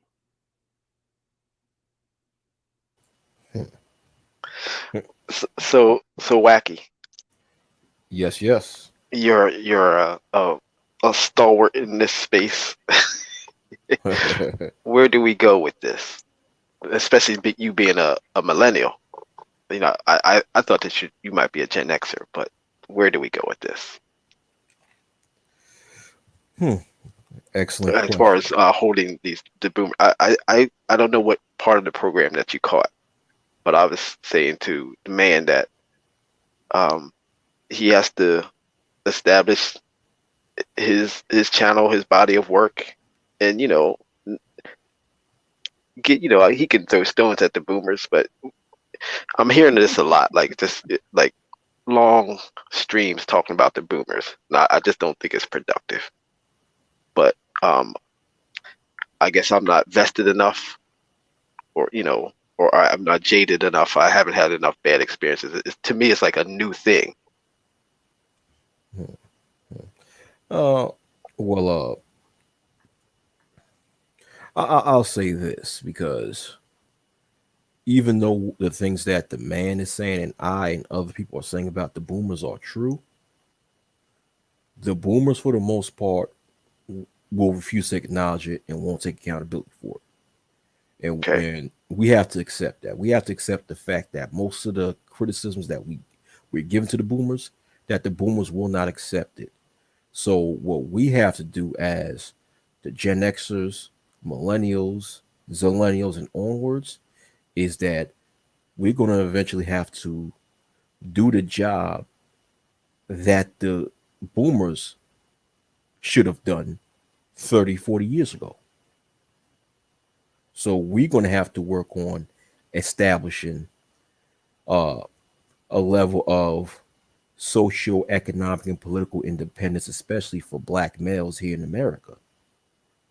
We have to do the work to establish that. And that's I believe that's the position that we're given as Gen Xers, millennials, and zillennials, and onwards. Indeed, applause. So Yeah. do you not think that Gen Xers and millennials on down aren't taking up the mantle? I mean, I see guys doing some good work in this space. I'm relegating things to this space. Okay. Yeah. Oh, well, when I was speaking before, I'm speaking just out in the real world, because even though there are some brothers that's doing some good work in this space, but I believe that this space is supposed to be used as a form of communication to bring True. like minds together, so we can then go on and do work out in the real world to help establish real life social, political, and economic independence for Black people, especially for Black males. So my generation, I'm a millennial, and honestly, for the most part, what I'm seeing is that us as millennials just repeating the same mistakes that the boomers are doing. Really? Yeah. And especially in this space, in this sector right now. Right now in this current manosphere sector, a lot of us just stagnant, just talking about females all the time. Females this, females that, what females are doing, what females are thinking of, how do they think of us, how to attract them, what to do. And the thing is that we're not paving the way for the next generation. So that's what I mean by we're repeating the same failures that the boomers have done, is that our generation, we're not doing the necessary work for the most part to pave a way for the next generation so they can have a better experience. We're not doing that. Right now, we're just so concentrating on females, sex, dating, females, sex, dating, pump and dump, females. Everything is females. What are they thinking? What are they saying? What are they thinking? What are they saying? What they said. They said this. They said that. Come on, man. Just real quick. What just came to my mind is the role reversal. We're thinking about females, because that's what girls are supposed to do. Girls are supposed to think about males, right? Well, the girls are off working. That's what the guys are supposed to do. Working. Oh, thank you. You're correct. Damn. Yes, the role reversal. Hey, Kevin Samuels was absolutely right last night. Now, I don't agree with Kevin on some things, but what I will say is this: he was absolutely right. The boomers switched our roles. They switched the way we think. And they, Interesting. Yeah. only thing it takes is observation. One thing that I do say about slavery and white supremacy racism is that our specs, the way that we view the world, the way that we see things, has been extremely destroyed. And we have to take a step back. And I learned this from Neely Fuller Jr. Shout out to Neely Fuller Jr. I have learned to take a step back and to observe, to see the world clearly for what it is, and to listen to our elders. Now, believe it or not, I listen to our elders, to the old people. I listen to them, right? And then I observe and I see, is this reality or isn't it? But the things that we've learned in college, right? The research, how to research and write papers and establish and forge our way, right? These tools, a lot of millennials are not even taking these tools out into the real world. Hell, a lot of them don't even apply the stuff to their own life that they learned in college. It's crazy. Well, that was going to be my next question. I mean, because I did relegate things to this space. You're not seeing enough of it out in the real world from where you brothers are at.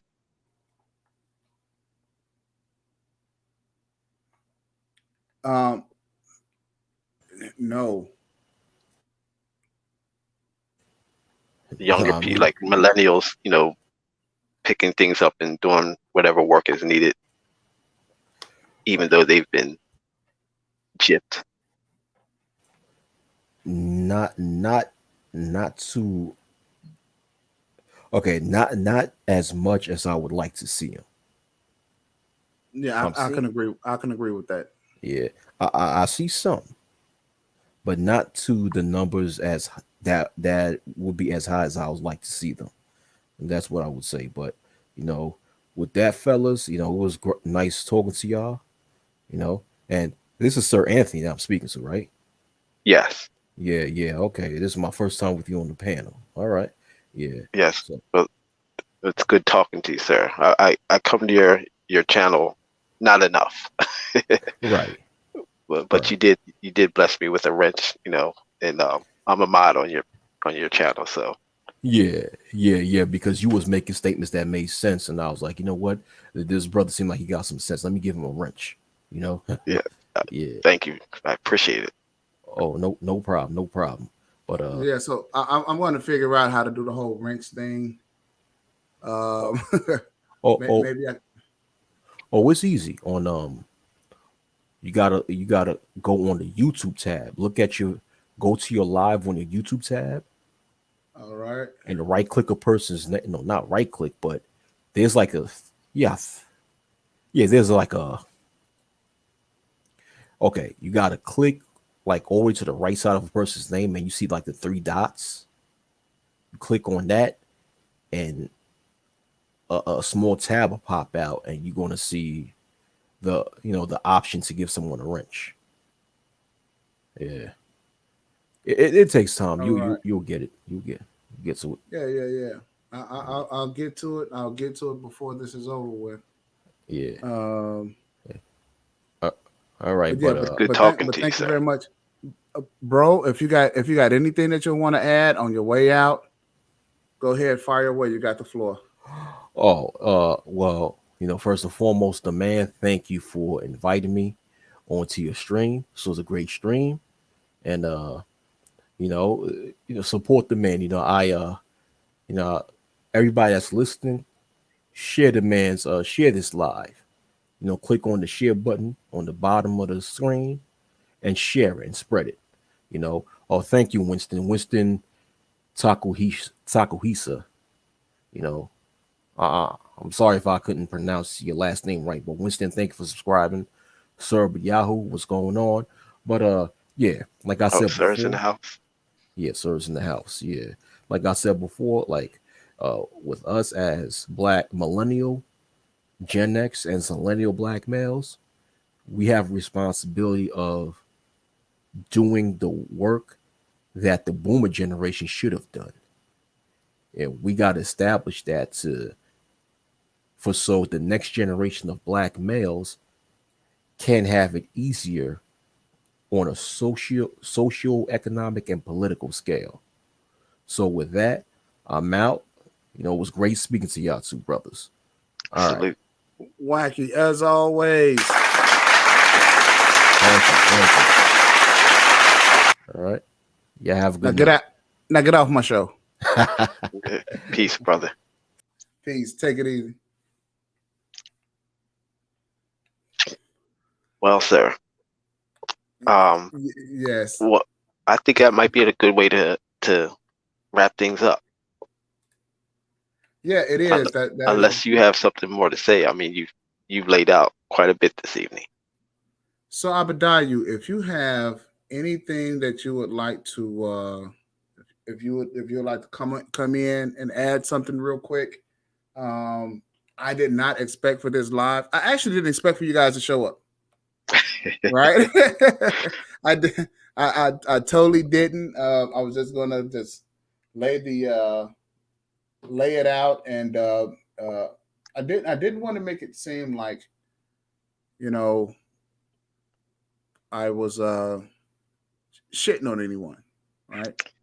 Well, It's just go ahead. well, like I said, I subscribed to you after our interaction the other night in the chat, and after the fact I realized I came at it, pretty harshly, which I don't have a problem with being harsh, but if it's justified, but I think I might have jumped the gun a little bit, so I said I got to check this brother's program out.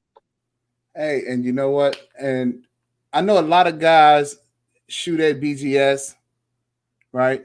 But when I think that you're wrong, I'm not gonna allow. Okay, the younger generations, we are still impressionable to the older ones. True. Right? And because we respect them. I mean, our generation still has morals and values. True. Right? Something is said about the younger kids, but our generation still have morals and values. Right? And so we like to maintain that. And we don't like to get outside of that because that's kind of like our code. Right?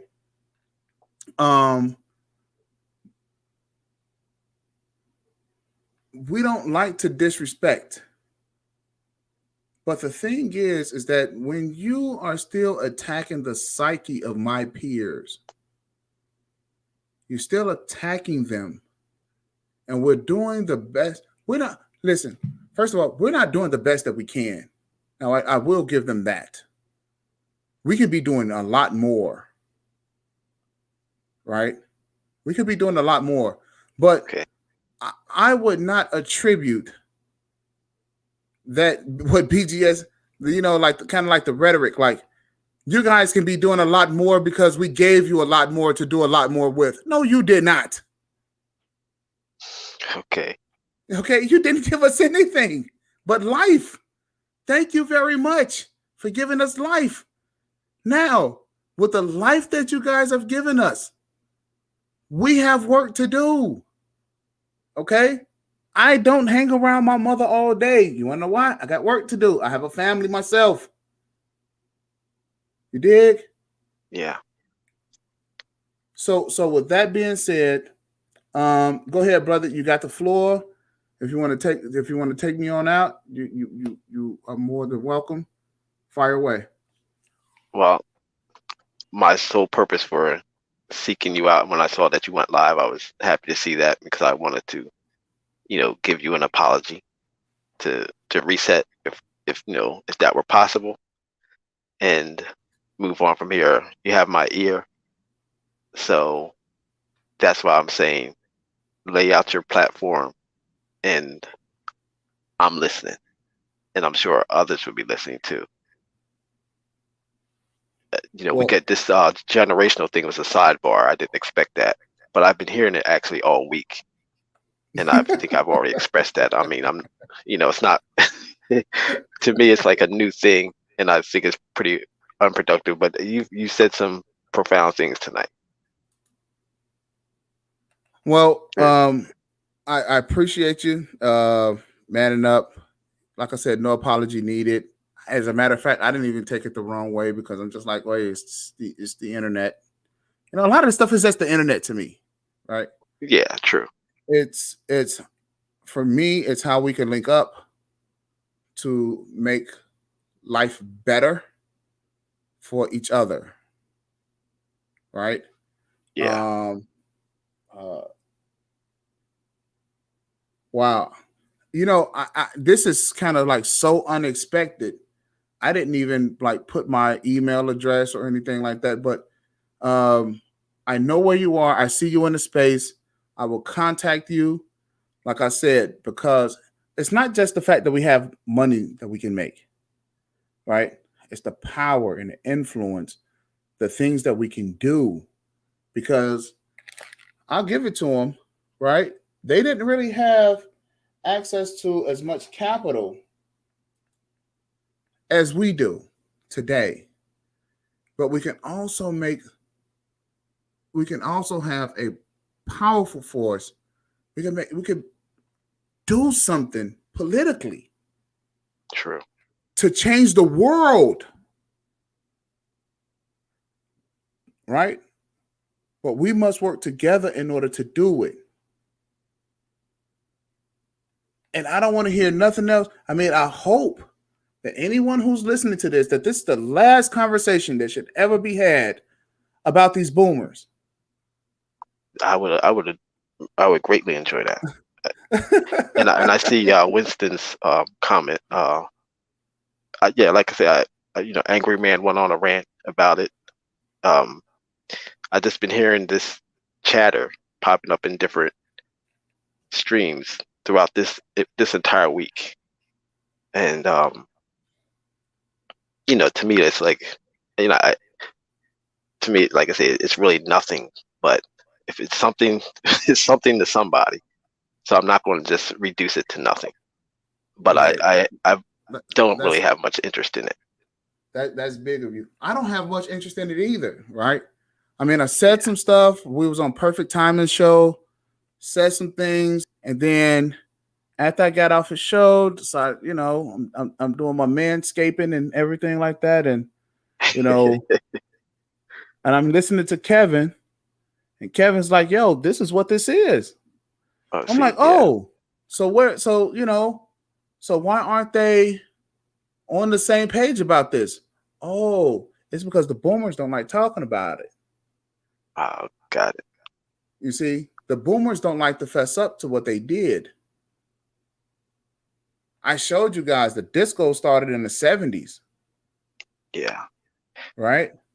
And then it translated into them doing underground stuff and having, the Gen Xers. The Gen Xers didn't start the house parties, by the way. The Gen Xers did not start the house parties. It was the boomers, with the different color light bulbs. Yeah. Cooley High. Right. You see, my mother was an entertainer, and she was the one who, with the house parties and stuff. My mother did that. My uncles and their friends. It's a whole community of them. Right? They had, okay.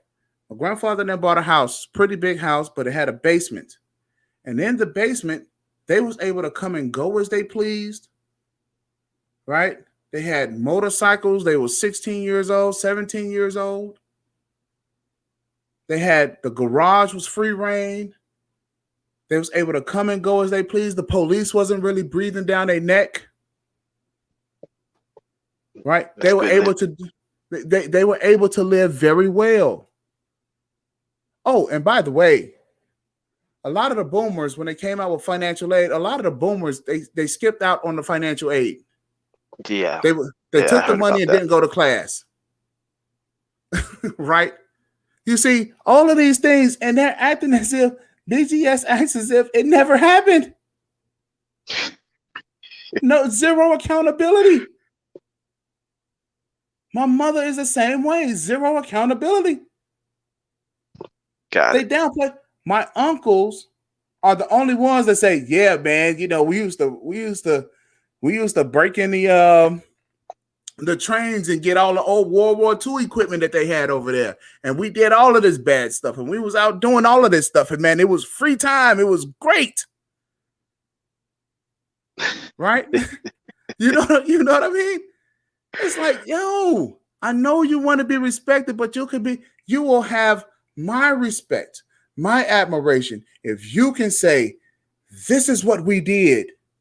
And yes, we did drop the ball with you guys. Let me try to make this up.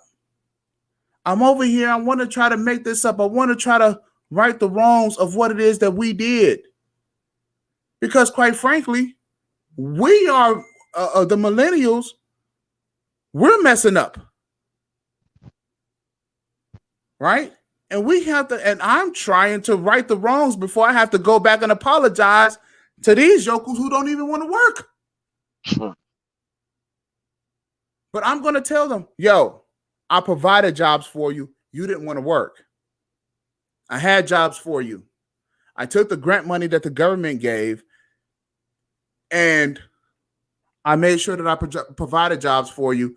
You didn't want to show up. And the only thing you had to do was write your name and your telephone number, your address down, and you could have got the job. Because that's what it's actually coming to. I don't know if you know about the new jobs bill. The new jobs bill. That's something I've been meaning to dig into. But no, I'm not well versed on it. Okay, so the new jobs bill basically is putting everybody, is doubling everyone's income on average. Okay. So your income is roughly about 30 grand right now. It's aiming to make it about 70. Right. So this is so this is what's coming out. Why? Because they've already discussed 10 years ago the fact that there wasn't enough money, that people, we couldn't keep up with inflation. Right. So they had to do something. And I knew that something was coming because you've seen women. They went in and they was like, look, we need to get paid the same as men. Government was like, no, next. Right? Okay. And the women, they was pushing for it. And I'm like, something is coming because these women are making an enormous amount of money, but they can't see women to get paid the same as men. So something's about to happen, right? My market prediction.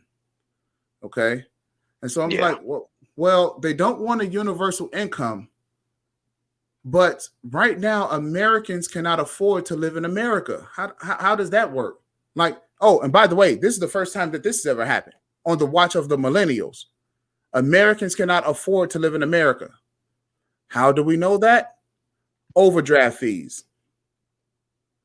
When an account goes into overdrawn, right, which is the first time in history like this has ever really been able to happen, right? During our lifetime, when an account goes overdrawn, that means that you cannot afford what you're swiping your card for, what you're writing the check for. You can't afford it. So they give you a line. They give you a line of credit, right? But they charge you a fee for it.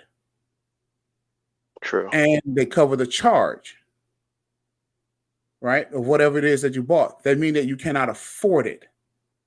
True. In 1 year, banks cleared, I believe, like $30 billion in overdraft fees alone. Oh, wow. And so because of this lets me know that Americans cannot even afford to bank. See, this is, that's the stuff I'm talking about. Like I don't have time to chase down like all this stuff. And if you know it and you have a platform, feel free to share it. And you're a millennial. I'm a Gen Xer. I'm not hurting, but I can always learn more.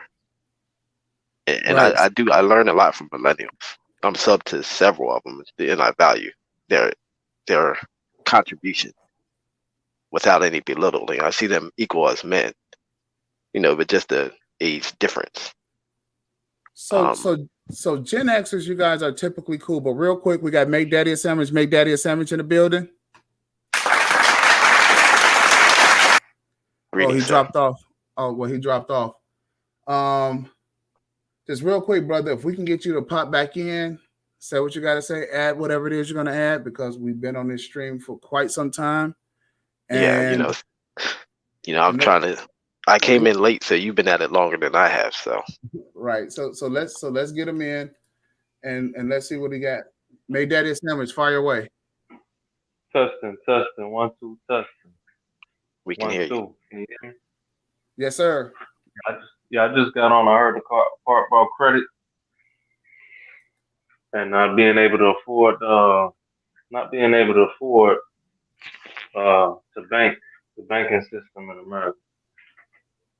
You wanna fill me in on the topic of the discussion? Okay, so pretty much what we're talking about is baby boomers, right? The if I don't know if you want to go over the years, but baby boomers and the roles that baby boomers have actually played in society, and how millennials that we're kind of tired of listening to them kind of down talk us, especially when they had life so good, right? And the things that they messed up with, right?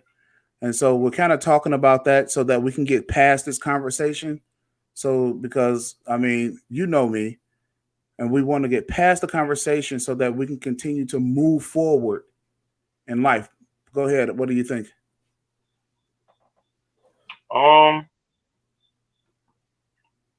I feel like, me personally, I feel like we could both learn from each other. Honestly, that's my honest opinion. I mean, we could argue what's right, what's wrong, how we used to do it back in the day. How you need to adapt and change to what's going on now. But we could both learn together, and both, like my man was saying about the Gen X, the millennials, and the baby boomers. We could all learn from each other and make a collaborative effort to make progress and dealing with wealth building, mistakes, advances, all that. That's how I feel about it. I think it's going to get to that. But it has to be, a team, a collaborative effort. It's not like, stop putting one against the other. We all, like my man was saying, like we got to see everybody as one, because that's what we are. When it comes down to it, and the world is constantly changing and evolving. And with that being said, you gotta adapt to survive, but at the same time, you ain't gotta forget. You don't have to forget, the past. You could use the past, and the phrase that someone used before, standing on the shoulder of giants. You know what I mean? That's they went through that, so you don't have to go through that, but you can learn from their experience and build upon that. You know what I mean?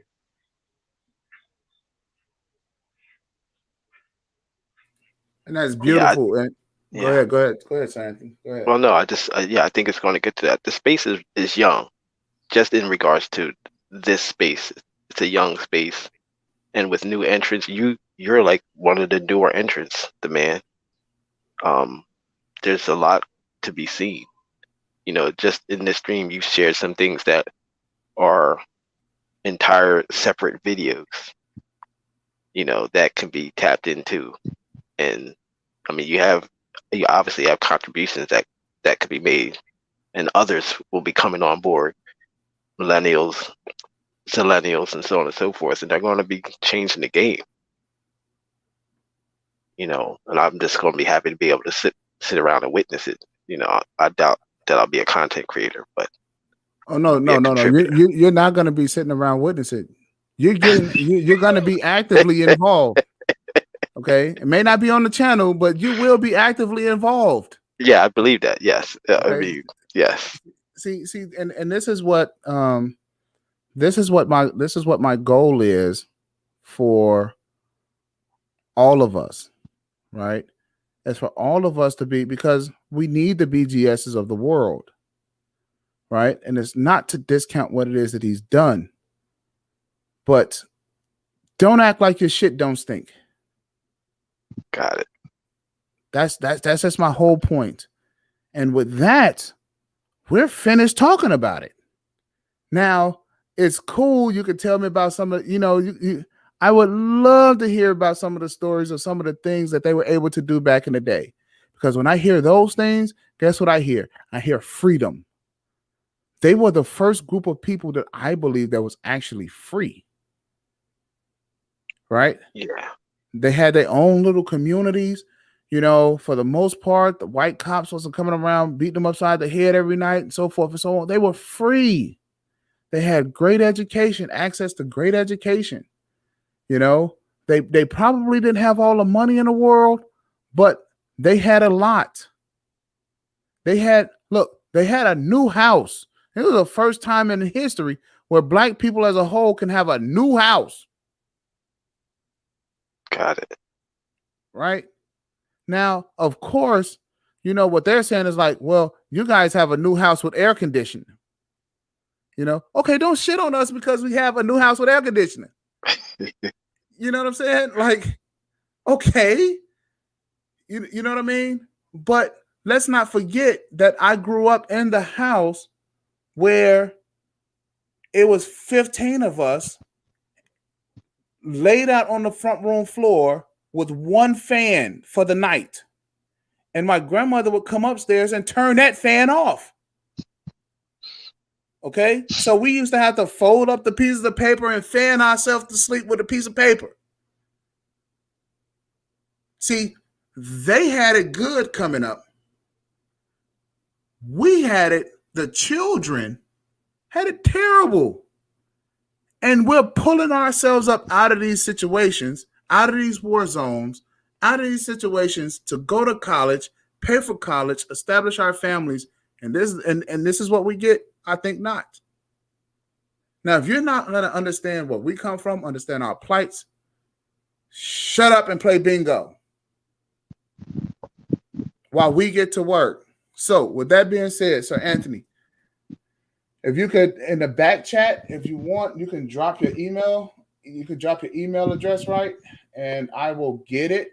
If not, I will find a way to track you down, because I am gonna figure out a way to get all of you guys involved, not only so that we can make money and take care of our families, but so that we can make our mark on this world, so that we can make it something great. So then that way they cannot say, hey, look, the millennials came and went and did nothing.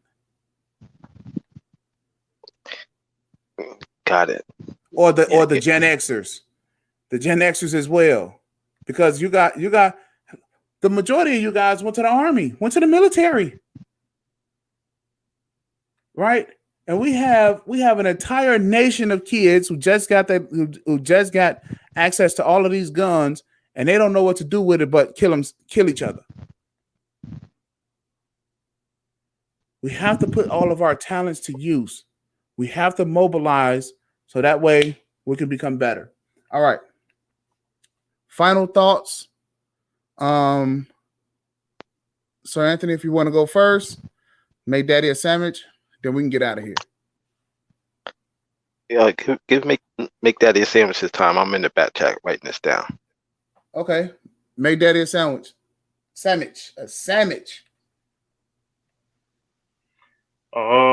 Yeah, just reiterate. I think, like I said, the world is evolving, and as men, we just gotta evolve and adapt with the changing times. But it's just like, a lot of people say, it's chess, not checkers, right?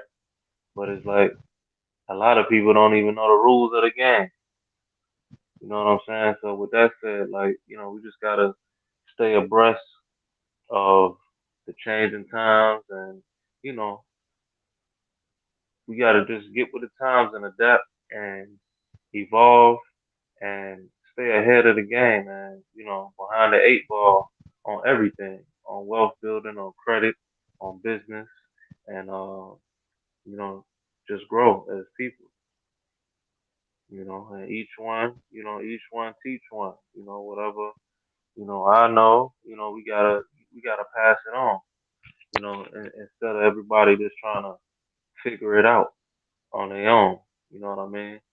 Each one teach one, and that's all I got. Salute, bro. Thank you very much, brother. Thank you very much. So Anthony, what do we have? I'm gonna co-sign on what the brother said and say thank you for allowing me on your chat. I look forward to more interactions. Same here, bro. Same here. And shout out to Pastor $40. He wasn't able to join us. We had some creative differences earlier. Okay. So he didn't want to do this show because he didn't think that it would be worth it, right? But he had no idea of where I was going with where I was headed with the show, right? Because he doesn't like the name dropping, right? He doesn't like using Kevin Samuels at all, and so forth and so on. So I was like, well, I have to fire up my own channel, simply because this needs to be talked about. But Pastor is a lower. He's like I think in our age group, right? The millennials. I think there's like two different stages. There's like the 40-plus-year-olds all the way down to maybe like your 38, maybe 37. And then it's your 37 and younger. They're totally different. Two different groups of kids, right? And I think it has everything to do with the video games and just some more social issues and how the parents, how they treated the kids that's 30 and 36 and below, right? Totally different.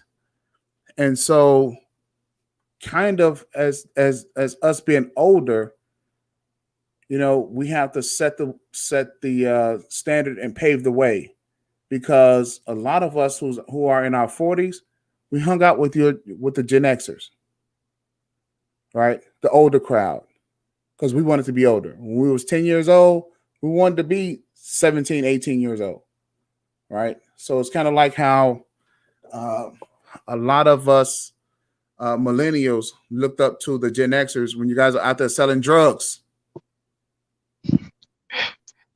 Right? Hey, I want to be the drug dealer. I want the 5.0 with the Daytons, the drop top with the girls.